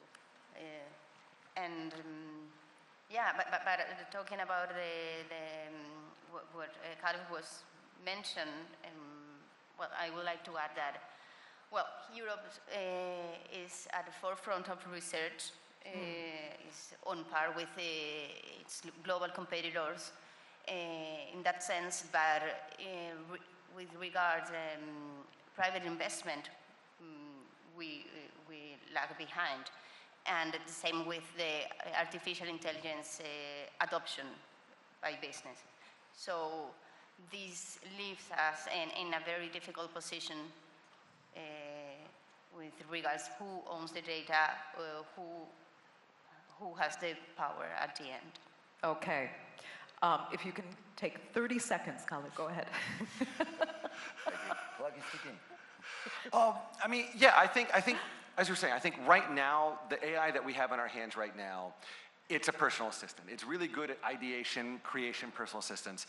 I think the question is how long it takes us to get AI that can truly think. But at the same time, the fact that these tools can already make people think that they're thinking, I think that's one of the greatest dangers, is like even my friends and neighbors, they think these machines are thinking. They trust them because what they get seems so authoritative. And I think that's the greatest danger, is we put too much trust in tools that don't deserve that trust. Oof, the future is unclear at this point, but thank you so much, all three of my panelists, for trying to explain a little bit, give it some clarity. Dr. Ali Taha Koç, Elena Contioso Fleming, and Kalev Hanis Letaru. Thank you all so much for being with us. Thank you, everybody.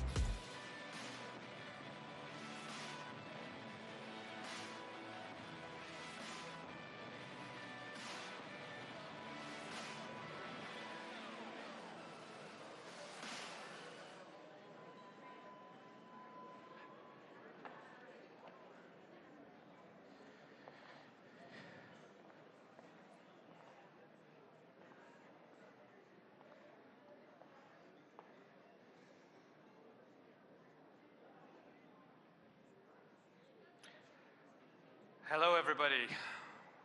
Welcome to the beginning.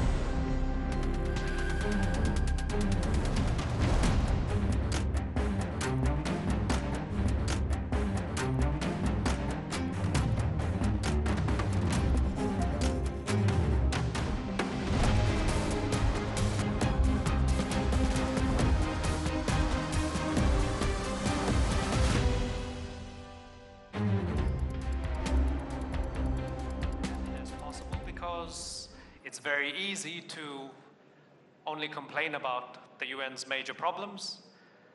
On the other hand, it would be quite naive to merely point out the fact that the UN does a lot of good work around the world. There are some major question marks about the UN in a political sense, in a humanitarian sense, and in terms of how its member states deal with each other and whether some are more equal than others. As we speak today, we meet just hours after a UN Security Council vote. The United Nations Secretary General, Antonio Guterres, had invoked what they call Article 99. Article 99 was a special power that the UN Secretary General has in order to force an issue to the table, and that issue being a resolution regarding a ceasefire with some details within it, with Israel's war in Gaza and the conflict in Israel and the occupied Palestinian territories. It's effectively calling for a ceasefire so humanitarian work can continue and there can be a path to peace and the possibilities of this war ending.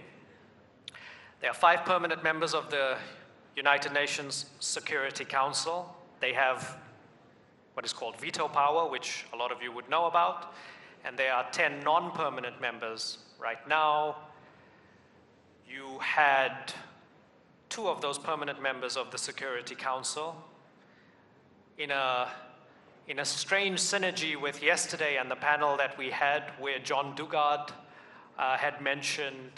had singled out for criticism the United States and the United Kingdom.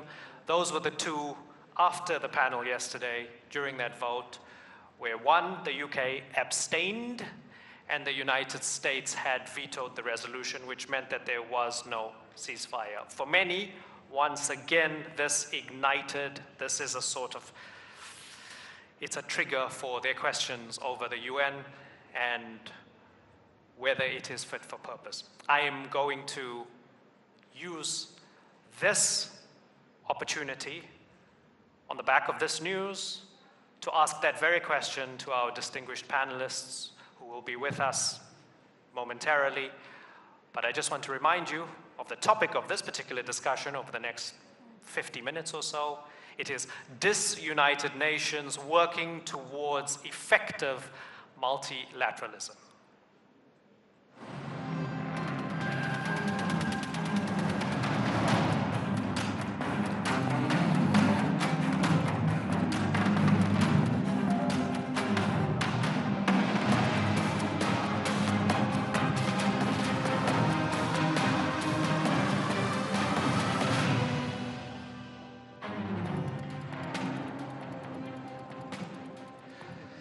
Let us try to get the seats filled as quickly as possible so we can have an engaging discussion. Let me first invite up to the stage Aoun Al-Hassouneh, who is a former judge at the International Court of Justice and a former Prime Minister of Jordan.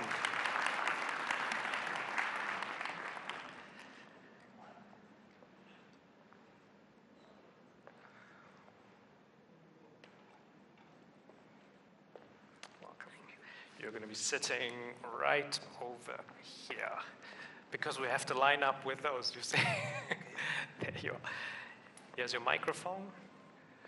Some water, please.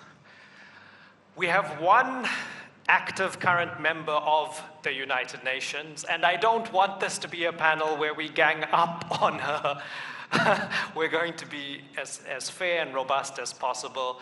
Gui Yup Son has worked for many departments at the UN, UN OCHA, UNDP, Now UNDCO is the Regional Director for Europe and Central Asia. Ma'am, thank you very much. You'll be seated over here.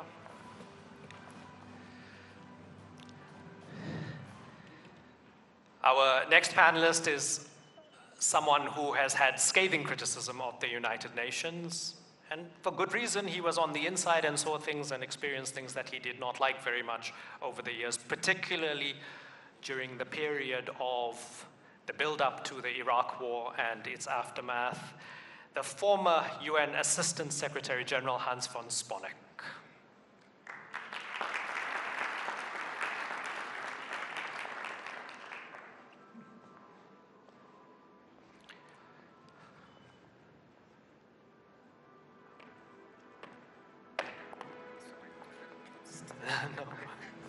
No problem. Sit down. And finally, our final panelist, Dr. Jorge Castañeda, the former Foreign Minister of Mexico, and is a professor at NYU.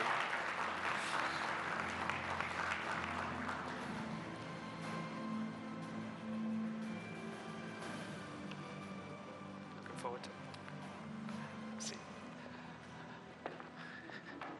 So, just so you all know, your microphones, try to get them as close to your mouths as possible when you do speak. I'm going to ask our colleagues to keep everybody's microphones live throughout the discussion so that we can have a chat with each other. As I said yesterday, my job is to try to stay out of the way as often as possible. I would really appreciate it if you all interacted with each other, responded to each other, even asked questions of each other.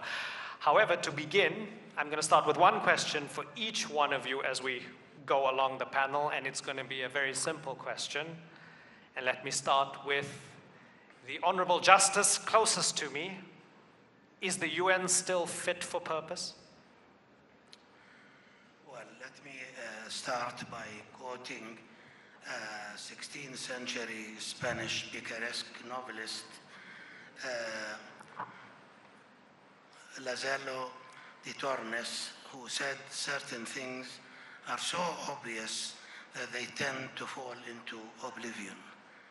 I feel that I should start by quoting this because there is a tendency now to bash the United Nations, but we forget that the United Nations is merely, as it was said yesterday aptly, is merely a mirror of the world. So we bash the United Nations, we say all sorts of things about it, but in fact, the United Nations doesn't have a life of its own. When we bash the United Nations, what we mean, in effect, is the fact that the main bodies of the United Nations have the Security Council, to some extent even the General Assembly and other bodies have not been able to fulfill their work efficiently due basically to the pressure that has been brought on them by one or two states, and in the case of Palestine in general, case of Gaza, by the actions of the United States and to some extent by the United Kingdom. I would even go further and say that in my experience, apart from the International Court of Justice, of which I was a member, and I'm referring to the advisory opinion, I don't think the case of Palestine received, and the people of Palestine received throughout the years, a fair treatment by the main political bodies of the United Nations. Of course, the United Nations is much larger than this, and no one will deny that it is doing a good work. To what extent, I really don't know. I remember when I first went to the UN as a young and diplomat, green in judgment, there was a committee called the Committee on Information, which used to measure the effectiveness of the United Nations. So they would say awareness of the United Nations has increased by 35% in Uttar Pradesh in India, but went down by 5% in Costa Rica, and so on and so forth. It is beyond me to say whether this is accurate, and certainly will take a long time to do so. So it's basically in the area of the political bodies and including, I think, the General Assembly recently, that one is tempted, although you warned us against it, to bring the image of what happened to the League of Nations, but I will mention it nevertheless. Yeah, I mean, a different way for me to phrase the question in a more harsh way would be, should the UN suffer the same fate as the League of Nations? The good news is that something else came afterwards, so who knows? But as you say, it's a mirror of us. So the implication then, don't fix your mirror, fix your face. Right. Guiyup Son, you work on the inside. Not only do you see the good work that's been done, you've been involved in the good work. You've had a stellar career in Somalia and in Afghanistan, in many countries, difficult places where politicians make decisions that affect the lives of millions of people, and UN workers and their departments do their very best to ensure that people still have a dignified life. With that in mind, and in light of all the other criticism, is the UN still fit for purpose, ma'am? Thank you. I think there are two parts to that answer. One is, as our Secretary General has been very clear in the opening speech of the General Assembly this year, that the global governance architecture of the United Nations, as well as the Bretton Woods, they are outdated. And they definitely need a reform to be in line with the change the world that we live in now. So I think there is a lot of efforts to actually reform the United Nations. And there are specific proposals, including Security Council and General Assembly. And these discussions are taking place. And they will be presented by the member states as a part of the intergovernmental process as in the summit for the future. So that's kind of one. We are talking about exactly what the previous panelists mentioned about the UN being the mirror of the member states, fragmented, divided, polarized. I think this is what we are seeing, and hence the reason why the Secretary General invoked Article 99 and submitted this letter to the Security Council. I think we all know what is taking place, and there's an urgency to save lives and the livelihoods of many innocent victims. So the second part of my response to your question is that, yes, there are a huge amount of work that is being done by the United Nations staff members. They are at the forefront and the frontier of humanitarian response. And this is one of the reasons why the SG has invoked Article 99, asking for humanitarian ceasefire so that we can deliver humanitarian assistance to the most vulnerable, to those that are in need. And we need to protect the humanitarian aid workers, because if we don't, we can't really deliver. In line with the international humanitarian law and human rights law, we have to protect hospitals where lives are being saved, and we are also to protect humanitarian aid workers. So the United Nations will continue, regardless what the resolution says and does and is, we will continue to work to reduce the vulnerabilities of people and to reduce human suffering. And that's what we do, and we will continue to do that regardless what the resolutions are. Thank you, ma'am. Hans von Sponeck, I think I know where you stand on this issue. Tell us what your major gripe with the UN is, and you're not just anybody, you're somebody who's the former Assistant Secretary General. You were involved, as it says on top there, you were the UN Humanitarian Coordinator for Iraq. Full disclosure, Dr. von Sponeck shared something with me before the panel he wrote something, and I read it, and this is me perhaps doing a bit of a psychological reading of it. There was an element of almost guilt or shame at the helplessness you felt you had in a senior position at the UN during the time of sanctions and war and so on with Iraq.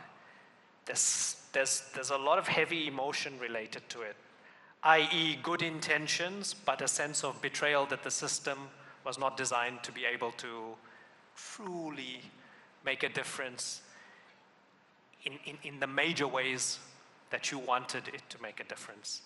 Is the UN still fit for purpose, sir? Well, I would say... I'm just going to twist it up there. Here we go. Obviously there's no easy answer to this. But after 32 years in an organization in which today, now, I still deeply believe, I can say, I cannot answer the question, is the UN fit for purpose?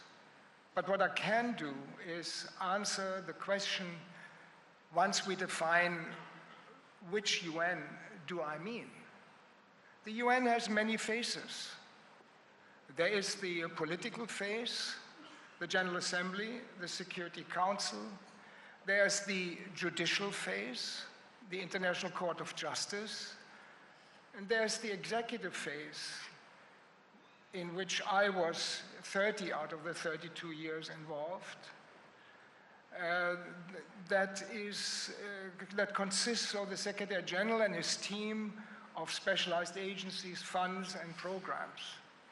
And the reform challenges, and we are here to discuss what options do we have to make this United Nations more effective. 3 completely different answers.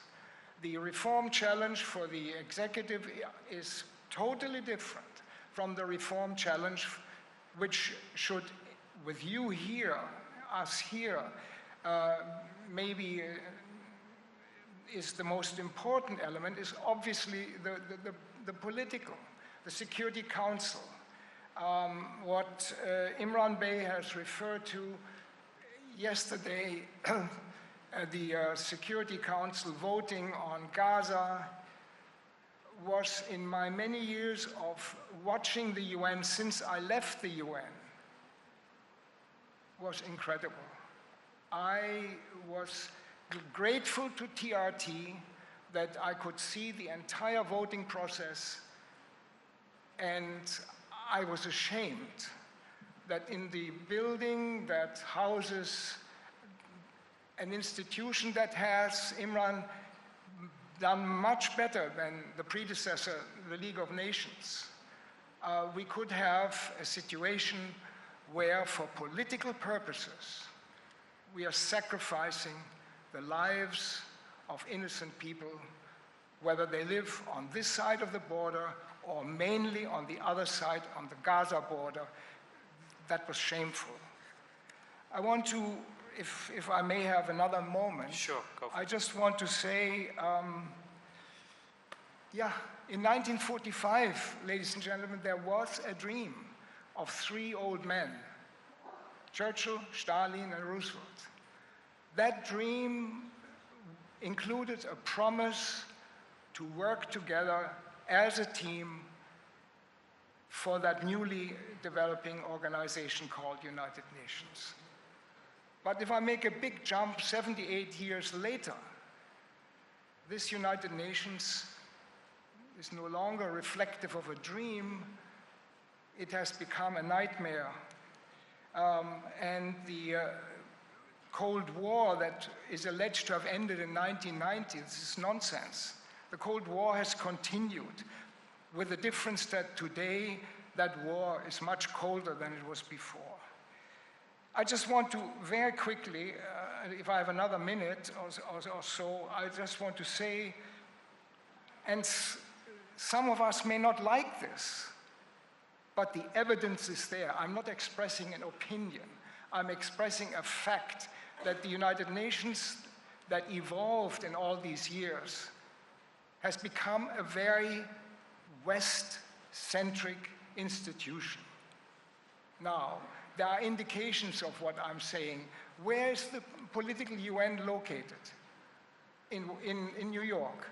Where is the commercial and financial, not commercial, the economic and financial policy work done? Well, it's done by 2 UN. Many of us don't know that the World Bank and the International Monetary Fund are 2 United Nations agencies. So the policy in those 2 areas is made in Washington. Practically without any exception, the operational UN, the executive UN, is located where? It's located in Western Europe and in North America. And out of 5 permanent members, 3 come from the West. That has had an impact on the direction in which the United Nations moved. And it is this which I hope, Imran Bey, we can discuss a little bit. What are the implications of that West-centric orientation? And I would say it fits, because whether the West likes it or not, the world is in a speedy, increasingly speedy process of what? Of de-Westernization. And in saying that, I want to be optimistic, because I hope that because of that trend, which has nothing to do with the General Assembly, the Security Council, has something to do with how the populations globally react, that because of this shift, that geopolitical shift, that we can enter into a debate about what needs to be done in order to create a more balanced political structure, and last word, in order to, sounds very aggressive, I don't want to be aggressive, in order to liberate the United Nations, to make it free, to make it independent as a body from geopolitical preferences. I have much to say on reform possibilities. I will stop here, and I'm sorry I was a bit long. That's fine. Thank you. To the point of it being Western-centric, it appears that my question would elicit different answers depending on which foreign ministers or foreign secretaries I ask.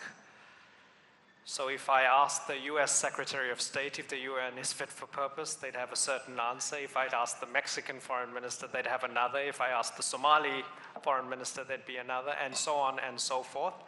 Jorge Castañeda, as the former foreign minister of Mexico, I wonder where you saw yourself in relation to the UN and where the UN saw you. And I wonder, in light of that, do you believe that the UN is still fit for purpose? Well, you could start perhaps by repeating the old saying that if the United Nations didn't exist, we would have to invent it. And I think that that is really sums up the paradox that has been underlined by my 3 colleagues. It does a series of things that are indispensable and that somebody has to do. How does it do them? It does them the way the member states allow it to do them. And you were absolutely right when you mentioned before, not all member states, unfortunately, despite the charter, are the same in the sense that they do not have the same influence, starting, of course, with the P5, but even the ones who are not members of the P5, but who contribute much more than other members. But it does things, we tend to lose sight of this, and I would like to, it does stuff that is very important for the world, for regions like Latin America, but many others also. UNHCR is, for example, even today in Mexico, is doing more than practically anybody else or the OIM now, which is a UN agency, doing more than anyone else, certainly more than the Mexican or the American governments, in dealing with hundreds of thousands of migrants who are stuck in Mexico, waiting to enter the United States. Perhaps they never will. But those member states are the arsonist and the fireman. That's the problem. And so the UN gets involved when you're putting out the fire, but the fire starts on its own. Yes, but it does do this work. The Human Rights Council and the High Commissioner, with all the imperfections, with all the impotence, with all the difficulties it has had over the years in finding the right voice, nonetheless is the most important human rights instance in the world today.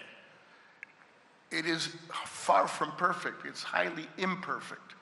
But what would we do without it? Would we prefer for it not to exist? well, some would. Some would say, well, you had a country that executes people for protesting, heading the Human Rights Council. What a joke. I mean, these are no, and they're right when they say that. Yeah. So the question then is the solution to do away with this or to change it in one direction or another? And there we have this problem, and that's where a country like Mexico comes in.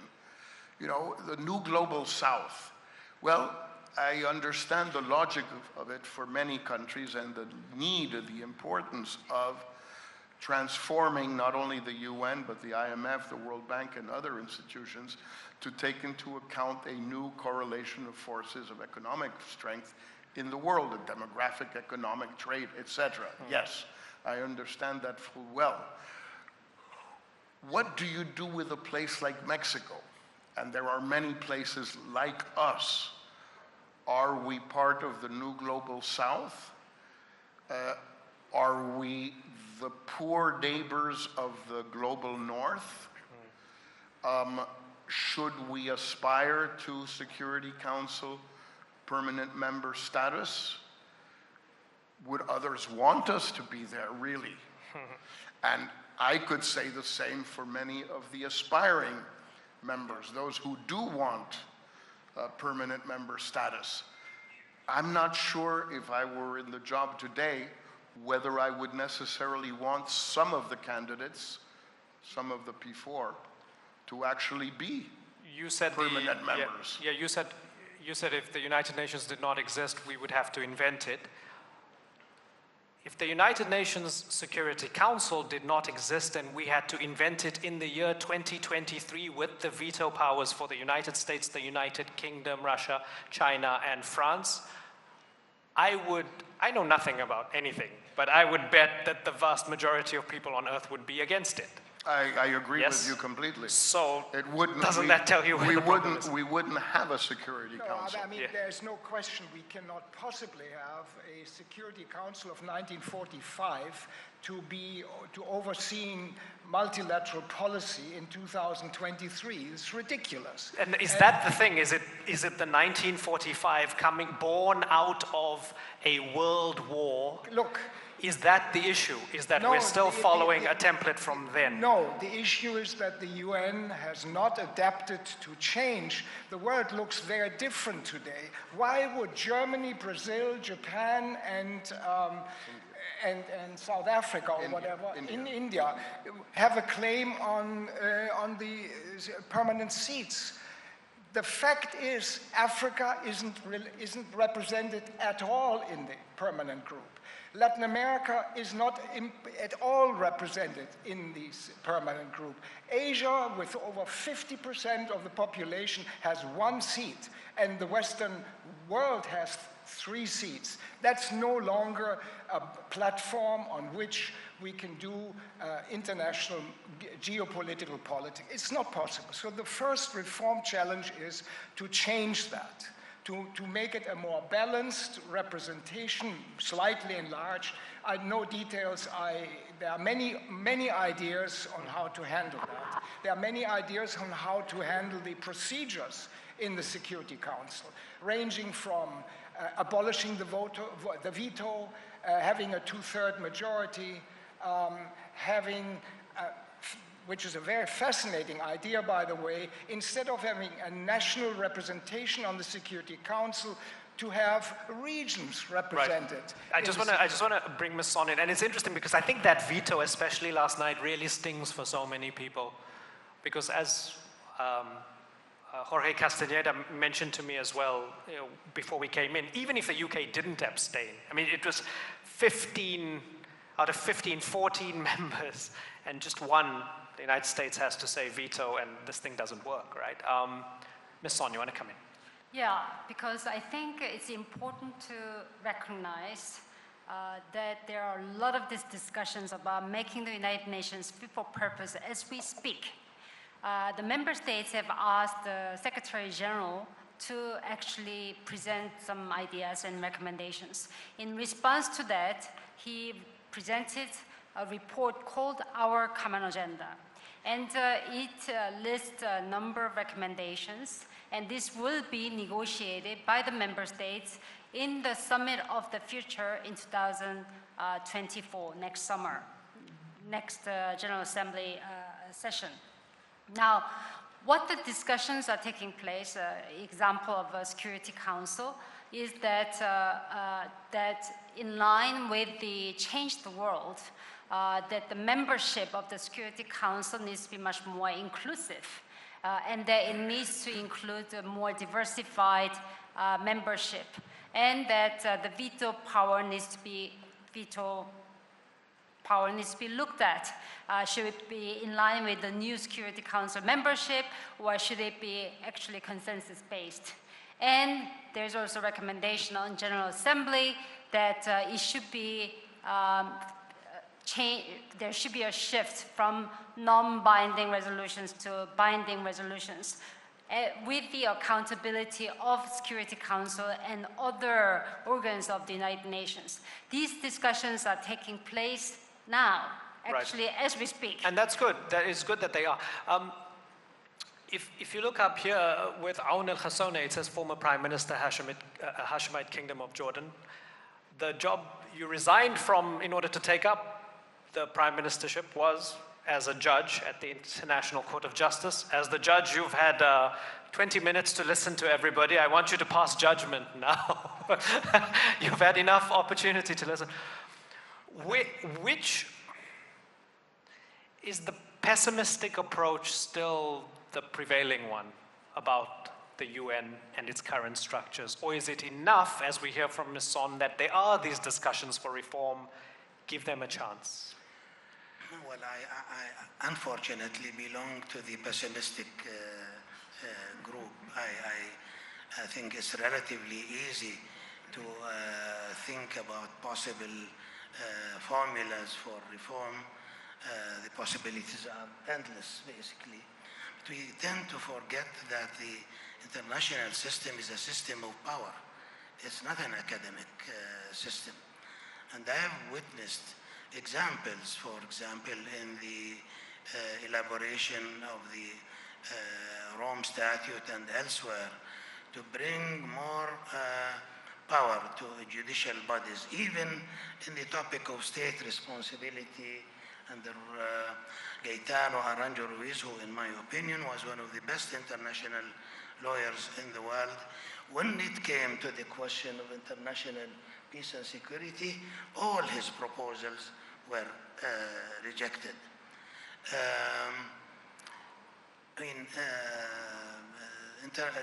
Let's talk about Human Rights Council. At the age of 32, I was a member of the subcommission on the protection of minorities and the prevention of discrimination. And like many members of my generation, I was imbued with the promises that international law, the great civilizer of nations, will have the potential for settling issues and so on and so forth. And there were books talking about beyond the Charter, even something beyond the Charter. But already you could see the cracks. When I went to the United Nations in 1975, I read almost everything that had been said in the Security Council. And on the 25th anniversary in 1972, an African diplomat quoted the following lines from Alfred Lord Tennyson. Ah, what I should be like at 50, should nature keep me alive, if the world looks so bitter when I'm but 25. Now, the United Nations is beyond 50, and we know exactly how it would look like. The promises of international law, of international society have been frustrated. There's no doubt about it, and no amount of talk about reform is likely to succeed. I say this and I wish that I am wrong, but I'm not persuaded by the other argument. I say this is great. I just want to, just a bit of housekeeping. I see a clock there that's timing me out here. I'm going to ask for 5 more minutes, please, just so we can continue with the discussion. You know, Hans von Sponeck, again to the point of the UN being a mirror. I've traveled to places where someone like Madeleine Albright, who you have criticized, is reviled as US Secretary of State, especially during the years of sanctions against Iraq, under Saddam Hussein, in the years building up to the Iraq War, which you opposed. I've also traveled to places where they name streets after her, in Bosnia, in Kosovo, because of the US and the UN's role. And I wonder, ultimately, and this is a horrible thought sometimes, is it relative to who you ask in a specific context, in a specific time, in a specific conflict? Well, if you if you hang around your own kind, as a politician, for example, you hear maybe similar voices. But there's a new voice around. And some of those members of the new voice sit right here, the young people, the people who want to do it better than my generation did it. And I firmly believe that all the reform debate, academic or political, will in the future, or must in the future, include civil society. If there's a glimmer of hope, I'm more optimistic than my honorable colleague here. If I look into the mirror, I see myself with a small smile, because I believe that in partnership, the world is bigger than 5. Yes, the world is bigger than 5. But the world is bigger than 5 governments, because there's a new power on the block. And that new power is us, the people, civil society. That's not being naive, that's a fact. Look at what happens in COP. Look at what happens in the big conferences.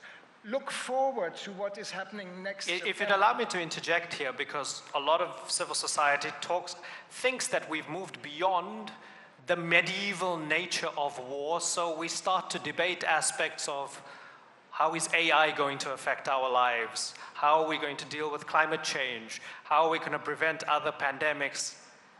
And then they turn on the TVs and they see neighborhoods being barrel bombed and civilians being gutted.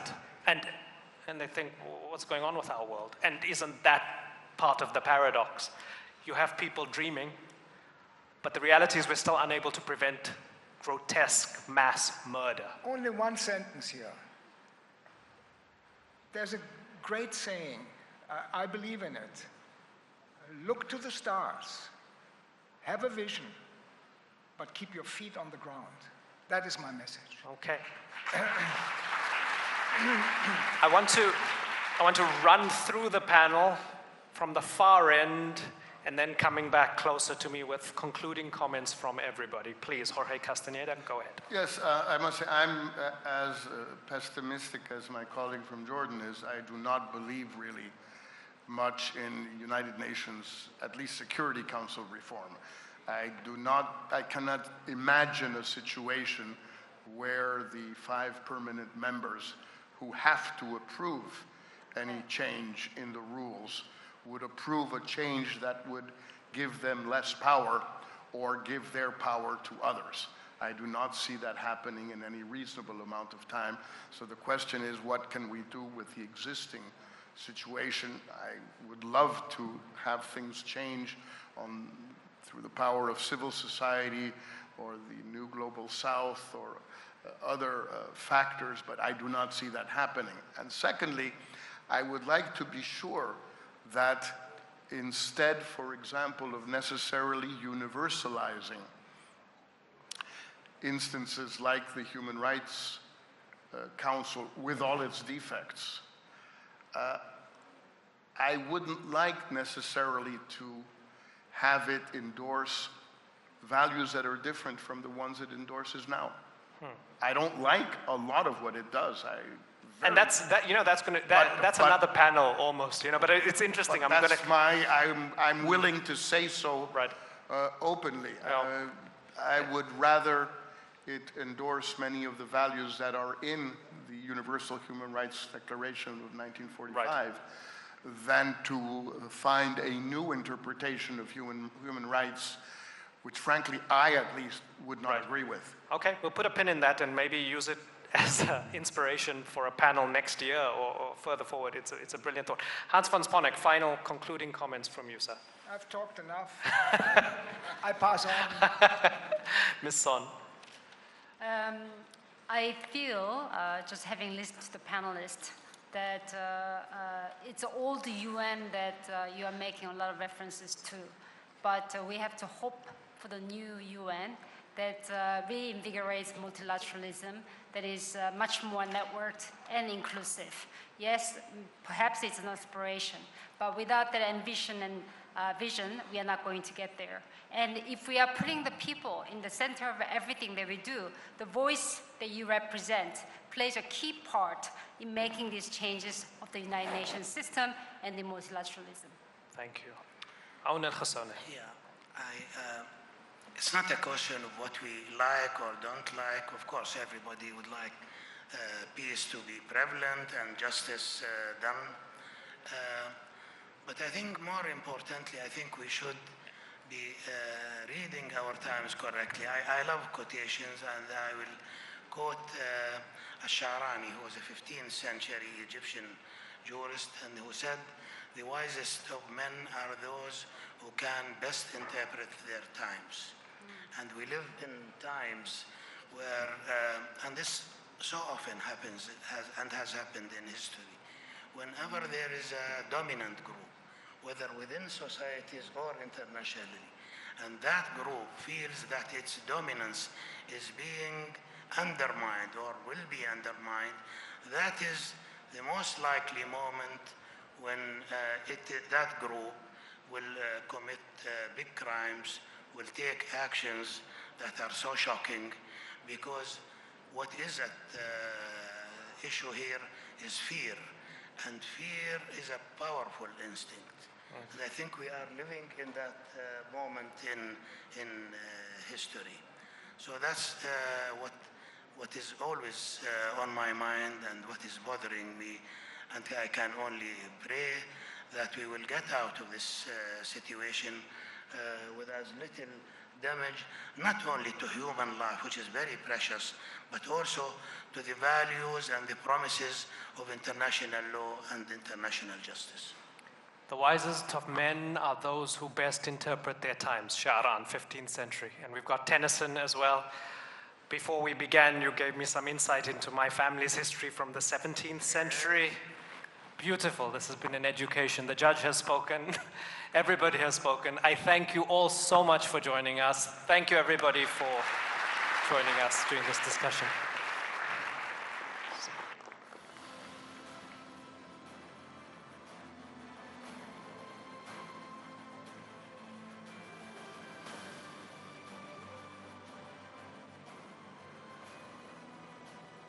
Hi, everybody. There'll be a 10-minute break, 10-minute coffee break before the next session begins. Just 10 minutes. Don't take too long. Thank you very much.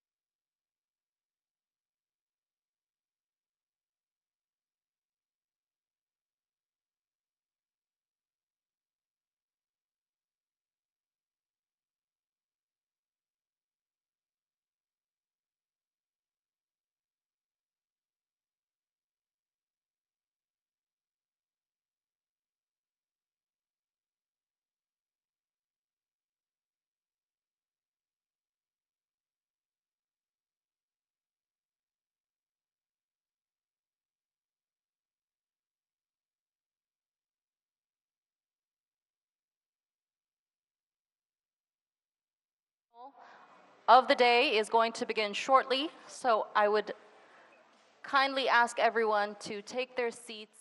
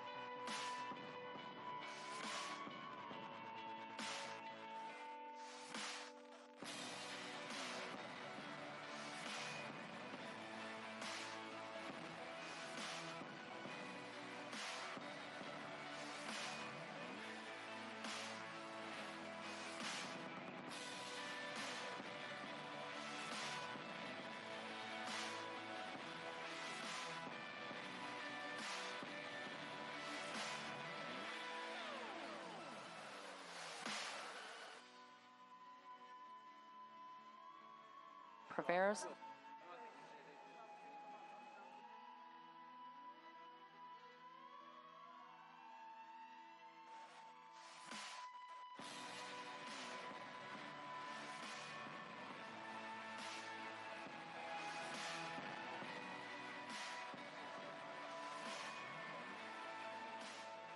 Ladies and gentlemen, our program will be beginning shortly, so please take your seats in the conference room. Thank you so much.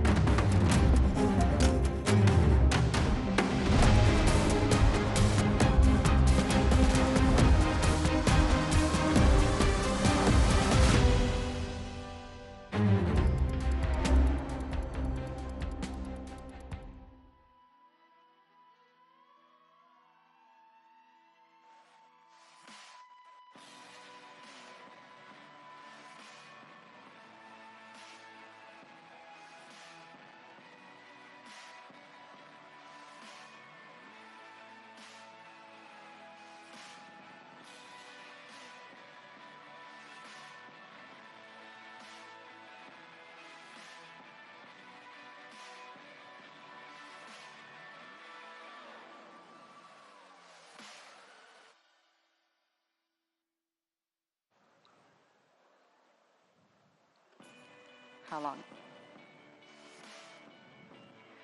All right, ladies and gentlemen,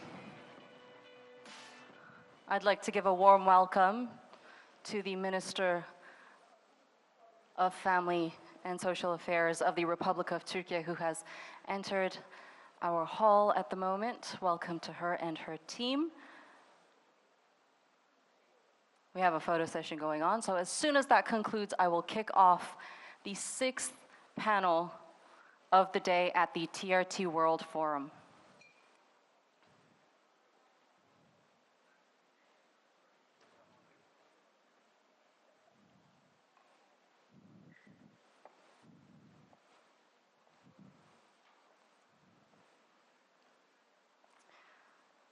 Ladies and gentlemen, welcome back to our main conference hall, where we will be conducting the 6th panel of the day, titled Empowering Humanity, Addressing Social Crises and Inequalities.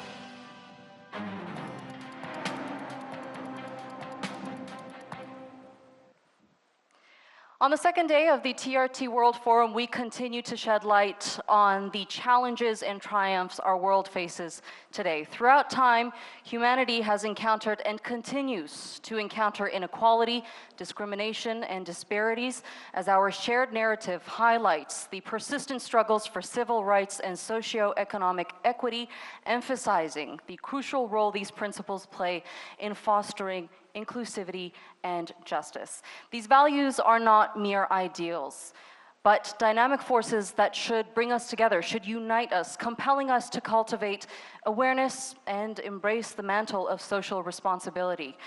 In acknowledging the present, we of course cannot ignore the situation unfolding today in Gaza, where the pressing need for peace and justice is more apparent than ever.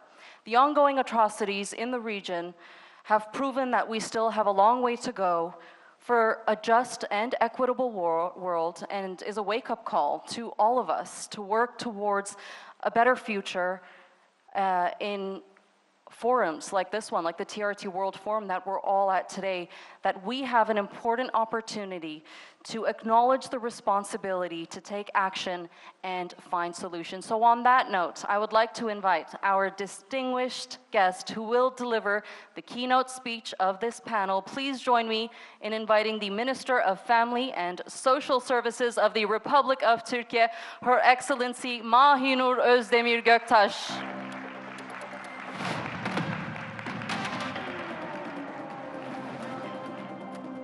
Hoş geldiniz efendim.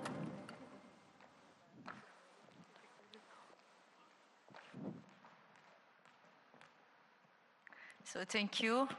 Esteemed TRT Director General, Red Crescent President, dear politicians, academicians, business leaders, members of the press, respected guests, I extend my warm greeting to all of you. Welcome.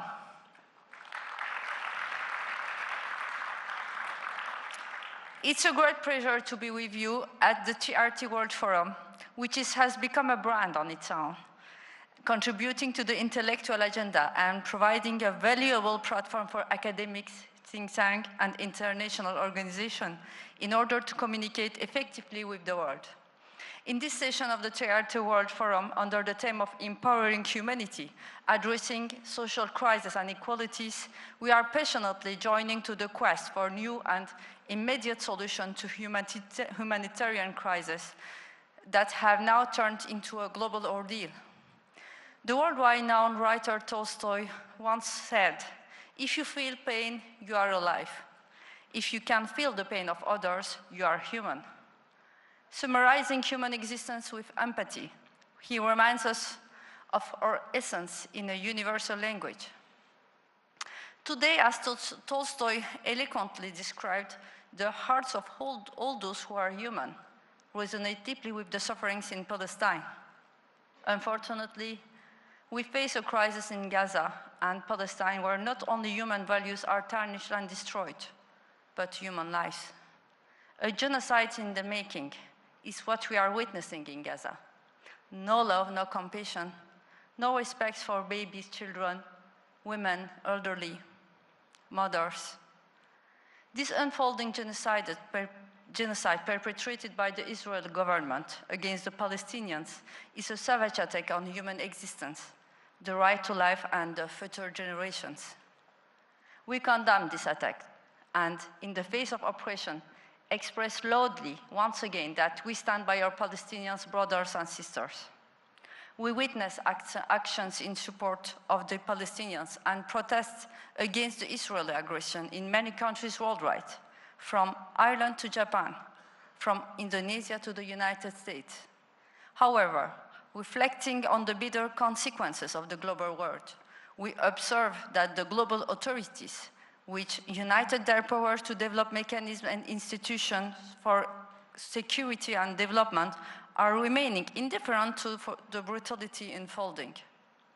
It horrifies us that the global authorities regard the people who lost their lives in Gaza, the majority of whom are women and children, as just a number of some kinds of data.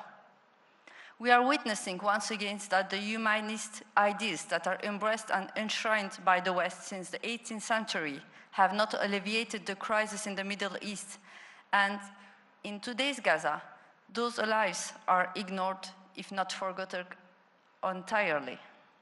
Moreover, when looking at the international media, it's unsettling to witness prestigious institutions attempting to portray the ongoing genocide in quotes such as a painful but justified or a necessary operation. From time to time, we witness the protests and resignation of some conscientious media members working for those institutions. It's once again high time for hardworking and fact-seeking media organizations such as TRT World to reflect what's really happening on the field to the attention of the world. As our President, Her Excellency Recep Tayyip Erdogan, has stated, those who remain indifferent to the deaths of thousands of Gazans today will have no credibility for any words they may utter on any subject tomorrow. Turkey once again stands on the right side of the history for Gaza and invites every state that has a share in human history to stand by humanity. Dear guests, it's time to find new ways in our quest for immediate and sustainable solutions. The global system and the international institutions claiming to perpetuate peace and justice worldwide are now evidently failing to alleviate the pains and protect humanity comprehensively. Now it's time to realize that the world is bigger than five. Now is the time to speak about a more just and universal international system that genuinely embraces human values. In this renewal process, taking the initiative of locally and regionally, from education to healthcare, from the economy to defense industry, from academia to politics, has become crucial.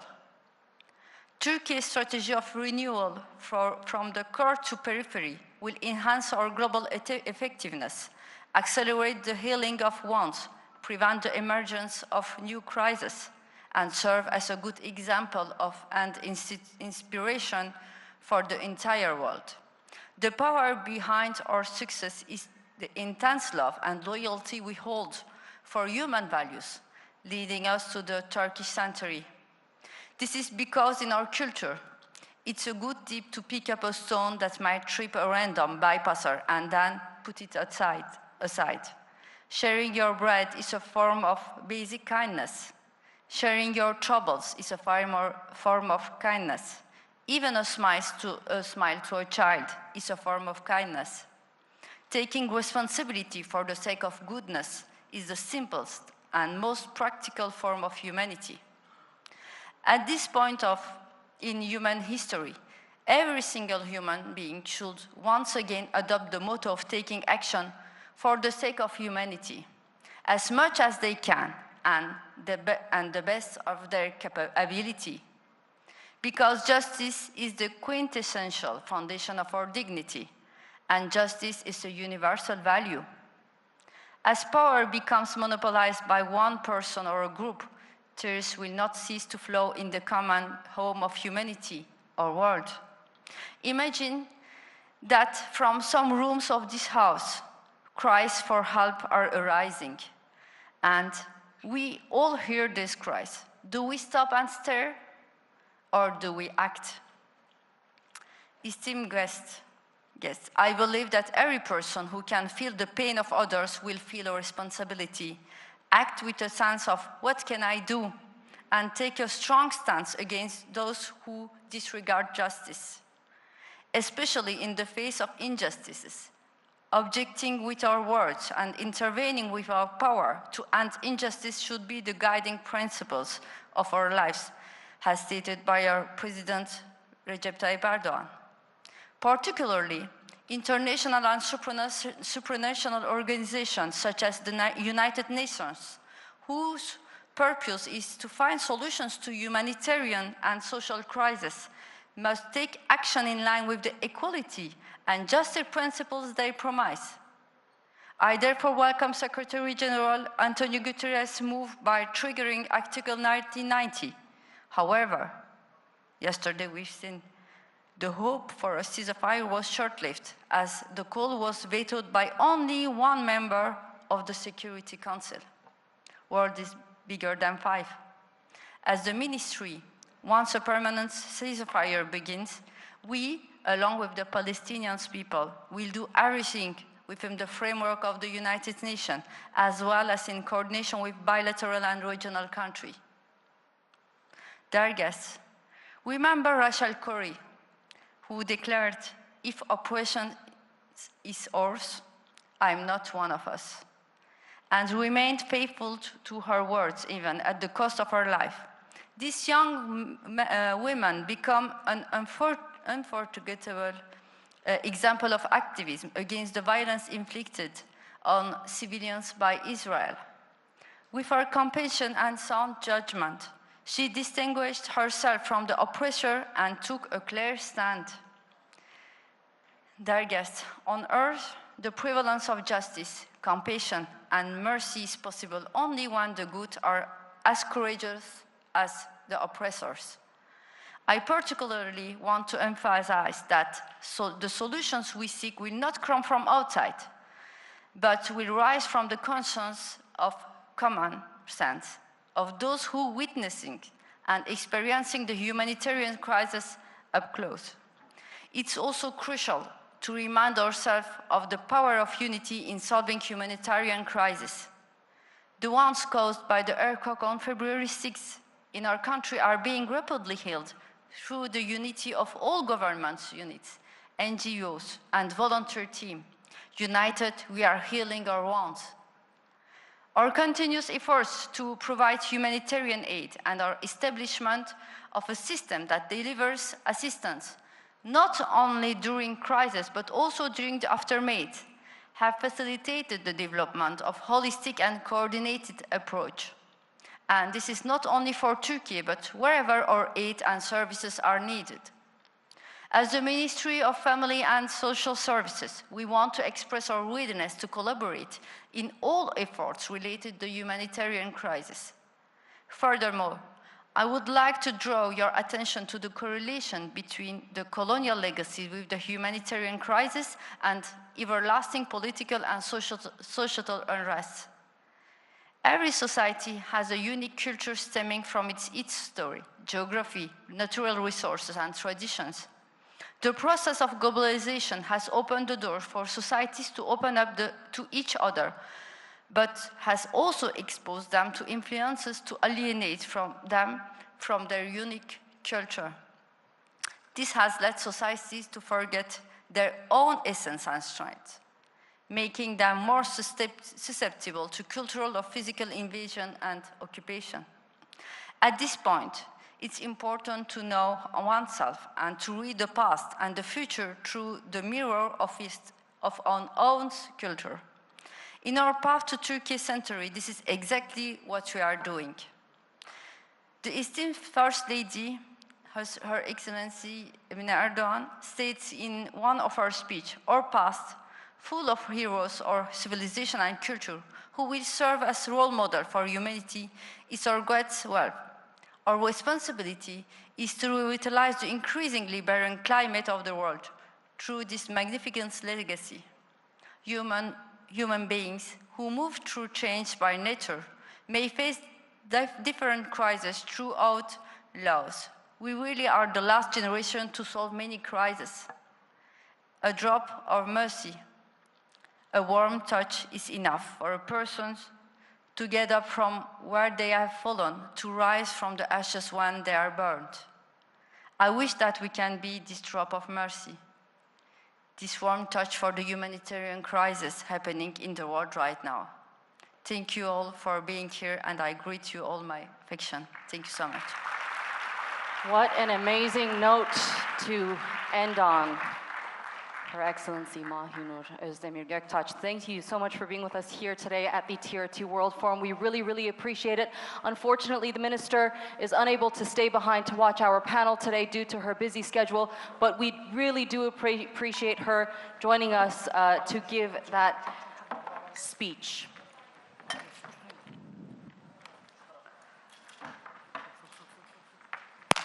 Now, as our team behind me sets up the stage for our guests, I'd like to give you some more information about what we'll be speaking about within the next 45 minutes.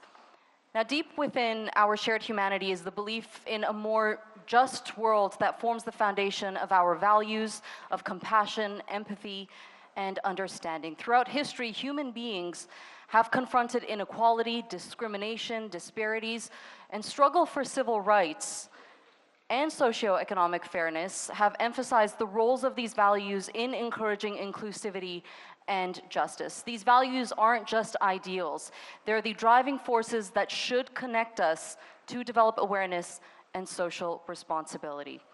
In our tightly interconnected world, humanitarian crises such as conflicts, displacement, and environmental emergencies, they have become alarmingly reoccurring, and these crises demand transformative actions that tackle both their immediate consequences and, of course, the underlying issues that cause these crises in the first place.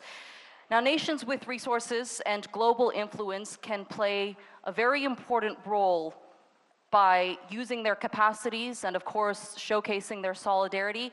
However, despite numerous promises and expressions of compassion, developed countries are failing to walk the talk, hindering the resolution of global challenges. This session, titled Empowering Humanity, Addressing Social Crises and Inequalities, it invites participants to engage in discussions about inequality and the pursuit of a more just world.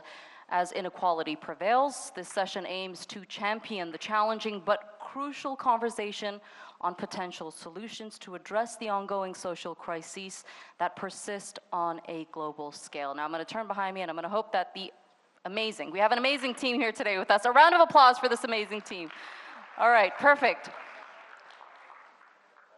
So as we get the mics positioned and the last technical issues sorted out, I would like to slowly invite our panelists one by one to the stage. I have a great group of people to sit and talk about this very, very important topic today.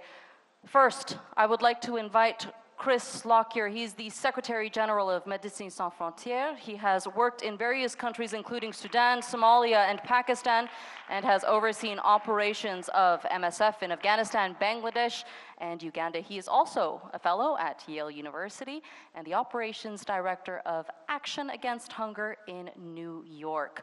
Also with me today is Daniela Carmela Sicela. I hope I pronounced that correctly. She is the UNHCR's representative ad interim to Türkiye. She has had a long history of working for the UNHCR, including in management positions in Asia, Africa, Europe, and the Middle East. And she's also an attorney to the Supreme Court of Justice in Italy. Thank you so much for being with us today. My next guest is Professor Dr. Fatma Meriç Yılmaz. She is the president of the Turkish Red Crescent. Before her appointment at the Turkish Red Crescent, she served under various roles in the medical field, including as an assistant clinic chief at the Ankara Research Hospital and deputy undersecretary of the Ministry of Health.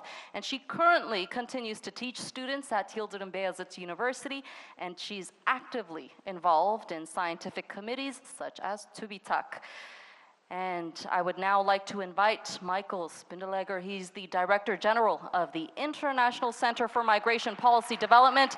He has extensive experience in international relations, as he previously served as the Foreign Minister and the Minister of Finance in Austria. Thank you so much for being with us today. And last but not least, award-winning Scottish politician and former member of the SNP, Tasmina Ahmed Sheikh, joins us today. She's the first woman of color to be elected to the House of Commons in Scottish history. She currently works in the media sector as a producer and a presenter, while also maintaining her role as a columnist at the national paper. It's a pleasure to be in the presence of each and every one of you. I appreciate it. Now, with every big crisis, whether it's man-made or results from natural causes, we witness humanitarian repercussions. And the response, which often depends on the geography and the politics of the country that it's occurring in, the response is, of course, crucial. So before we delve into the different examples of what we've seen unfold in the world in recent time, I want to find out what the main steps are in responding to various crises around the world. So I want to bring in Professor Fatma first. Let me start with you. How does the Turkish Red Crescent conduct its operations around the world when they see different crises unfolding in different parts of the globe? Actually, today, our world faces both natural and man-made disasters. The nature, size, and frequency of these disasters have been increased day by day. When we look at the different factors which cause these disasters, environmental factors, degradation, climate change, and globalization cause flash floods, epidemics, droughts, and also man-made disasters. If we move to the Turkish Red Crescent response, we are a part of a IFRC, Red Cross, Red Crescent movement. Of course, this gives us a unique structure because we have partners in every country across the globe.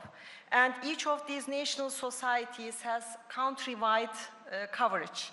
This gives us a unique structure in localizing our response. For instance, we could reach Libya and deliver aid to Derna during the collapse of a dam in cooperation with Libyan Red Cross.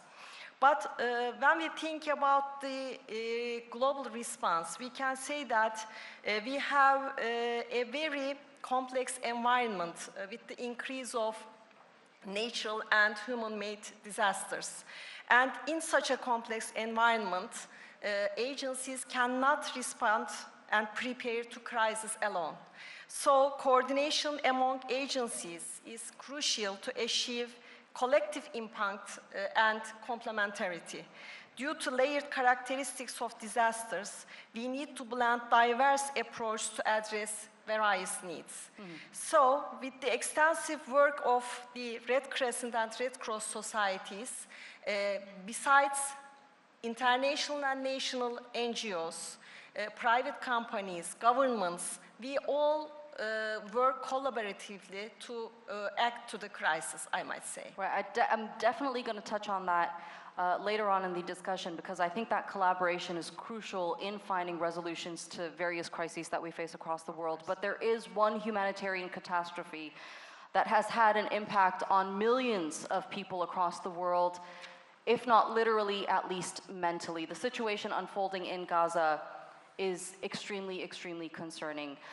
There are so many elements to the conflict in Gaza, and a lot of them are humanitarian.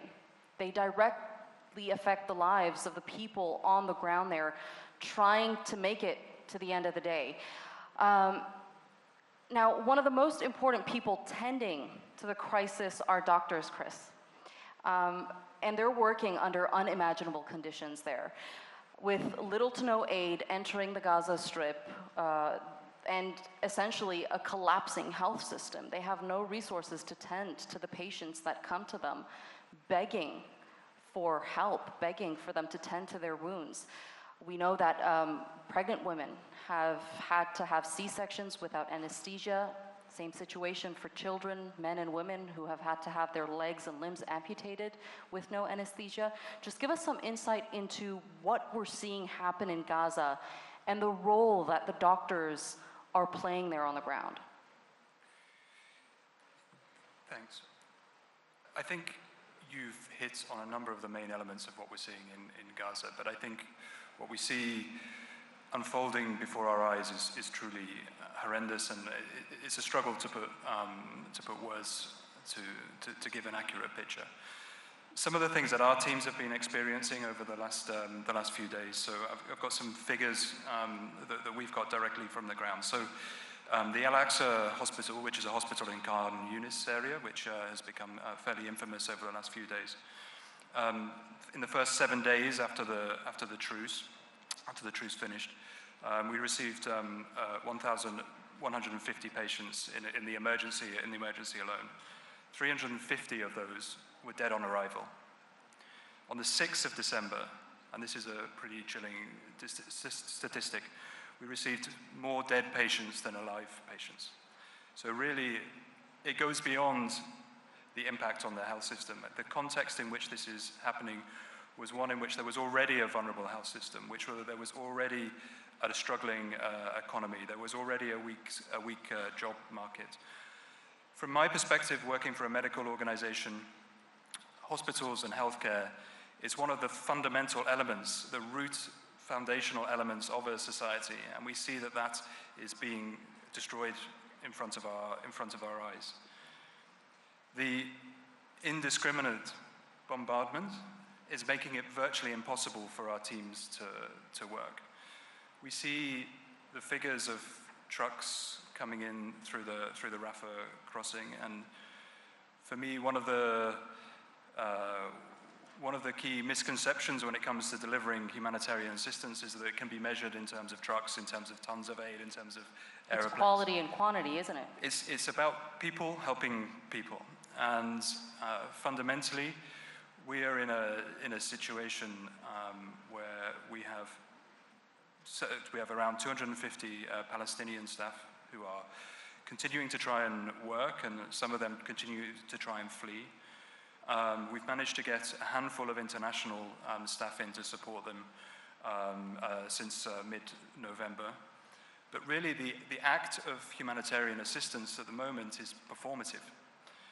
The needs that we're seeing, or what we can do to assist compared to the scale of the needs that we're seeing, is off the scale. It's basically an illusion.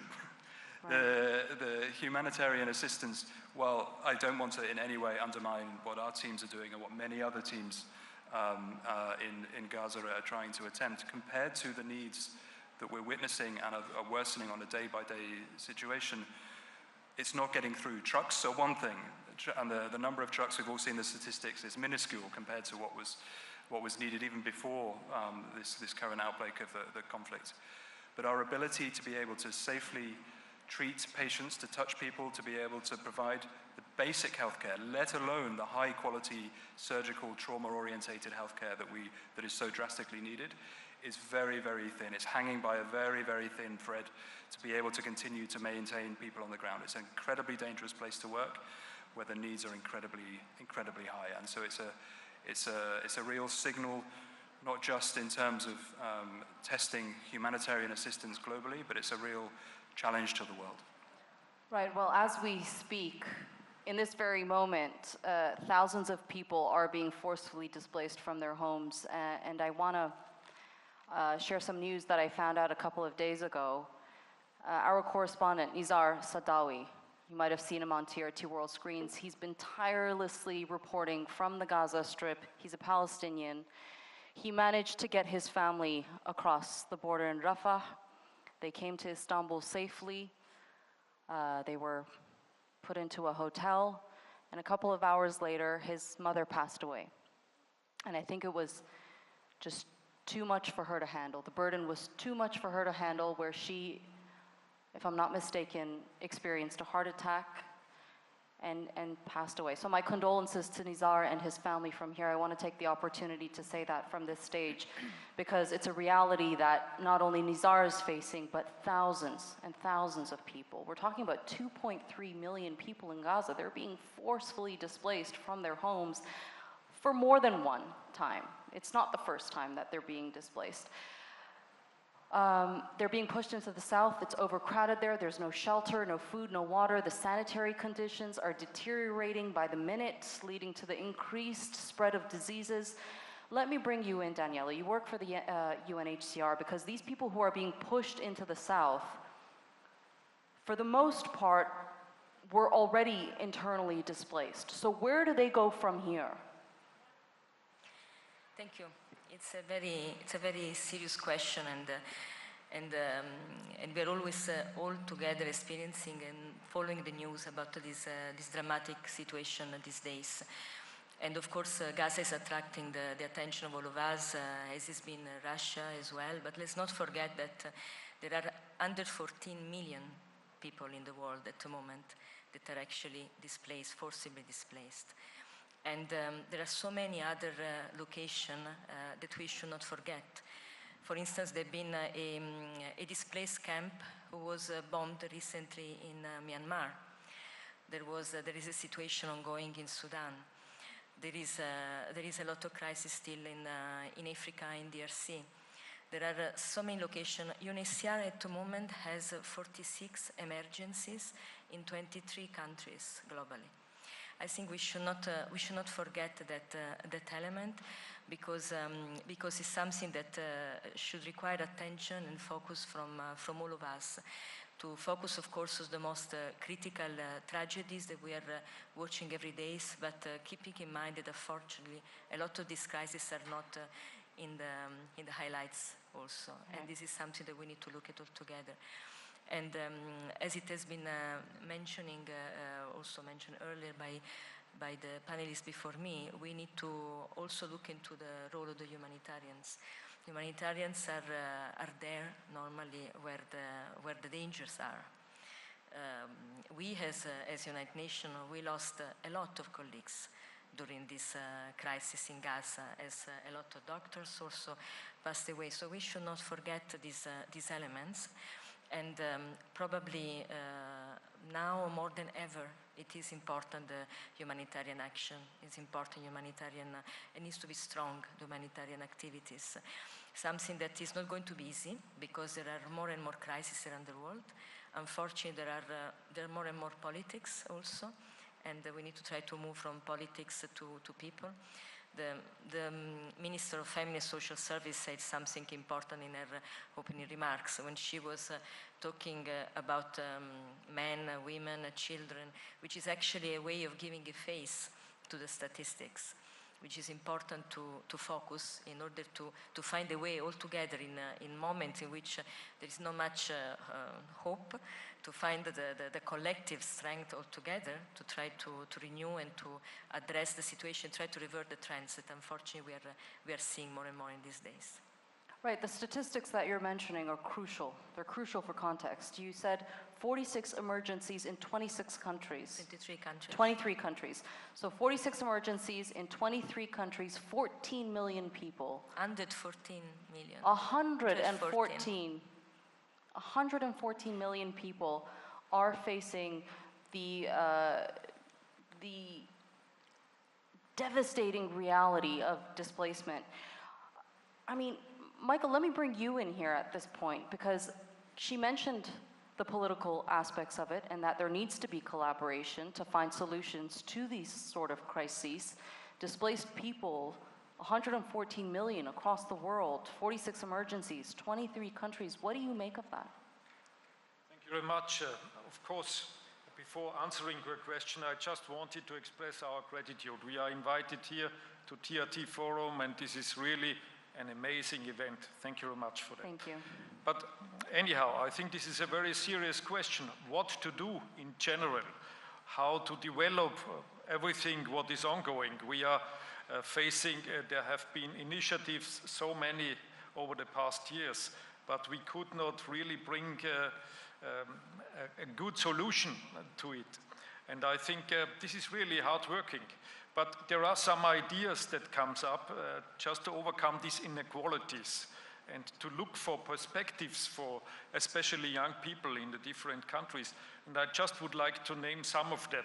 One is in migration, as we are working, to bring in the private sector much more in future. This brings you, of course, to a different level because private sector can really invent some workplaces, sustainable workplaces in the countries of origin. We are doing some of these projects on the African continent, and we are very much satisfied that you can see this brings real help on the ground. This changes something on the ground. Second idea is about more and more initiatives for legal pathways. So many migrants are going in an irregular way to end somewhere, and we know all about these journeys and how they feel if they arrive in the countries of destination, procedures ongoing, and so on. Many of them have to be returned.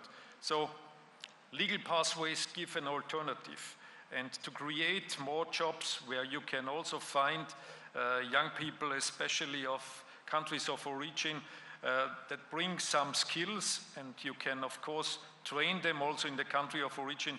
That is something. And what is really promising for me, seeing this now for so many years, many countries are now more ready for partnership along for migration routes. And I think this is really promising because partnership is the issue where you find a common understanding of problems. And not just looking to the perspective of your own country, but also looking through the eyes of your partner. This is something that could be promising for the next years. I think we're going to see an increase in partnerships in the near future. If not willingly, they're going to have to be forced to create those partnerships because that's where the world's leading to. I want to bring in Tasmina because media plays a huge role in perception. The dehumanization of people of color is a reoccurring issue that we see, particularly in the West. It allows people to pass judgment, to perceive a certain group of people in a certain way. So how important is the role of the media when it comes to tackling social injustices and various crises that we're facing across the world? Thank you very much indeed. Well, I'll start on that point because I had the privilege with the former First Minister of Scotland, Alex Salmon-Booth, attending at TRT offices yesterday and seeing a presentation by Omar Farooq Tanraverde, your Assistant Deputy General there, relative to your coverage of what's happening in Gaza and, in fact, the increased viewership you've had by virtue of the storytelling of the truth of what's happening out there. So media has an extremely important role to play. Yesterday was a sad day in the history of the world and one that will judge the United States extremely badly indeed relative to its use of the veto, and the UK equally badly because of its abstention. I should say, because I reside in the UK, indeed in Scotland, that vote, that abstention, was not in the name of the people of the United Kingdom. In fact, the United Kingdom government seemed to have lost the domestic room relative to this issue, the international room, and its moral compass entirely relative to the loss of life that we see before our very eyes. And I've heard it mentioned by the President yesterday and indeed by Her Excellency the Minister just earlier in her opening remarks that the world is indeed bigger than five, and we have to look at reform or some overriding mechanism at the Security Council when in situations such as these it cannot possibly be right or just or human that 13 countries can vote for a ceasefire to save lives and one country can veto that ceasefire. So we have to look to that, to the future, and we have to ensure that we tell the story in a way that people understand. And I think the greatest role media can play is in the human interest element of things. The story you articulated yourself of a fellow journalist and the loss of his mother, these are stories that people understand, and increasingly, as people, Daniela made the point, we need to move from politicians to talk to people.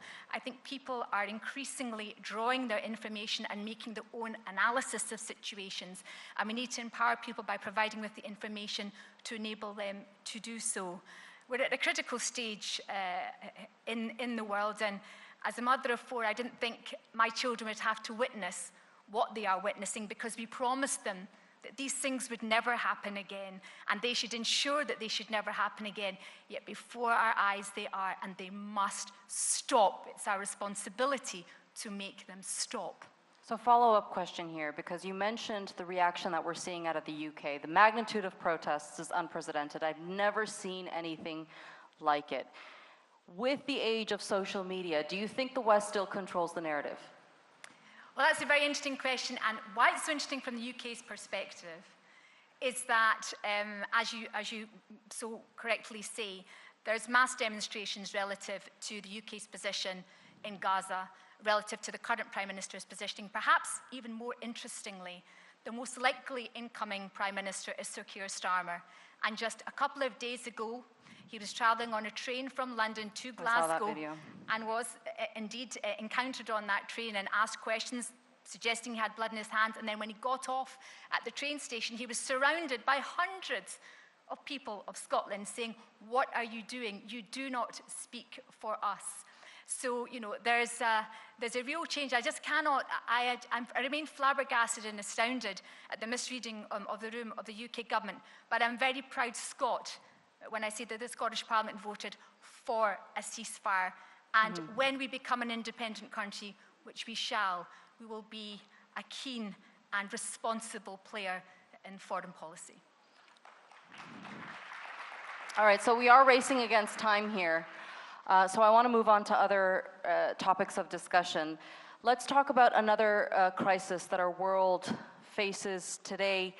It is man-made, but it has led to the cause of natural disasters. The climate crisis is changing the way we live in every way, shape, and form. Flash floods, drought, heat waves, fires, we've seen it all. We're really treading on a thin line here when it comes to how our lives are being altered due to how we're treating our planet. One thing that the climate crisis is going to lead to is mass displacement and the migration of people. Michael, I'm going to bring you in here again, because this would surely have a domino effect in every realm of our lives, wouldn't it? Of course, you're right. And if you have a look to countries like Bangladesh, I was there some weeks ago, and you recognize 170 million living in this country, and this is just 1 meter above the sea level. This is something where people fear for the future.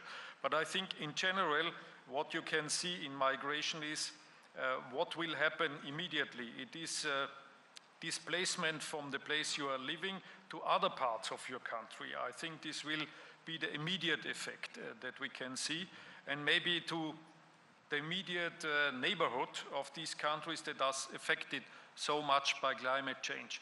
I think this we will have to recognize, and we have to look also, as I said in the beginning, also for legal pathways for those people, starting together with the private sector in trainings in the countries of origin, just to give perspective to a certain number of citizens there, just to avoid these mass effects when it is too late. Professor Fatma, let me bring you in here, because the Turkish Red Crescent is conducting recovery and humanitarian operations in various countries that have been affected by natural disasters, Pakistan being one of them in recent time, where we saw those floods that just wiped out entire neighborhoods. How much more challenging are recovery efforts becoming as these natural disasters are becoming more frequent in our daily lives? Yes, when we look at the worldwide crisis, as you already emphasized, we see both natural disasters and also man-made disasters increase our challenges we face. I might say that in this complex environment, nobody can respond to the crisis alone. So collective efforts are more important than ever. Because of that, we have to be together, hand in hand, and we have to work together to make the challenges over, I might say. Right, let me bring you in, Chris, because MSF does provide relief efforts in countries like Bangladesh. As Michael mentioned, they're facing extreme challenges resulting from natural disasters. It had its worst monsoon season recently, which led into a dengue outbreak. It's collective action that Professor Fatma says that will bring us the most effective results. How can the international community, including nations that have global influence, better support and collaborate with your organization to ensure that you're having an impactful response? I think I would pick up on the point of partnership. I think that the picture that we see in terms of the climate crisis is bigger than any one government, any one organization. Just a couple of hours ago, Professor Fatma and myself were discussing in terms of the partnership and the collaboration between our two organizations. And I think the key thing here is to get the mix right between access of local organizations as well as international organizations like myself. In particular, what we want to do is continue to develop partnerships with ministries of health around the world, but also broadening that in terms of an understanding of both the economic and the social impacts of climate change, because climate change is a driver for conflict, and conflict is a driver for climate change. And I think what we see is a bit of a toxic nexus when it comes to some of the contemporary patterns that we're seeing. So you mentioned dengue. As we see the climate and weather patterns changing, so are the patterns of vectors for communicable diseases like mosquitoes. It's not necessarily obvious in terms of the images that we see on a day-to-day basis, but the patterns of disease are changing. And an emergency medical organization such as MSF can do a certain amount in terms of response, but it is incapable of doing that without the local networks and without the partnerships and the local knowledge that we need to rely on throughout the world. Daniela, I want to bring you in because you also have experience in this field in a humanitarian response, NGOs, and coming up with and implementing innovative strategies, not only to reshape the landscape of the response to the crisis, but to also ensure a more equitable and effective approach. Thank you. Maybe we need to reflect on what does it mean innovative and innovation.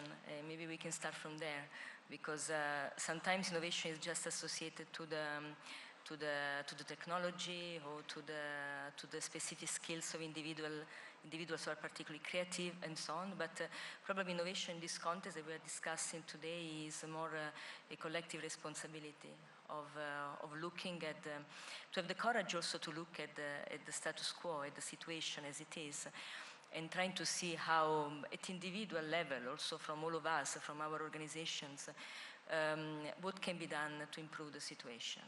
And as I was telling earlier, maybe at a certain time is even more difficult and complicated and discouraging, but that's probably the most important element to do. And in this context also, we should not forget that the communities that are most affected are normally the communities that are closest to the crisis. And Turkey is the largest refugee hosting country. Mm-hmm. We should not forget that, and there's been a huge, welcome to a large number of refugees till now.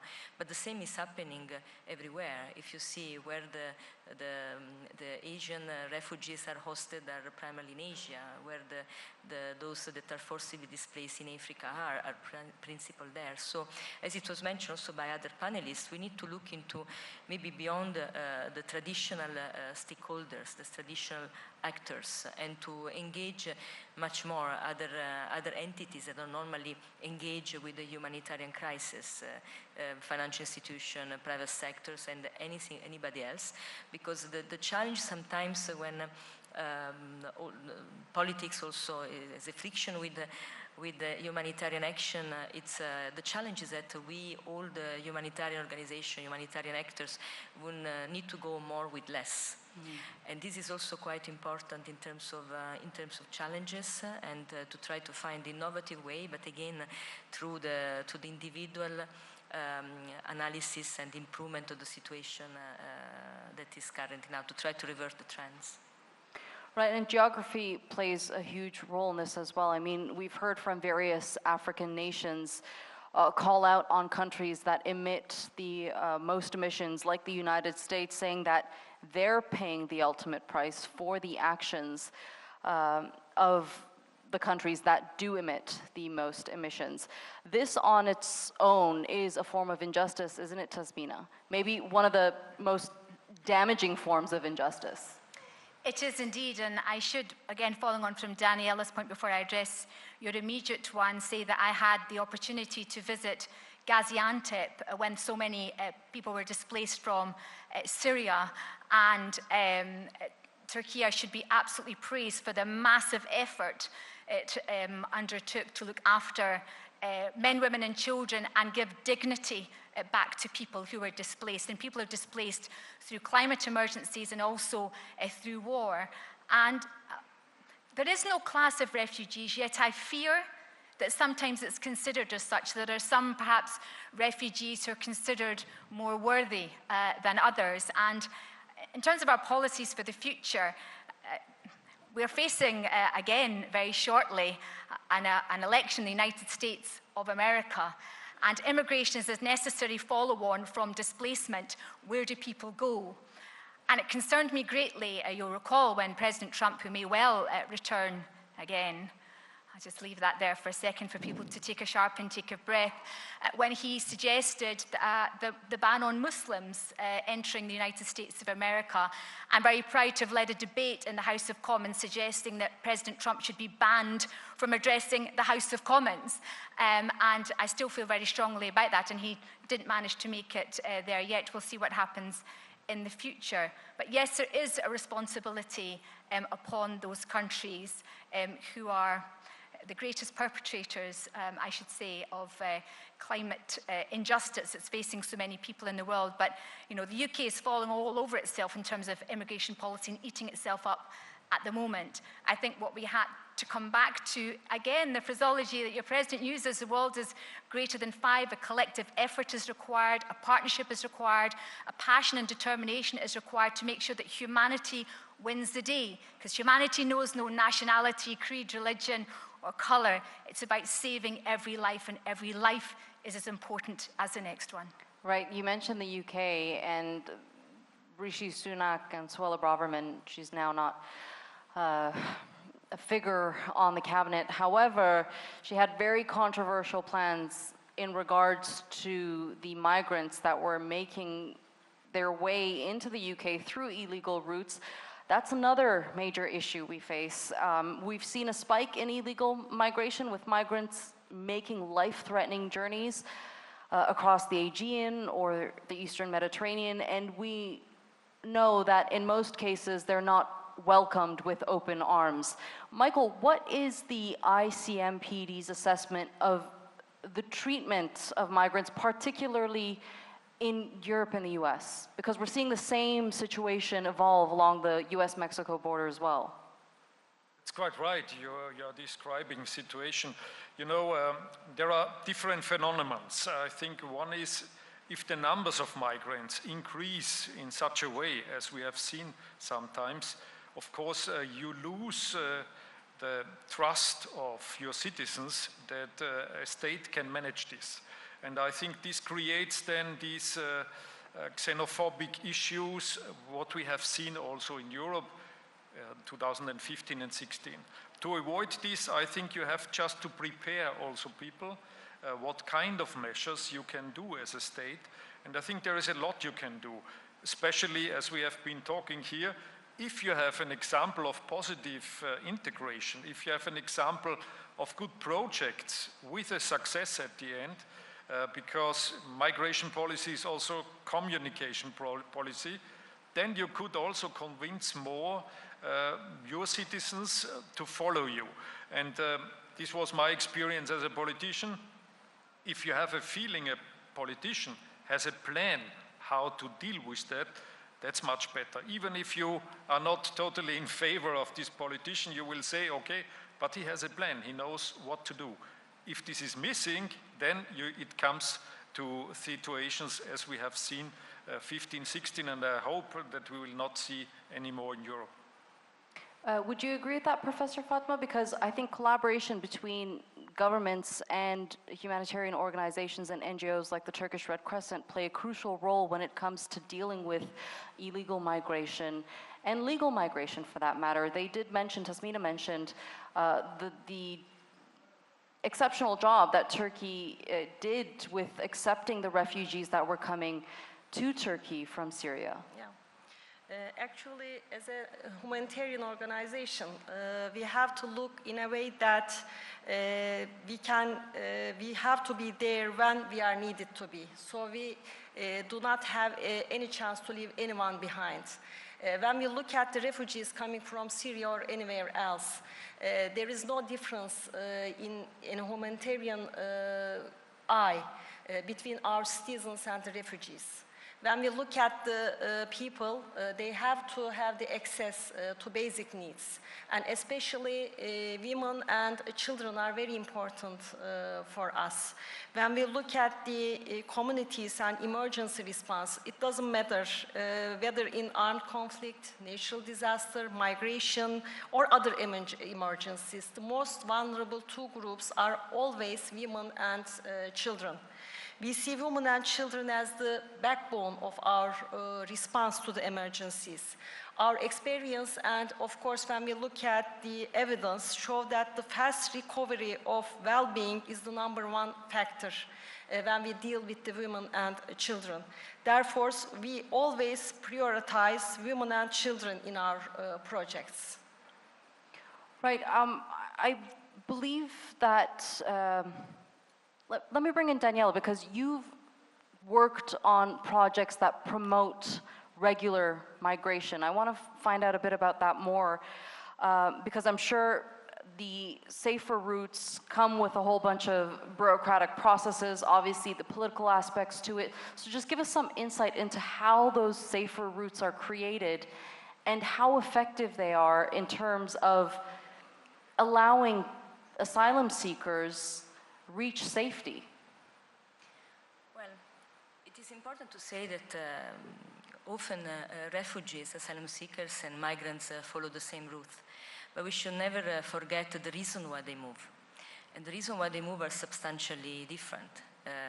We talk about forcibly displaced people when we talk about refugees, asylum seekers against their will. But we also know that in this world there is also a lot of exploitation, a lot of trafficking, a lot of this intention actually to also make business, unfortunately, of this situation.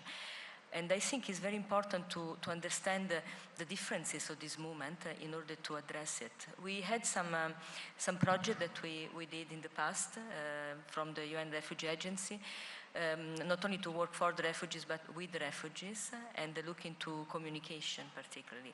I had the privilege to lead a project that was called Telling the Real Story, which is actually a project that was going to give actually back to the refugees the narrative of their story and the real story that they have, giving a face, for instance, to the story.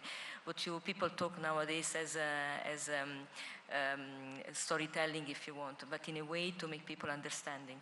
And I have to say that probably one of the biggest success that I always find emblematic in this project was when, after we had engaged the refugee community, the diaspora, we had trained refugees, to prepare content, to become journalists, also filmmakers, and all these issues.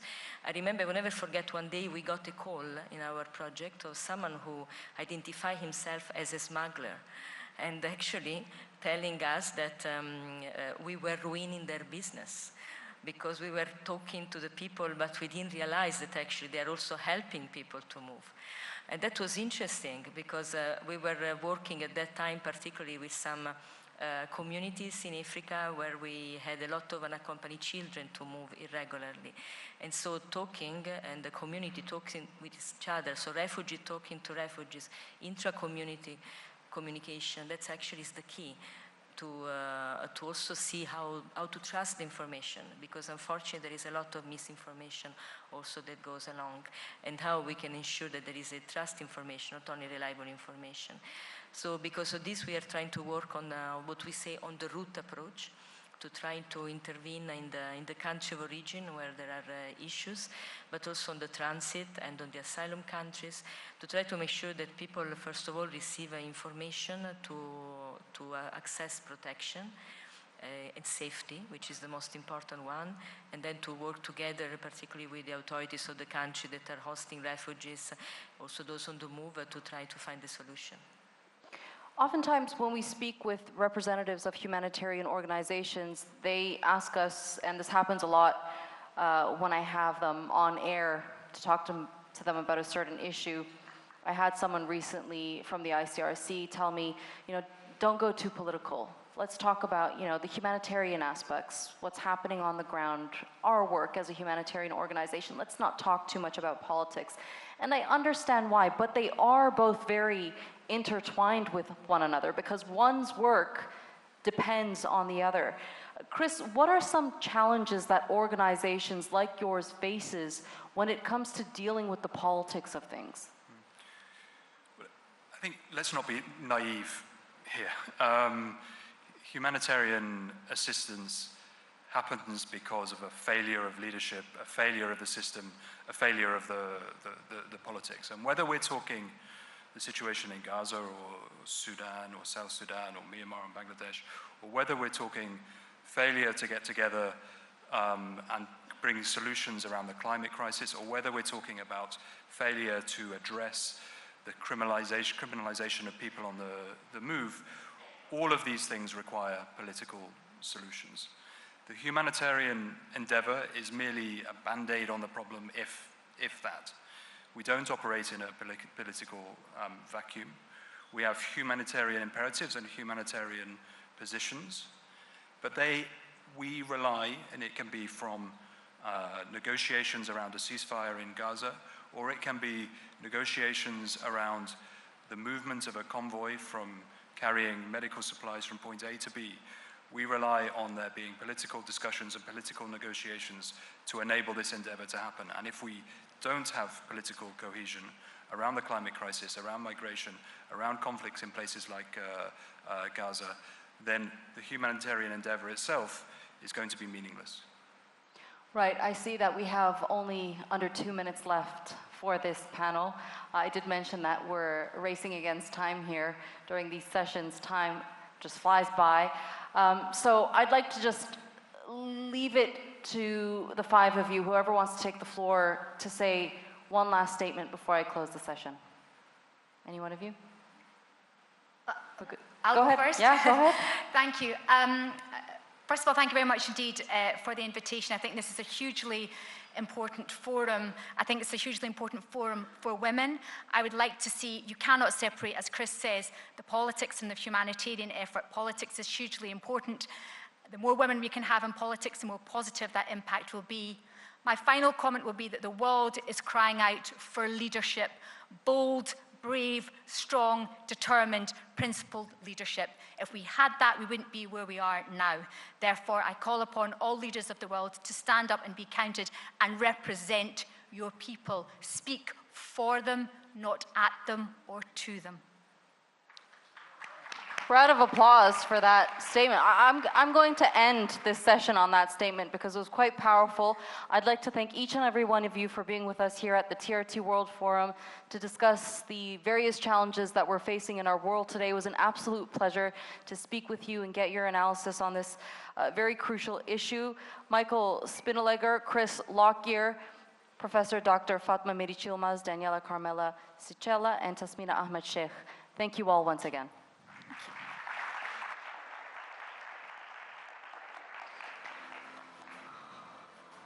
Chris. Thank you very much. Thank you so much.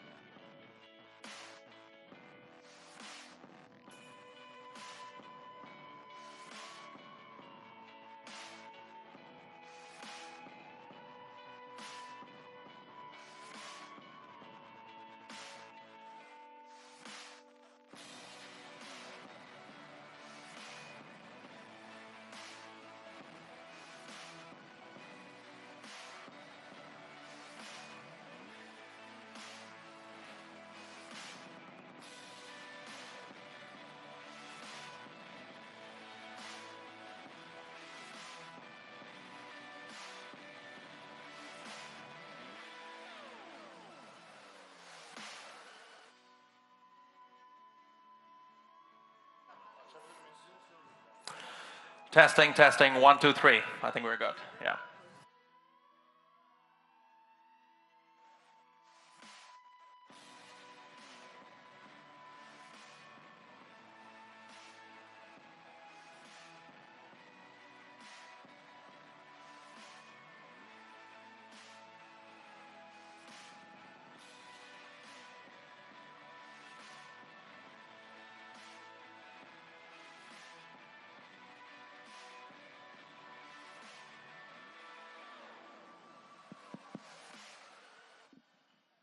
Test prova, prova test.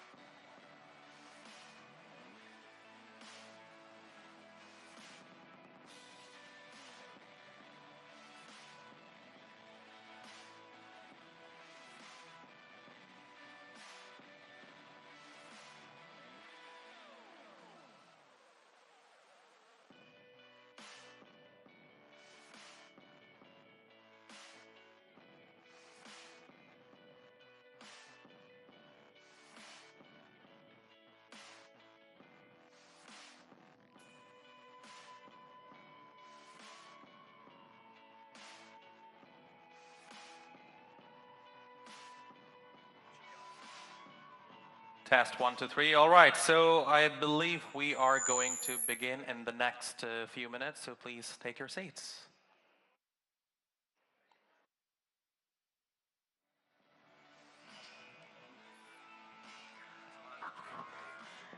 Millie.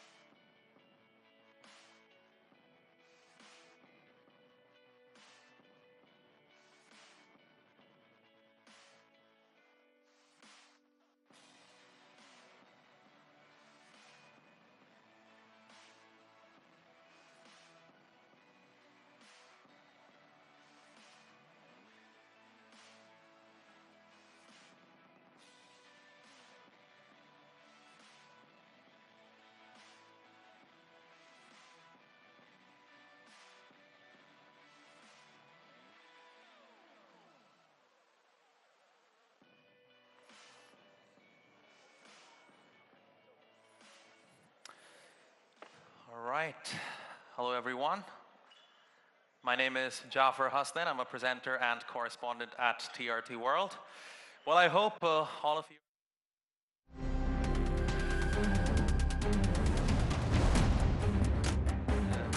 I do hope that...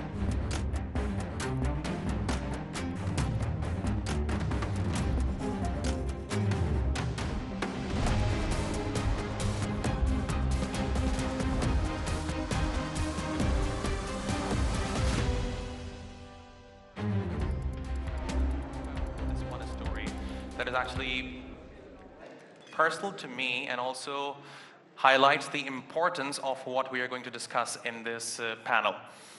It was 25th of September 2022. We as TRT World were on our way from the Pakistani city of Karachi to the interior part of flood-ravaged Sindh. And on our way, we encountered a family huddling very close to flood waters.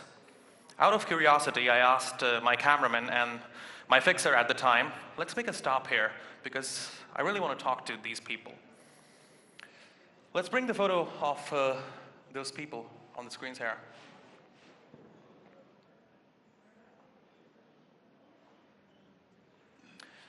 This family had lost everything they had. They had no access to food, no access to water, no access to energy resources. In fact, they did not even have shelter. And of course, these are just one of hundreds of thousands of families across Pakistan at the time who had lost everything they ever had. And what was the primary reason behind this? A climate-induced disaster. And certainly climate-induced disasters are having a huge impact on energy, water, and energy security across the world, but that's not the only thing. It's also the rise in conflicts, the rise in population across the world, and this is exactly what we are going to discuss in this panel called The Critical Nexus of Food, Water, and Energy Security.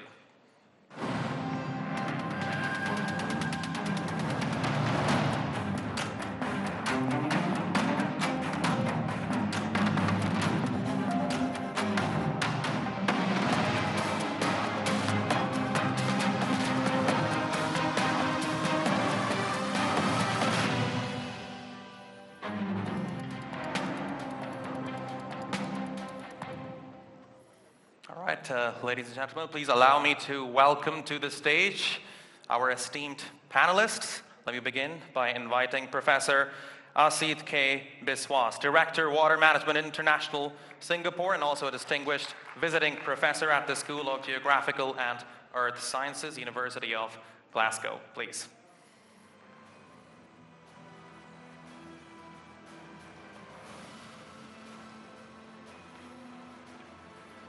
Welcome. Please. Ladies and gentlemen, please welcome Professor Ayşegül Kibaroğlu, Chair of the Department of Political Science and International Relations at MEF University.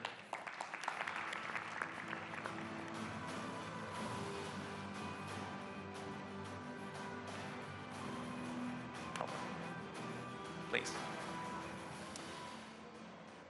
Please welcome Naji Abiad, Chief Operating Officer and also a Senior Advisor, Petrolab.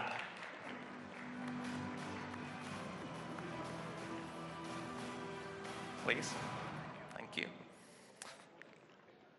And last but not the least, Stephen John Cahill, Representative and Country Director, United Nations World Food Programme, Türkiye Country Office. Welcome, Stephen. All right, please. All right, it looks like we are all set. So we are going to begin our discussion now. So certainly a very important topic. One of the biggest challenges facing humanity right now is certainly how do we preserve food, water, and energy security. Stephen, I would like to begin with you. And once again, I would like to welcome all of you to the stage and to TRT World Forum 2023. According to stats by the organization that you work for, there are approximately 800 million people currently hungry. And by 2050, the food production has to increase by 50% in order to feed more than 9 billion people that are anticipated to live around 2050. Is that even possible with how we are doing in terms of food security? That's a very, very good question.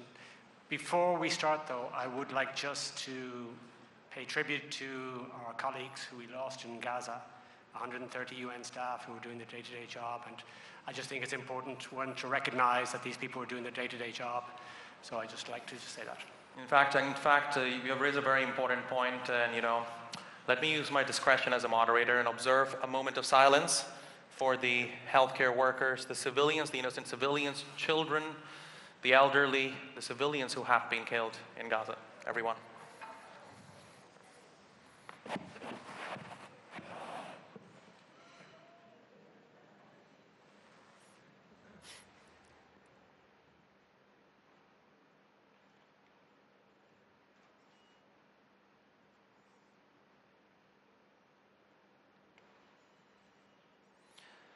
Thank you very much. Thank you.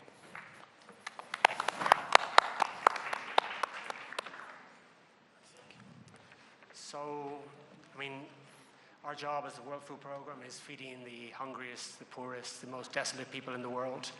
Last year, we fed 160 million people. Is there enough food in the world? We think there is, but there is so much uncertainty in the world that causes a lot of issues. You touched on some of them: climate change, conflict is a major issue for an organization such as ours. About 80% of our budget goes into conflict-related areas, and that becomes very, very difficult to operate in. We see today, close to where we are, which is a major factor for WFP, is that the crisis that's in Ukraine, which is affecting world prices in places like the Black Sea, which are such an important source of food globally. And of course, every time food fluctuates or global food prices go up, it means that more people fall into poverty, and an organization like WFP needs more money to feed the same amount of people. So we're facing this double whammy. So a lot of it, and that was why it was so interesting to listen to panelists yesterday and today, there's a lot of it, this relates around politics. And the world that we live in today is very, very uncertain for people, and we'd really like to see ways, as humanitarians, of finding to deconflict, to find ways of peace all around the world. Gaza is one of them. But we've been through so many of these. We have Sudan, we have Ukraine, we had the Rohingya crisis in Myanmar, and the list goes on and on. So I think that's really what our plea is, that this is a political crisis that needs to be solved politically. Let me add one more question here. Do you think we are taking enough measures to achieve what we want to achieve 25 years down the road in terms of food security? Are we I mean, I try to stay an optimist in the world we are in today. I think when I look at some of the statistics, there are areas where optimism. When we look at when I was born, almost 60 years ago now, the average life expectancy was, I think, 57. It's now 74. That's gone across in Africa as well. So we have seen changes. We have seen technology, especially in medicine, bring a lot of benefits. Yeah, we've seen that with the ability to get additional harvests. We've seen the ability with drip irrigation. So yes, we think there is progress, but is there enough progress? Are we certain about that progress? Absolutely not. All right, fascinating insights. Thank you very much. Naji, let me come to you. Now, you have extensive experience working in the oil and gas industry. How do you perceive the role of energy security in the context of global challenges such as climate-induced geopolitical shifts and population movements? For example, in my experience covering the floods and some disaster, I have seen that whenever a disaster or a conflict takes place, usually people start moving from that place, and that triggers a climate-induced or conflict-induced migration. So what's been the impact of that on energy security? First, thank you so much for being here and inviting me. Energy security is a big word, really, in a world where energy resources are unequally distributed. We thought at one time that linking countries together with energy connections would really solve a big problems. It will bring some kind of peace and stability between countries. That's what we called a mutually dependent stabilizing factor between countries linked together, which will be dependent on each other for energy supply. But unfortunately, with the experience of Europe and the Middle East, we discovered that even linking Western Europe to the old Russian gas pipeline, for example, didn't really lead to any peaceful environment in Europe. To the contrary, linking Western Europe to the energy fields in the Soviet Union or recently in Russia led to a kind of antagonism after the Ukrainian crisis. That was also the situation in the Middle East. In the Middle East, we have so many pipelines linking the oil fields and gas fields in the region to the consumers. Unfortunately, due to the antagonism and political problems in the region, these pipelines remain closed or at least closed for so many months, if not years. And we had so many bad experience, especially in Iraq, in Saudi Arabia, and especially the old, if we want, the old Palestine or the Israeli occupied territories. That lead me to say that, unfortunately, energy links is not bringing stability, but any political stability will encourage a political or a good energy stability or energy security. All right, thank you very much. Fascinating insights. Professor Kibar, let me come to you. I think Naji already mentioned the political aspect of how politics impacts the topics that we're discussing here today. Now, you are a professor of Political Science and International Relations, or rather chair of the Department of Political Science and International Relations. Tell me, what do you think has been the impact of global politics on the current state of energy, water, and food security? Thank you very much. Well, water, energy, food nexus we try to define. It's been now a buzzword. It tries to give the complex nature of the resource relations and interrelated nature of these relations.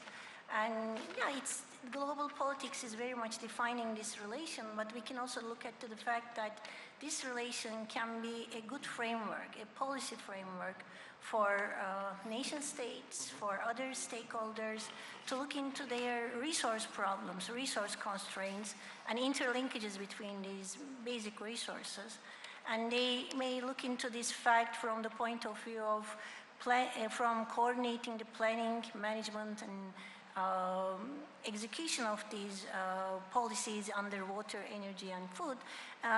Let me give an example. For instance, in the transboundary river basins, where the rivers cross the political boundaries of the nation states, there had been for a long time competitive water, energy, food policies. And the water became a key point in their socioeconomic development.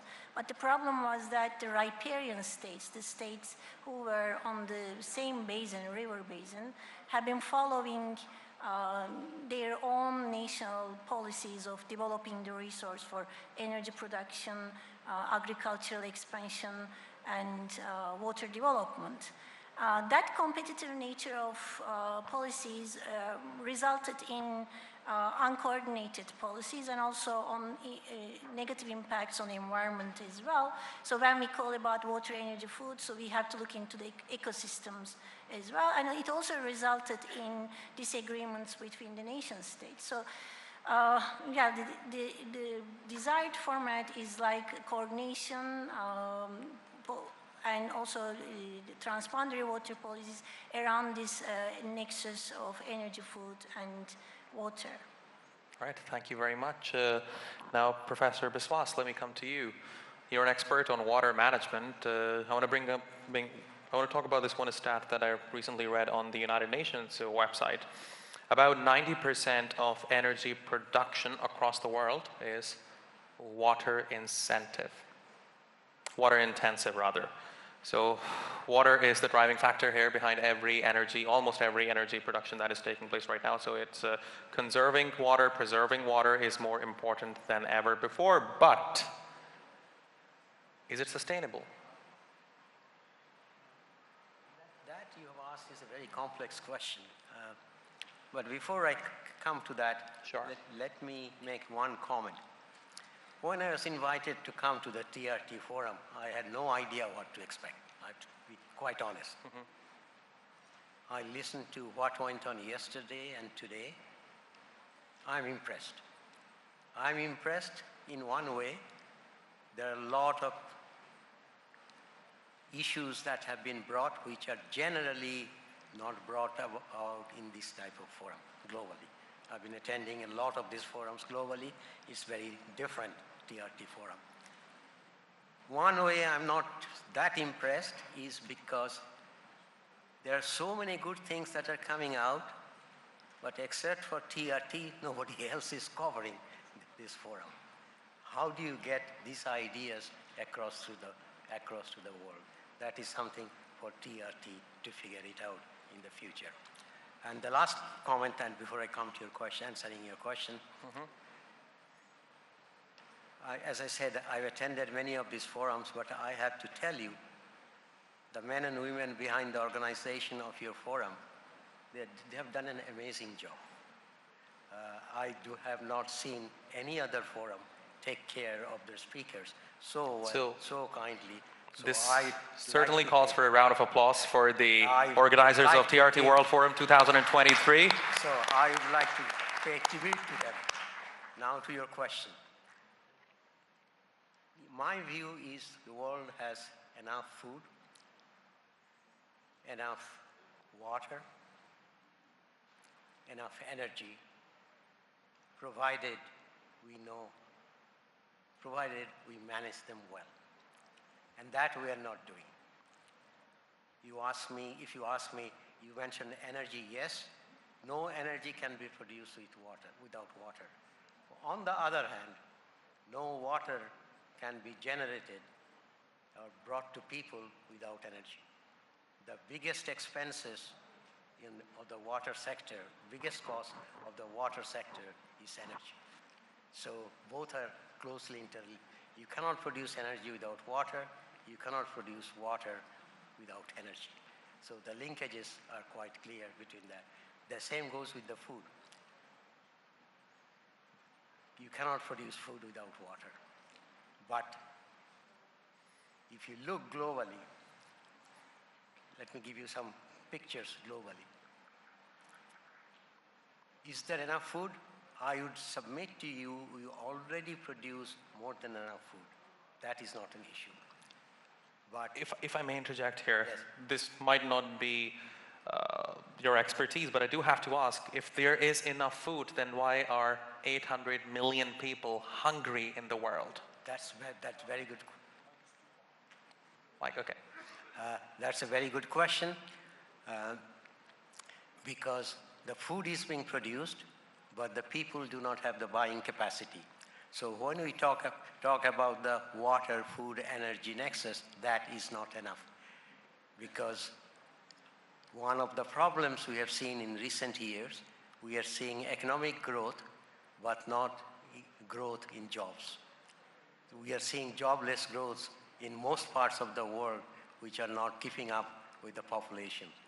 So yes, the poverty alleviation has put people outside, reduced the poverty very significantly last 30 years, but not enough to buy them enough food. So they are hungry not because food is not produced. In fact,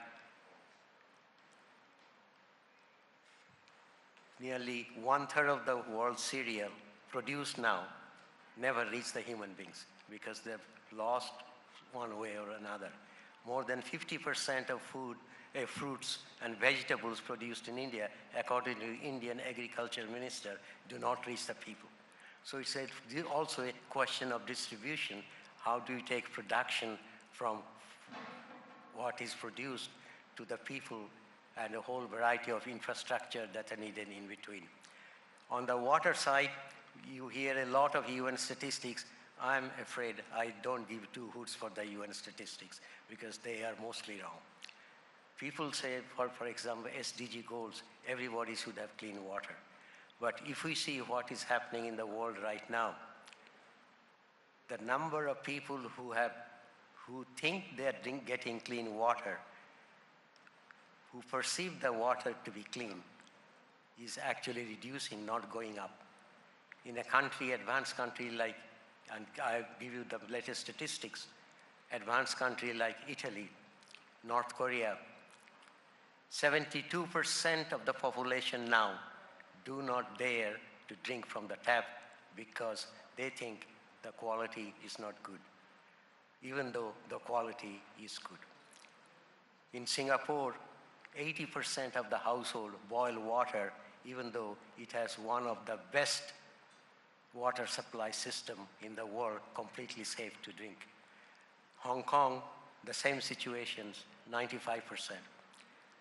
If you look at the UN statistics in Turkey, says Turkey has significant percentage of people have clean water. Well, if you go to that Istanbul new airport, everywhere you see, don't drink the water. So I do not know, is the water that is supplying the municipality is poor quality, or is the perception of the people it's not drinkable? In this hotel, I cannot, in the rooms, they're all bottled water. So if the water supply is good, why is this hotel providing bottled water? Gives me the impression that I should not drink water from the tap. So Okay. This is one thing we're finding out from US from the developed countries to developing countries, and more people are thinking the water available is not safe to drink. Some for right reasons, some for wrong reasons. So that we have a behavioral issue here. Whenever, even though water is clean, we perceive it not to be clean. So we are trying to clean at a great deal of cost and use of energy. So those are some fundamental questions we have done. People talk about water. You mentioned the climate change and Pakistani flood. I have to tell you, climate change has very little to do with the Pakistani flood. The intensity of the flood and its magnitude, climate change may have contributed maybe 10–15% of it extra. But main problem was bad planning, absence of planning by the Pakistani government on the management of flood. And even now, the developments are very. But one thing that I do have to add here, because I did speak to a lot of experts on the ground who were actively working in alleviating the pain and sufferings of the people who were affected by the floods in Pakistan, and according to them, it was climate change, because if I'm not mistaken, the Secretary General of the United Nations also visited Pakistan at the time, and his words were, this is a climate catastrophe, the likes of which he has never seen before. So certainly, I totally agree with you, yet there were other problems on the side as well, but I do believe, being someone from Pakistan and having grown up in the country, I have personally never seen something like that before. You're absolutely right. That was an unprecedented flood, but it was significantly magnified because of the mismanagement and unpreparedness of the Pakistan government. I can tell you now, with the current knowledge we have, there is no reason why even a 1 in 100-year flood cannot be reduced to a normal flood, average flood, by proper infrastructure. And to give you an example of why it's already happening, if you look at 2022 in China, there's a major river called the Dadu River, a tributary of Yangtze. They predicted, the hydrometeorological department predicted, in 7 days' time, there is going to be immense rainfall, okay? and as a result of which it will get a 1 in a 100-year flood. Now, this river authority, which is to me is the future of the world, the way it should go, by using sensors, robotics, etc. now, predicted immediately what that rainfall will do in terms of river flow in the nearest reservoirs. So as soon as the prediction came, they emptied the reservoirs so that when the floods came, most of the water... So being proactive is the key here. They are all planned. They're all planned so Okay. that downstream of the infrastructure, people did not see anything at all. It was just an average normal flood. So Pakistan, other countries have to use artificial intelligence, machine learning, big data. We are certainly going to talk about how technology, artificial intelligence can be used to tackle this problem and how it can be used to... So future I see is not, in terms of floods, I don't see any problem. But future problems in water, the biggest problem I foresee is in terms of droughts. We at the present state of knowledge, I don't see, even by 2035, we can predict when a drought will come, when it will start, how long it will stay, how intense it will be. We simply do not know. Floods, we can handle. We have the knowledge already to handle floods. Okay, fascinating insights. Thank you very much. And now let me engage the audience here. We're a bit tight on time, so apologies in advance if I have to interject.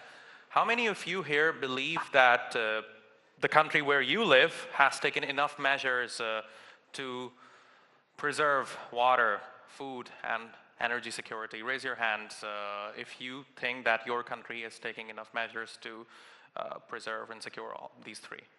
Anyone? Seriously? Wow. This goes to show a lot, does it not? I'm not surprised. Right? Yes. Stephen, are you surprised? Bit. I mean, I must say, I wouldn't want to oversimplify climate change. So I think there is a lot that can be done with preparedness, and I agree with the professor in that aspect, and I think preparedness is a huge amount. We've done studies on it. The return on investment for preparedness is for every dollar you spend in preparedness, you can get a return on investment in an emergency of $7. So it's a way of saving money for those donors we're going out to. However, we're seeing that those climate changes, and I'll give you the example of Mozambique in 2007 when we had one of the largest ever type cyclones to hit the country. The Philippines in 2015, the largest ever cyclone to hit anywhere in the world, and these are climate related. And these are very difficult to prepare for because you don't know the intensity and you don't know where it's going to hit. And the second thing is it's hitting countries that do not have the money to invest in those preparedness. So this is the question where we go back to, is those countries that are paying the price for climate change are those countries that cannot afford it. And that's the inequity. And the professor also talked about, there is enough food in the world, absolutely. The inequity of that food is what's killing us today. It's the inequity of those who have too much and those who have nothing. And that's the unfairness of the world we're in today.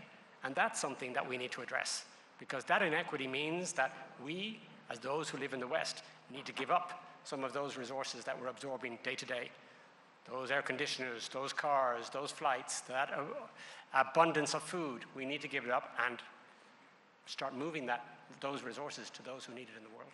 But certainly this talk has been happening for the past decade at least. I mean, as far as I know, I have seen a lot of people in different forums on television as well. I've interviewed many people who say that, yes, we have to move away from all these things. But the question is, what's being offered as an alternative? Is it good enough? Stephen? In an alternative, in which way, Jafar, do we mean? I mean, you're talking about moving away from the things that you mentioned, right? But what's the alternative for that? For me, I think that people we need to, and I'm saying we as me, as somebody living in the West as well, we need to give up those things that we think are so important. Those cars, the travel, that international travel, in order to be, because we know no matter what, even if there's enough food in the world, we know that we're burning up more resources than we have today. There needs to be a readjustment. When you look at the numbers and the demographics, which were shown in some of the previous panels, 50% of the population in Africa are under 15. Which means there's going to be 50% of the population in Africa do not have access to electricity. So you need to be able to give those people access to electricity, because otherwise, of course, how do you start bringing those people out of poverty? You need a light to study in the evening, you need books, you need to be able to get to school, all of those things you need. And this means that if we accept that there's only a certain amount of resources in the world, then those resources need to be distributed more fairly, which they are not today. But that's a very hard discussion to have in the West, I think. Very interesting points. Nachi, let me put this to you. If people give those things up, that's not good for the industry that you work with, is it? If people give up using cars and flying with planes and all, that's not good for the industry that you work in, is it? You see, this is a cyclical industry anyway. For energy of supply, for security of supply, you need also a security of demand. You cannot supply something if you don't have demand. And demand must grow in places like Africa, not only because they need energy itself, because energy will bring more food and water. And this is the nexus anyway. Okay? And by all means, from my experience, from the experience of this region where we are living now, without political stability, we don't have security of supply, energy supply. And this is what we are seeing now in the region itself, in the Middle East itself. For example, in the waterways that we have in Suez Canal and Bab el-Mandeb between Yemen and Eritrea and the Strait of Hormuz, without political stability, we cannot let the energy tankers or oil and gas tankers pass through these waterways. Look what's happening in Bab el-Mandeb now. The Houthis are interfering, maybe normal ships, but maybe sooner or later they will stop oil tankers from channeling the Bab el-Mandeb, only because we don't have political stability in the region. Then let us put it clearly, without political stability in the Middle East or somewhere else, we don't have security of energy supply. Okay, that's a very interesting point. I want to put this... And another example I can give it is that we have so many pipelines from Iraq to Türkiye, from Iraq to Syria, from Saudi Arabia to the Red Sea, from so many places. These pipelines were closed for so many years only because of the political instability in the region. Then we cannot talk about security of supply from the region without real political stability. This is very important to mention. Very interesting point. I want to put this to Professor Kibarolu. I think he has raised a very important point about political stability, especially the region of the Middle East has been in turmoil for over a decade now. You have Syria, Yemen, and most recently, well, not most recently, the occupation of Gaza and other occupied territories of Palestine has been ongoing for decades, but the latest conflict erupted on the 8th of October. And certainly, the whole region of Middle East has been in turmoil. And when it comes to water, food, and energy security, I believe this is one of the regions that has been hit the hardest. So how imperative is political stability when it comes to water, food, and energy security, in your view?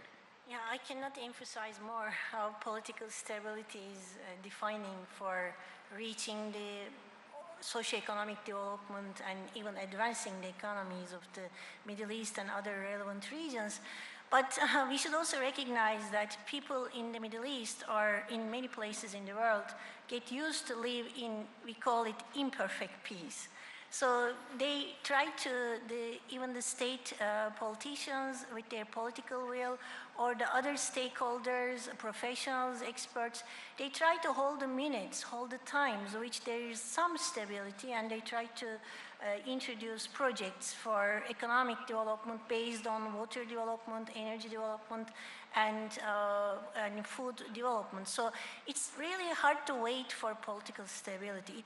It is always shattered, and there are always reasons for political instability. But there are some moments and some regions, some bilateral relations. Let me give an example, for instance. I mean, in the Euphrates-Tigris Basin, which hosts Turkey, Syria, and Iraq, and Iran, political stability has been disturbed several times and prolonged times. But there are moments that the riparian states and other stakeholders, professionals, academics, civil society, try to use the times which a little bit of peace, a little bit stability is established, either at bilateral level or sometimes trilateral level, to use it for joint projects like joint energy projects, dam development, or agricultural projects, and also other professional activities. So in the moment that Syrian unrest is going on, but in the Euphrates-Tigris, Turkey-Iraq track is trying to survive, both at formal and informal level, to use water as an entry point to establish cooperation. And Turkey-Iraq's economy is luckily complementary economies, and Iraq has been under abnormal conditions since 1980s. I mean, wars, sanctions, invasions. But whenever Turkey and Iraq found opportunity to revitalize economic relations, it again reaches to dozens of millions of dollars. The trade volume is there because the economies are complementary. So this region is, interestingly, both the politicians and civil society try to survive in imperfect peace. Whenever there are opportunities to develop, they put their emphasis to develop the region. So it's hard to wait for total political stability, really. Right, and I believe we are a bit tight on time, so this is perhaps going to be my last question of the panel.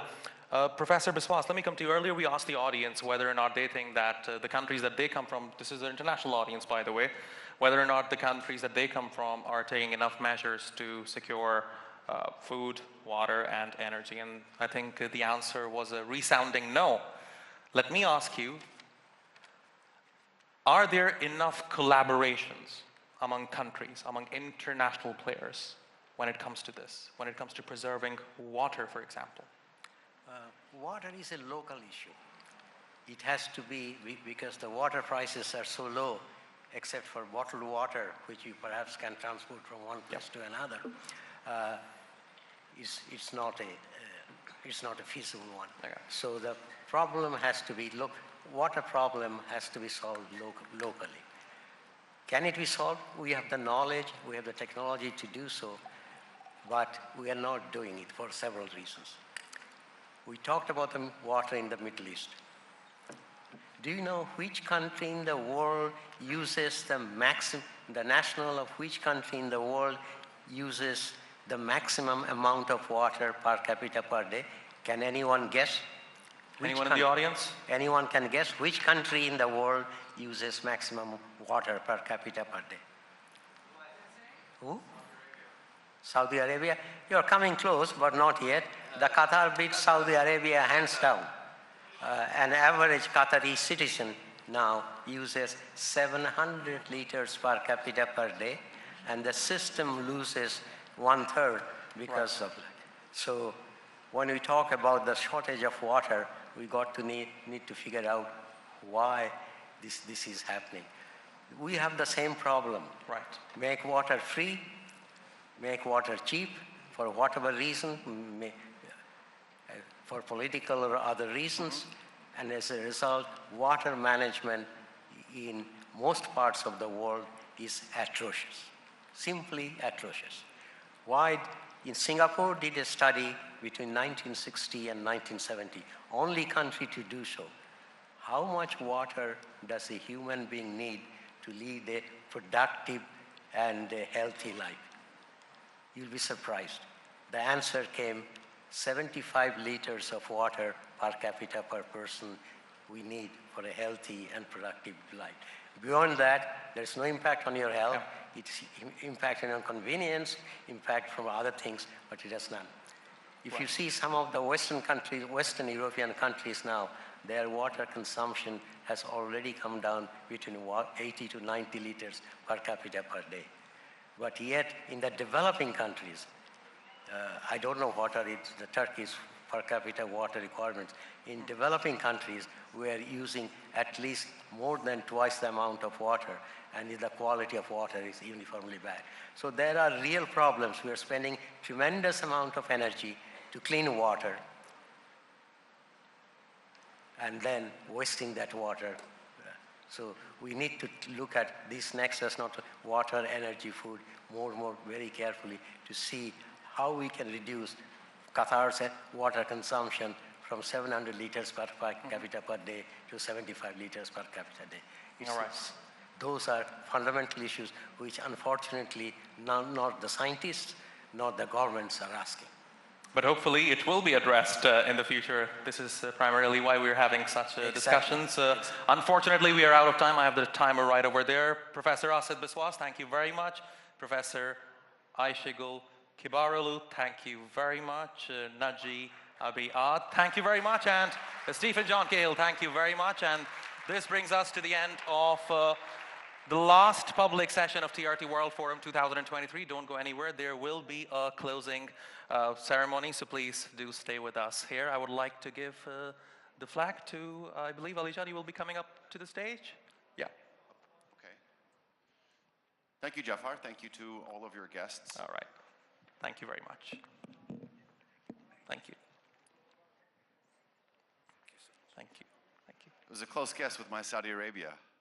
Almost. Oh, really? Okay. Thank you very much.